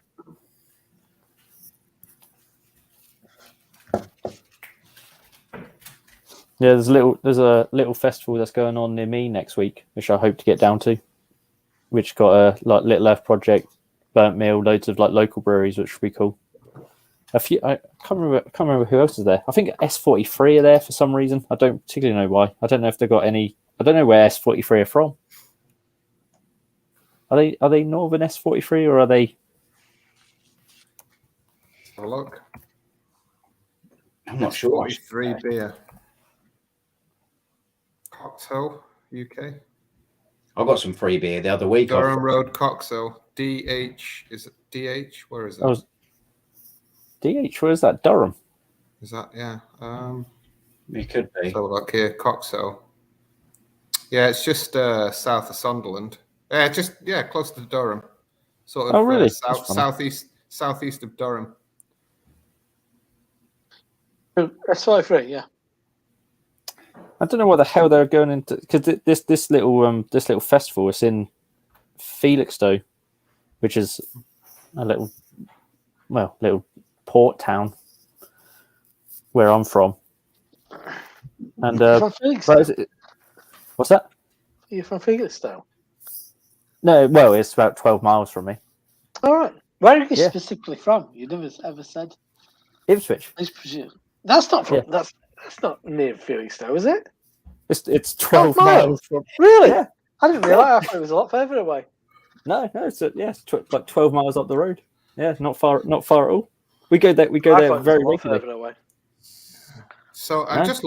just looking at this S43 brewery. It's literally a garage. It's It is, literally a garage next to an Italian pizzeria. That's breweries for you. Shitty little industrial units. Yeah. But this little beer festival next week it's got Burnt Mill, Little Earth Project, Duration, Ampersand, Time and Tide, Leon Sea Brewery, S43, Free Blind Mice. Don't forget, there's a fiver a ticket. I'm pretty decent. So where's that going on? That's it. That's in Felixstowe. Yeah, this place called Beach Street. Well, it's fucking a long way away. Is S43? Yeah, there's some alright stuff. Yeah, obviously they've got. I think does Harry hate them because of their shit branding? But, yeah. They do some decent stuff. Were they one of the ones who had all the cans that are bursting? Was that S43? They had a load of stuff. What was all like just like ripping off like Snickers and stuff, and Yeah. but you mean if you came up Newcastle, and you could go further than like the pub over the road from the hotel. Yeah. There's a bunch of places you'll get their beer on like pretty bog standard casks, and it's for what it is. It's pretty good. Mm-hmm. You don't get their more crafty stuff because they've been around for years. They used to be called Sonic 43. They used to have free beers, and it were cask and trad. They had a milk stout, and they had 2 pale beers, and they were pretty fucking shit. And then they all got a bit hazy, and everybody started. Certain people started getting a bit excited about them, but they're all right. They're all right. Yeah. I don't know how much I'll have by them, but Craig was just saying this brewery, this festival next week. Time and Tide are there. Oh yeah, I did see it. Yeah. Which is you going? I'm going to go to it. Yeah. I just say I must admit I am denied about going, to be honest. But well, it's a tiny festival, and it's going to be really. It's really. But it's something different. Just yeah. Felixstowe's quite nice. So yeah. What's the entrance fee? A £5. £5. What? Yeah. Do you still have to pay for every sample? Or? Well, it'll be halves and pints. So Right. I assume it's going to be a sort of old school card system. Buy a card, Right. they tick it Yeah, off when you. I did see. I saw it. I was Yeah. like, oh, that's. It- I mean, it's going to be an eclectic mix of beers, really, with the breweries they got there. So again, I mean, I've had this conversation before with people, about UK festivals. So is that typical? You pay an entrance fee and then you buy a card, an additional card, and you get a certain number of samples or whatever, Yeah, halves, pints. Yeah, it really depends. That's the sort of camera model. Yeah. Is you Things pay your like entrance cards, fee, yeah. and then you get a card, and they tick off as you go, or you get tokens or whatever. But then the all-in festival has become a lot more prevalent for like the craft So stuff. that's typical of here, the all-in. You pay like $60 or $50 or whatever, and then it's sort of unlimited. Whatever you can drink. They're usually like 200 ml, whatever. Yeah. Yeah, I've always found this quite dangerous. the ones that I've done. Drink, just drink quicker, didn't you? And I can sort of quantify thirds and halves and pints in my head. I've had X amount of pints or whatever. I've had X amount of halves. But that when it starts getting to like, I've been to festivals like 100 ml pours. I've had 15, 200 ml. Yeah, exactly. So like, I've had 20 glasses, but it's 100 ml with each. Like, how much have I had? I was like, oh shit, I've had too much. Yeah. They're all varying ABV, right? Some of them are 8%, some of them are 5%. Yeah. Well, and then invariably you go, that's only 100 ml. So I'll get that 15%. Yeah, I'll get that 15%, and I'll get that 12. I'll get that 14. Get that. Yeah. I don't know what you're talking about. And then Craig's helping me get on a train so I get home. Oh, that's a real life example. Yeah. Frank, back to the hotel in that. Did you remember to get off at the correct stop or? Yeah. Luckily, it terminated there, so that's always handy that you're going to go no further. Unless you go back to where you come from. Yeah. Oh shit! I'm back here. 8 hours later. I've fallen asleep on more than one occasion on trains, and ended up in the wrong place. It's. But if it terminates at your stop, then you're all right. But right, yeah. If you're like an hour past your stop, then I like the Northampton Craft Beer Festival was really good. They said, we've done so well, took loads of money. You pay for that one, and this one's free. you when the free ones are there, you drink them a lot quicker. Bloody hell, yeah. Nothing better than free beer. Yeah, I just. It helped a lot of locals behind the bar who knew me. This one you pay for, and this one's free. Yeah, the old Manchester back in 2019 was a wake-up call for me. Like, getting that. Well, that wasn't even you don't know. But someone you don't know, it's like, no. Yeah. Mm-hmm. I lost my shit that night. Oh, yeah. It happens to us all sometimes, mate. You quite literally lost it. You dropped your bag. I have been that. I've never been that bad before at festivals. That's bad. It won't do. I didn't know I was going to get back to Yorkshire. I missed the fucking train. Yeah, well, you decided to miss the train. We come and get you. Well, you're rifling through your bag on the floor in the train station. The barrier. Like, we're going. You're gonna come. We're like, we're going. Smashed. I'm paying extra like 20 quid to get home. Exactly, and you got lost. They let me through on the train near the like a mile and a half away from where my train fare was on for free. So it was. They let me through. I was like, therefore, I can't be arsed with him. You were just like stranded in the strange part of Bradford in the rain. Oh, then the rain. Yeah, the rain fucking came. That rain. Down.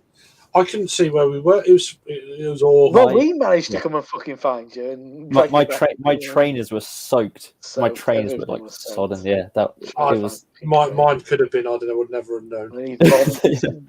His dark, dead soul onto my. It was fucking rough. Very Because I remember Came into waking. my bedroom that night.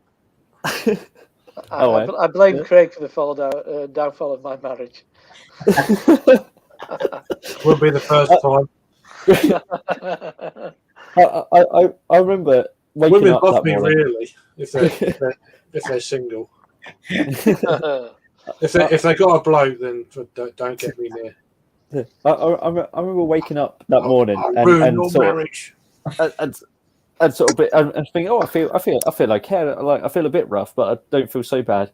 And then Yeah. Rob was like, yeah, go up and see Craig if you want. I don't feel well.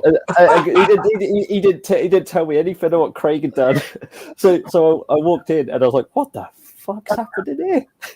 I was like, what's that on the floor?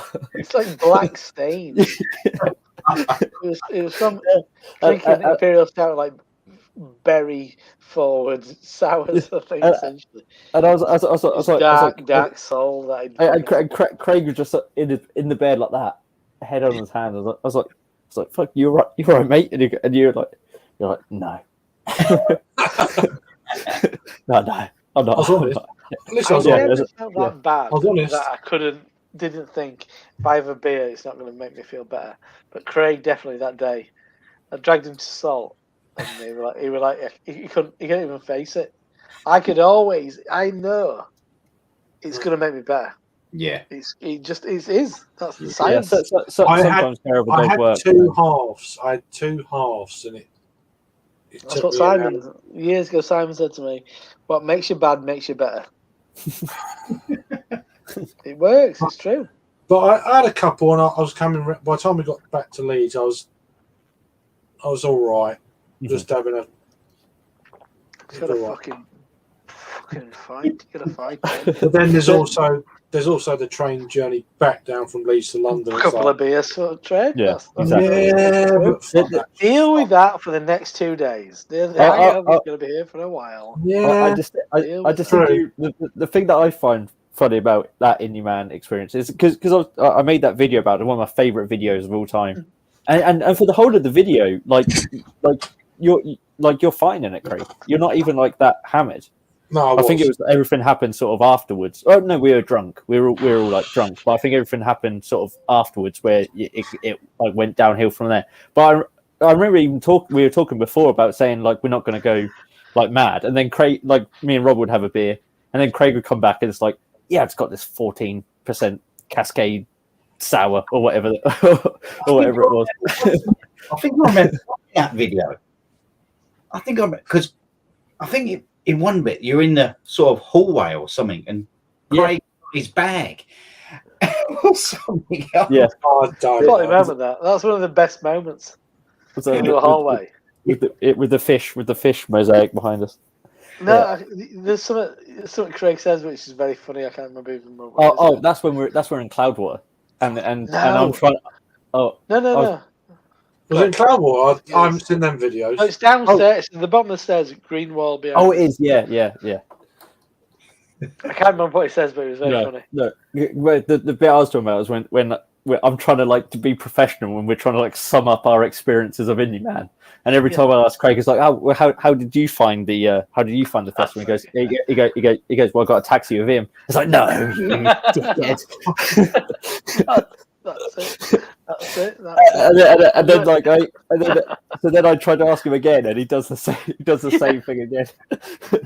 Yeah, I love it. He showed reactions on Yeah. No, you dickhead. You got to do them things deadpan though. It's Yeah, like, that's what it was. It was just. Yeah, I got a taxi with him. if you can't do it when you're laughing. It No, doesn't work. no. You've gotta be- Yeah. If I can do it, I'd be like, this is a zinger. Go in. That's yeah. Then we went to Cloudwater, didn't we? And then Yeah. And track when they were in that. Yeah. sort of- I remember that. That was good. I probably went to track first then, I guess. And we met with the Beards Without Frontiers. Yeah. Guys, Yeah, Vicky The bouncer was a bit of a dick, Simon. but there you go. Oh, the female, Cloudwater. Yeah. Yeah. No, we had a fair amount afterwards. If I'm Yeah. Oh, we went to Marble as well, didn't we? Did we? Marble. Yeah. Did we? Yeah. There you go. Oh, Well, fuck it, the pub. What's the pub called? Marble Arch. I can't remember that. Did we? I've got videos of it. I've got videos, and they won't see the light of day. No, they're the ones who won't see the light of day. I need to see the light. I need to see these lights. Well, we today. just, I'll are we have just, to dig 'em we're out. just like mega pissed. Are we saying Just that? mega can't pissed. remember. It's nothing bad. Just completely incoherent. Like absolute shit shows. I can't remember them. You don't I remember can't going to the remember. Marble Arch? No. We went to the Marble Arch and then we went to the train station. Yeah. It's Oh, not well. far from train station. And we went to M&S and we were dicking around in M&S for so much. That's why we had to like run for the train, and that's what. No, we were going to get food from Greg's, but then Greg's were closed. Yeah. And that's why. And then I- Greg I- was fumbling around in his fucking Don't bag. think I was even there. I wasn't even there. Like emptied your bag onto the fucking floor of the Yeah, train station. Your bag just went everywhere, and the train was like there. The train was like, well, we're all fucked. Can't remember that. Got a pint of. I remember because my glass. Brought you a pint of No, Burnt Miller's, my glass fell out of the bag when I was running. Yeah. The fucking zip opened. Yeah, that was it. Yeah, And your I'm bag like, opened. Wasn't it? fuck off. And it's like. And then I couldn't get everything. Everything fell out, and I couldn't get everything back in. I'm trying to hurry up, and it's like, hurry up! You're The train's too pissed coming to up. fucking Yeah, I deal know. with it, That's why I'm that's trying to hurry up. And it's like, Another little great nugget in my mind of that night was then when we were back at Rob's. For some reason, well, no, not for some reason. It's because I was talking about it. Me and Rob watched Elvis clips yeah. on YouTube Hours. for ages. And I remember Craig sort of walking in and going, "What's going on?" like what you doing? You weren't interested? Yeah, what? It's You just were like, watching some Elvis film? yeah. You're like, can I? Have you got a couch upstairs? Can I just go? We watched a lot of Ric Flair. Watched a lot of Ric Flair, didn't we? Styling and profiling. Woo! A lot of And Ric then Flair. we watched an Elvis film. Load of Elvis. Because I think the name of that video is like Indie Man BeerCon 2019 styling profiling. Profiling. Because every now and again we just go styling profiling. Profiling. Yeah, no, I think we were watching King Creole. Yeah. Until like 4 a.m. Yeah. Aloha from Hawaii. A load of that. Regretting his very being. Yeah. You know, we watched Comeback. I think we watched a bit of Comeback Special. Yeah, and Aloha from Hawaii, which is my favorite, one of my favorite albums of all time. There you go. Great. see if that Greg would have been open, Craig, you would have been okay. You would have got if that melt, and that would have sorted you out. is that yeah. I don't even remember Marble Arch. Never mind Greg's. No, I don't remember Marble Arch. No, I remember it. Yeah, I remember Marble Arch. We only had a couple of pints, I think. What? Fucking hell. Yeah, I think we even had pints then. We weren't Really? like, I wouldn't have had a pint. No. No. It's the I did best see though. the video. I'll have to dig back. I have to go through my iCloud. I've still got some Yeah. videos of Indie Man as well. Do a comp and keep it private. So Yeah, I'll upload them. I won't edit them. I'll Around- just keep how they are. Yeah, but Oh, yeah. you've got lots of little videos like that. One with like. Can't be that bad. It's just pissed up idiots. No. It's just I just didn't want to put it on my YouTube channel. That was it. It's just complete. They weren't videos. They were just us just babbling, like incoherent. I want to Nothing see. bad in it. I want to see the Head of Steam reviews from Oh god, 20 no, that is a shit show. 2017. That's the shit I want to see. A shit show. Yeah, but I want to see them. Just put Yeah, them on the Quack. listed. Put them on listed. I think the only one I've got is we did a Quack review, me, Yeah. you, and Harry, I and it remember was it. so loud, and we were so smashed. loud. We Yeah. were drunk. Yeah. The first Hop City, wasn't it? I've got like a really good video, and I don't know why. The official one. I've got like a really good video of me, you, and Harry on where where Little Leeds used to be in the corn exchange thing with the little Yeah. balcony. We're on the outside. balcony, yeah. Yeah, we're outside it, and we did a Little Earth project beer, a Little Earth project, like one of their earliest beers. And I don't know why I didn't put it up. I just never got around to putting it I up. do remember it. Yeah, it's like some sort of like sour red ale or something. I do remember it. I remember doing the review. See a lot of things I do remember, but Indie Man. Not really. You just got go back. You got I mean, my that's video. 2017. I remember that, but 2019, nah. Yeah. That's why I want to do it this year, because I want to enjoy it more rather than if I can come up for the weekend, I'll do it. But when I I booked would a like to do it hotel again. now, so it's like hopefully the hotel's still there. Yeah, yeah. Not derelict. But when did are the tickets already out for Indie Man? Or have they not been released yet? Not yet. No, I just booked the hotel on the Friday. I've got the Friday and the Saturday I booked. In the hotel. Yeah, but it's in the northern quarter, so bit out of the main drag. Yeah, so I roughly know the area. But 80 quid though, it's pretty good. Really fucking cheap for Manchester on a weekend. So if you got the link, send it to me, and I might just pre-book it just it's the Merchants Hotel. Merchants. Yeah. I'll make a note. And in the northern quarter. Yeah. So it's on hotels.com. I'll have a look at that. I might just pre-book it. Well, that's what I did. Obviously, I've paid for it because I can't make Harry's piss up this year if he's doing it in the summer. That just doesn't work for me. Well, yeah, that's the first weekend of the summer holidays as well. Yeah, for the kids. So I'm like, yeah, I don't know. So I think I'll do the big one in June, and then I might wank with this Indie Man one as well. Then that'd be good. I mean, the Indie Man one is. I think tickets will go quick though. Yeah, they're going to go exactly. like a few hours. So. Yeah. Are you on for a bit? I'm going to grab another beer if you're. Yeah. If you're Yeah. Cool. I'm just going to have this beer and then clear off. So I didn't expect to be on nearly 5 hours on a Thursday, to be honest. That's why I started early. So I've had enough of stouts. I need some IPA. All right, what's that? Again, it's the same brewery as I've been drinking the stouts from. It's a local thing. Common Roots. Cool. It's a bit of pineapple, zesty, tangerine type. What's that? 6.5. 6.5. 6.5. Mm-hmm. Sounds good. It's good. Looks all right. It's very, very pineapple-y. It's quite dark, or is it the light? I don't know. Yeah, it's a bit hazy. Hey, how you doing? Yeah, happy St. Patrick's Day to you, mate. I found your Instagram page the other day. So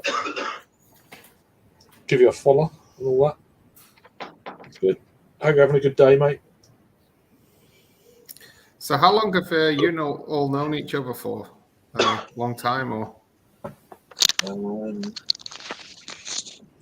5. I've known Rob since 2015.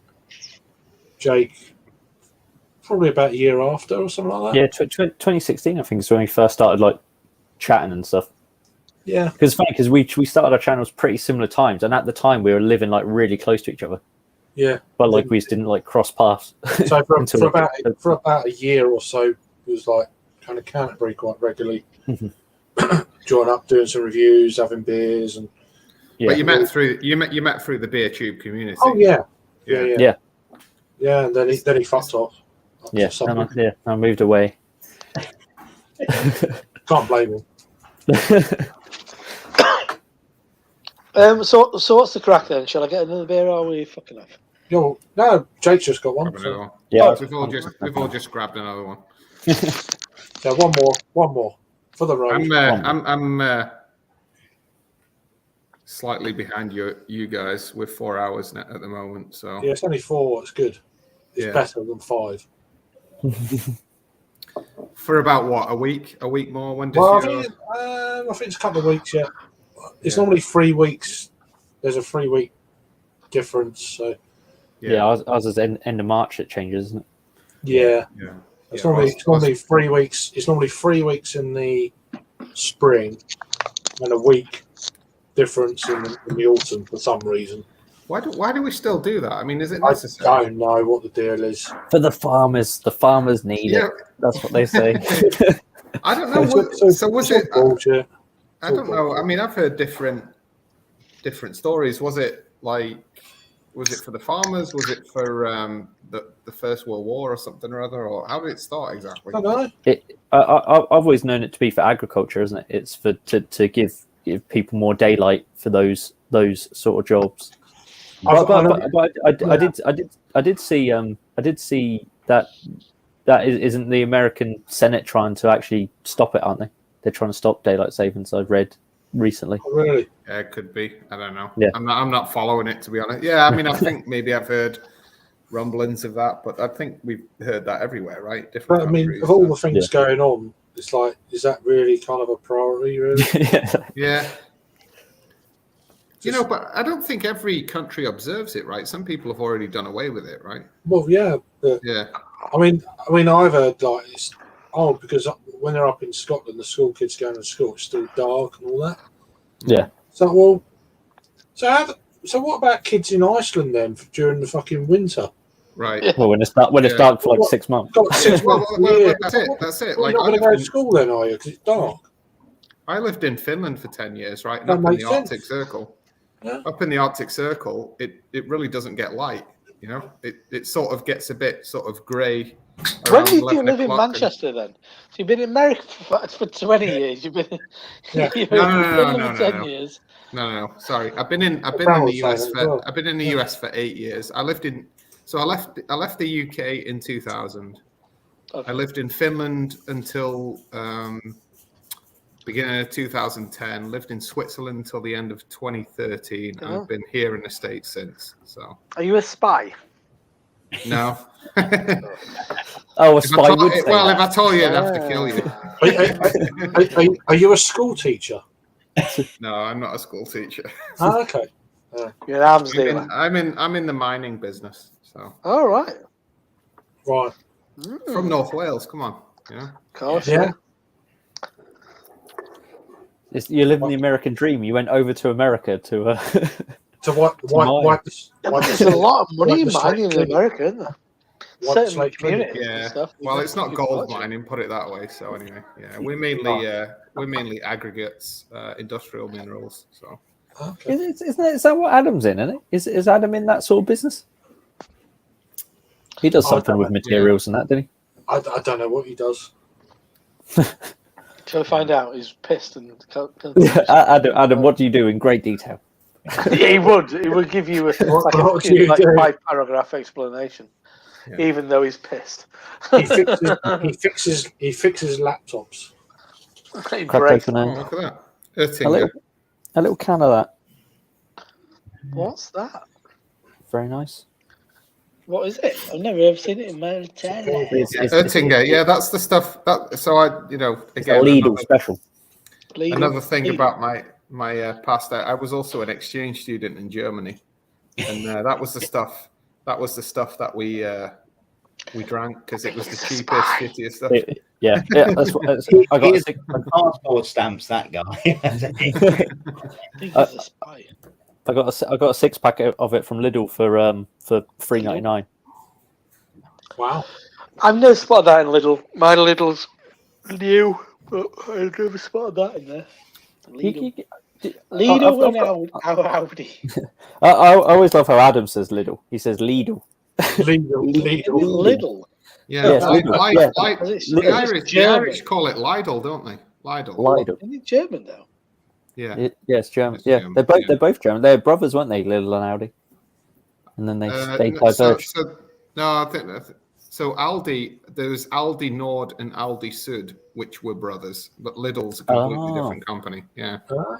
So the one that you see in the UK is connected to Aldi Sud. Yeah, but Lidl's a completely different company. Oh, that's where I picked up the brothers. I heard a brothers thing about Audi before, and I assumed it was Lidl. Perhaps They've both got 4 letters in the name. Are they not brother-in-laws? Oh, that I don't know, but I just know that there's I'm joking. two.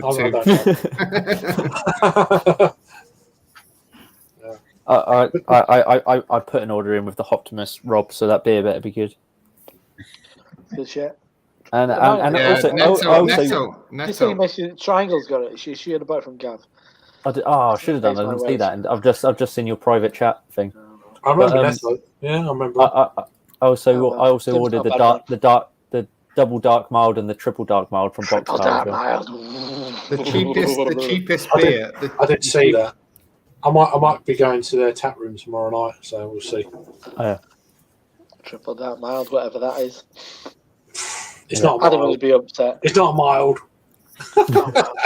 I had their mild on draft the other day in Deberton White Horse, and it was lovely. It's very good. I Just want the to try. normal mild. They've done a rebrew of the Mills bitter, Oh, okay. the collab Mills. Yeah. Oh yeah, we got that in. It hung around like a fucking bad smell. I mean, I reviewed the original one. Months and months and months. Yeah, I removed the. I reviewed the original one, so I thought it was Vodka alright. does not sell. It was nice. I enjoyed it, but In general, It's a- vodka doesn't sell. It's a strange collab to do with Mills because it's not like Mills are known not for their like style, pumping is it? out a bitter, is it? it's Yeah. not really a style for them. It's like I don't. It's a bit. Well, bit of a mishmash, really. Yeah, Jake, I'd be interested to see what you think of that. I thought it was amazing. It's Mhm. different, just different. Really kind of curiously different.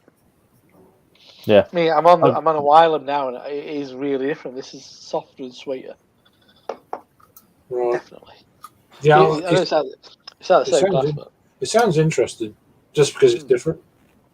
Yeah, that's what piqued my interest. Just trying to, and it's just- obviously better on a recommendation than just going blindly. Because I would have never picked it up otherwise, if you know what I mean. I've not I heard don't of the research brewery. too much nowadays. I never heard of the brewery either, so I only knew him because they did that collab with Vocation, and it was all over Instagram, and all the Oh, Instagram yeah. people going mad for it. And I was probably looking at the wrong photos. yeah, yeah, I know what photos you're looking at. I know what you were looking at. I got your number. I was looking at trains. Trains. And- Francis Bourgeois. Yeah, looking at some thrushes or something like Mm. You gotta love a bird. Well, I guess.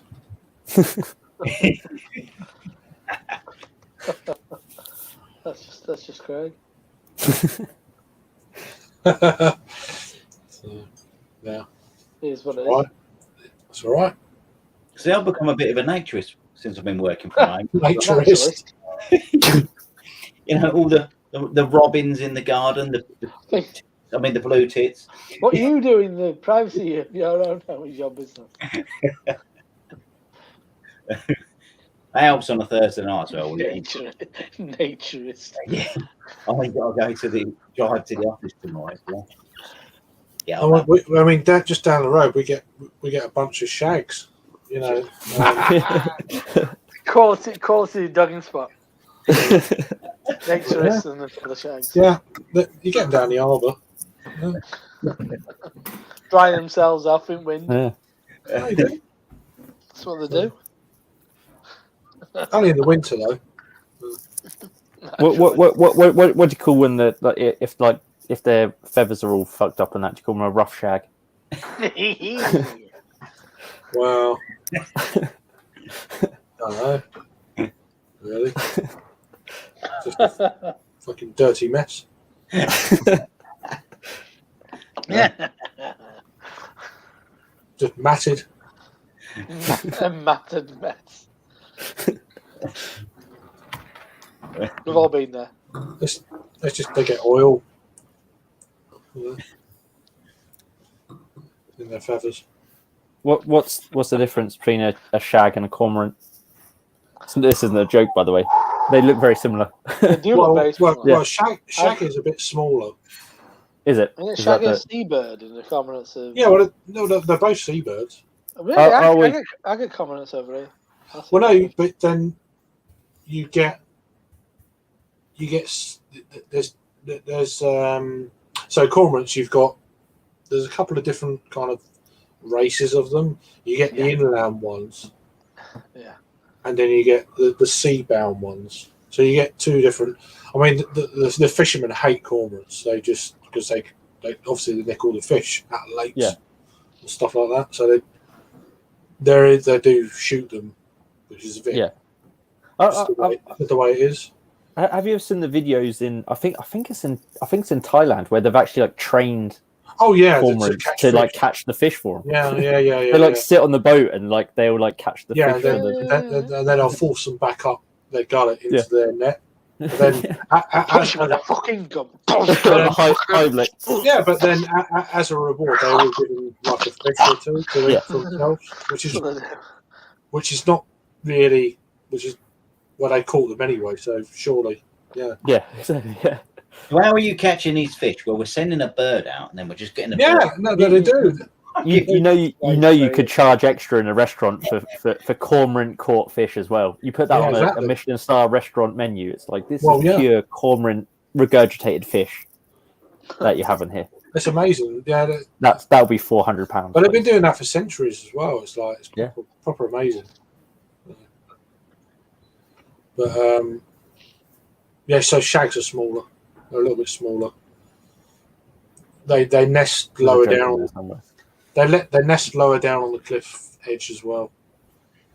So I could bore the shit out of you. Yeah. No, I'm being honest. I've got quite a few birds in my garden at the minute. No shags. Yeah. Don't get no shags there. Couple of birds. Funny how this conversation kind of spurred me to research the origin of the word shag. Apparently it means matted hair. Or matted carpet. hair, yeah. Like shaggy. Exactly. Yeah. Well, they've got a tuft of hair at the back. That's why they're called shag. Okay. Oh. Yeah. There you go. Yeah. And the smell of jizz. Well, I mean that's probably a more modern. The question is, how do you know what jizz smells like? I'm quite aware of it. Are you not? Sometimes it shoots that far, so there you go. Oh yeah. Sorry if you're watching in daytime. I indulge in certain adult kind of like endeavours. It's a bodily function. It's I'll have a shot done it sometimes. Well, that's normal. We're all human. Never know where it ends up, do you? Well, Just shut your mouth. No, hang on. No, I mean...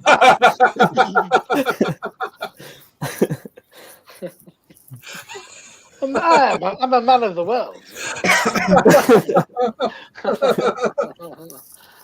Just make sure your mouth closes. The vinegar strokes kick in. And if you're watching on a lunchtime on a nice sunny day, just on the subject of the smell of it, there's I don't know if you noticed this, but there's those trees. There's this certain type of tree, and it stinks.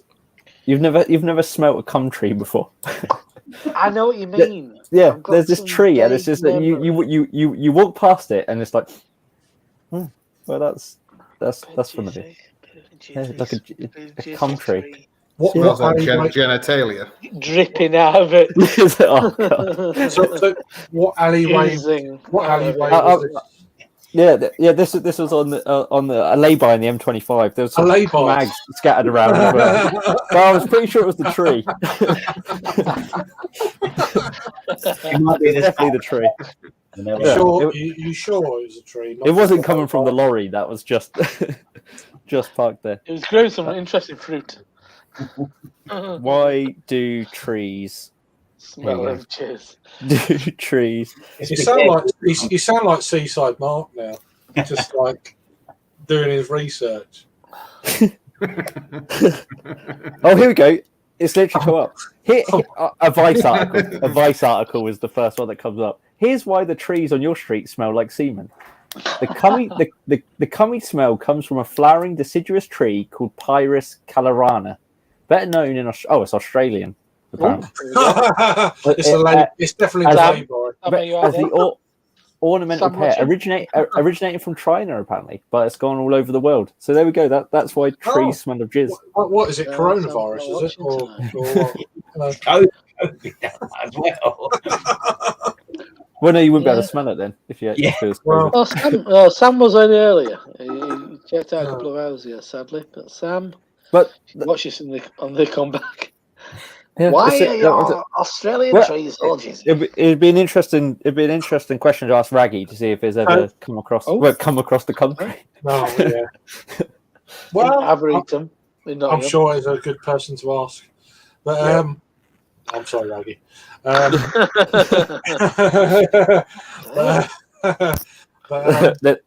It's just like there's one man. there's only I'd one ask reason how why it- it smells like cum. but then, There's so one man I'd ask basically, who- that Right, smell so was it's the not- lay-by then. It was nothing to do with a tree. It could have been, yeah. I'm talking of that. I watched Car Share earlier. One of the clips was the dogging scene. Oh yeah, yeah. It's one of the best ever. Is that where they wind down the window and Yeah, I know. It's brilliant. Peter Kay. Yeah, Car Share. Oh my god, I've forgotten how funny that was. I don't know why it came out. And then I watched that, and then after that, it sends you on to a load of like other links, like outtakes. It's like, oh my word, brilliant stuff. What a great series they were. Peter Kay is so funny. He is better. Yeah. He's better than the Wigan Joker or whatever the fuck his name is. Yeah. Phoenix Nights. I love Phoenix Nights. Yeah. Oh yeah, back in them two together. And the outtakes of that are just like off the chain funny. Really good. Yeah, Peter Kay is great. I appreciate him. That he is a very good comedy writer, but I think he is a complete arsehole as well at the same time. I don't know. Yeah, I don't No, know. from what I've heard, I think he's. Do you mean on a personal level? Yeah. Because he disappeared for quite a few years, didn't he? And- No. I think he's just an arsehole. Yeah. Yeah. yeah, I don't know. Some good stuff, but some fucking rubbish. That Bax and Paddy series was fucking rubbish. It's just. That was a bit of cashing in. Yeah, Bit of a cashing in on that one, but I do think Phoenix Nights was some quality moments. that Peter Kay thing is a great like 6 episode. The one with the ice cream man. Quality. Yeah. It's Taxi Driver essentially. Isn't It it? is. It's just but with 2 ice cream men. Brilliant. Yeah. There's some fantastic stuff. And that was essentially the pilot for Phoenix Nights as well, wasn't it? They had one episode where it was set in. It was called in the club. The bit where he's going up in the stair lift. My mate, the woman who he's going upstairs with. Wait till I get you upstairs. Yeah. Things I'll do to you. My mate went out with her. Really? Oh, really? Yeah. Joe Thingy, I can't remember her name. She was in Thingy. She's been in lots of stuff, hasn't she? England. Yeah. That's where he met her, at the premiere. So we did premiere at work. All right. Of the film. Yeah. Wow. Yeah, I remember. And she's the one. Wait till I get upstairs. Things I'll do to you.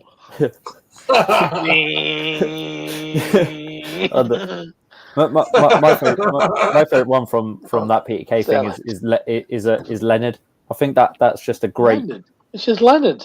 It's one about like the obscure sort of eccentric old man, and he's like a bit of a Jesus freak. Oh, he's like It's a very sort of.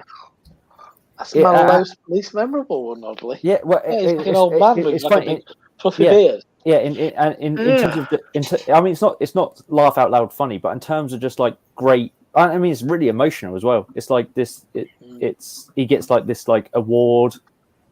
I mean, when you see like Ricky Gervais doing stuff with like Derek and all that sort of thing, it's like it's on that level of like emotion and that sort of thing, really.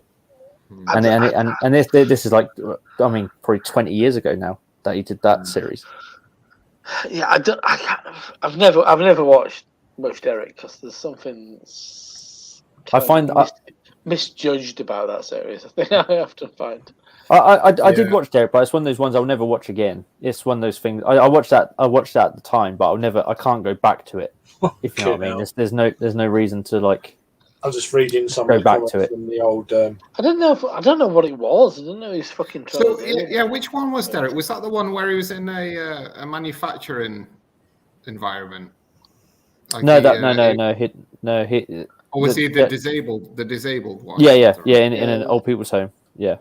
Right. Yeah, just a bit wrong. I don't know that one. Yeah. Yeah, poorly judged. I think he's fucking. I think it shows a bit of arrogance, really. But it's like Afterlife. I mean, I watched first series. I think I don't know. I found it really uncomfortable to watch. I've not watched it. I just can't bring myself to watch it. I just don't want to. I started watching Afterlife. I did the first series. I did about 2 episodes of the second series, and then that was it. I was like, I can't be asked anymore. But like, I'm in some different chats with my friends back home, and they're all, I just finished the last series of Afterlife. Oh, it was great. I was like, well, I watched the first series and that was it. I couldn't be asked, and they were like, "Oh no, you've got to watch it. You've got to watch it till the end." So I don't know. I mean, best bit of Afterlife I've watched, as Craig was saying earlier, is a load of outtakes. They're fucking brilliant. Yeah. All the outtakes are the best thing. Corking bit. Yeah. Oh, it's Really brilliant good. Really good stuff. He's got a couple of people on series with him. There's is it Brian Grice? Brian Summit. Is it Brian Grice or something like that? He's like a fake stand-up comedian, a bit like Andreas. I'm feeling blah blah blah. Yeah. It's a bit like him. He's the kind of greasy fella in the office. So he's a stand-up comedian. That's his stand-up character, that guy. And he does that in the series. And there's some brilliant moments with him where they just can't fucking get it. They just can't do it. Because he's some greasy fucking joke about like... He plays the same character in Derek as well. Oh, was he in Derek as well? That's his stand-up character. Yeah, it's exactly the same, but it's different name, but it's exactly the same character. Ricky Gervais is just massively entertained by him. Yeah. Sorry, what's his name? Derek, Ricky Gervais and... No. I cannot remember. No. And then the other bit is with, is it Paul Kay? Dennis Bennis. What the psychiatrist. It's fucking, that bit is absolutely... Because I've watched all the outtakes. I can't be bothered with that. I can't be bothered with the drama aspect of it. Yeah. I mean, I'm exactly the same, Jay. I watched the outtakes, but I've not watched one stitch of Afterlife. Yeah. The outtakes are hilarious when he's in a pub and he's they're rattling off all the names. They're rattling. some oh, who's that? Oh yeah, no, what's that? What you saying? Oh yeah, they're rattling. It's the 2 guys who used to be in that phone. Set in the comedy set in the phone shop. Okay. And those are the two guys doing it in that scene. And they're just rattling off the terrible nicknames they have for each other. And then when he comes out at the point, he goes to Jamie Redknapp. Yeah, exactly.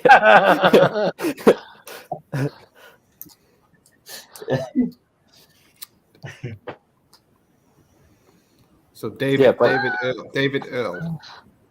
David Earl was because he's got a podcast as well, and he's got a podcast with. Did he have a podcast with Joe Wilkinson? I think. So apparently he was in extras as well. That was the first time he played a very similar character in that as well. That was the first. That obsessive fan. His role was in extras. Yeah, and then he was in Cemetery Junction as well, which was the Ricky Gervais, Stephen Merchant film. Which one? Sorry, Cemetery Junction. Yeah, I haven't seen that. I think. And then he played Kevin Twine in Derek, and then Brian in Afterlife. Mm-hmm. And they're literally all the same people. Even in Cemetery Junction, it's the same same character. Yeah, it's like One of my favorite outtakes from Derek is he just sings this like obscene song where he goes, "Beaver, Beaver." Oh yeah. I won't do the rest of it. I probably can't play this, to be honest.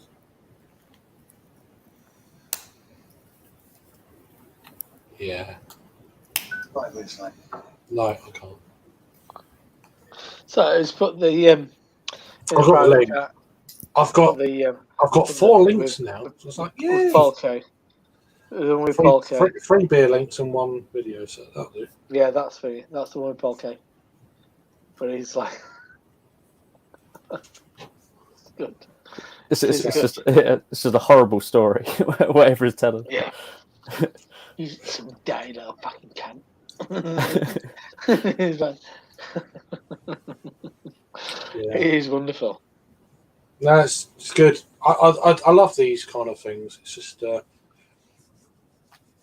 But yeah, no, I There's couldn't watch it. I couldn't something watch about it. people. There's something about people cracking up that just makes you laugh. Yeah. It's just the Yeah. outtakes just. and it, Wait, even like the Phoenix, like going back to like Phoenix Nights. I still like one of my favorite things is an outtake from Phoenix Nights where it is Max and Paddy, and they're talking about like the gangsters, and there's one about Tommy Dickfingers, and he goes Tommy Dickfingers.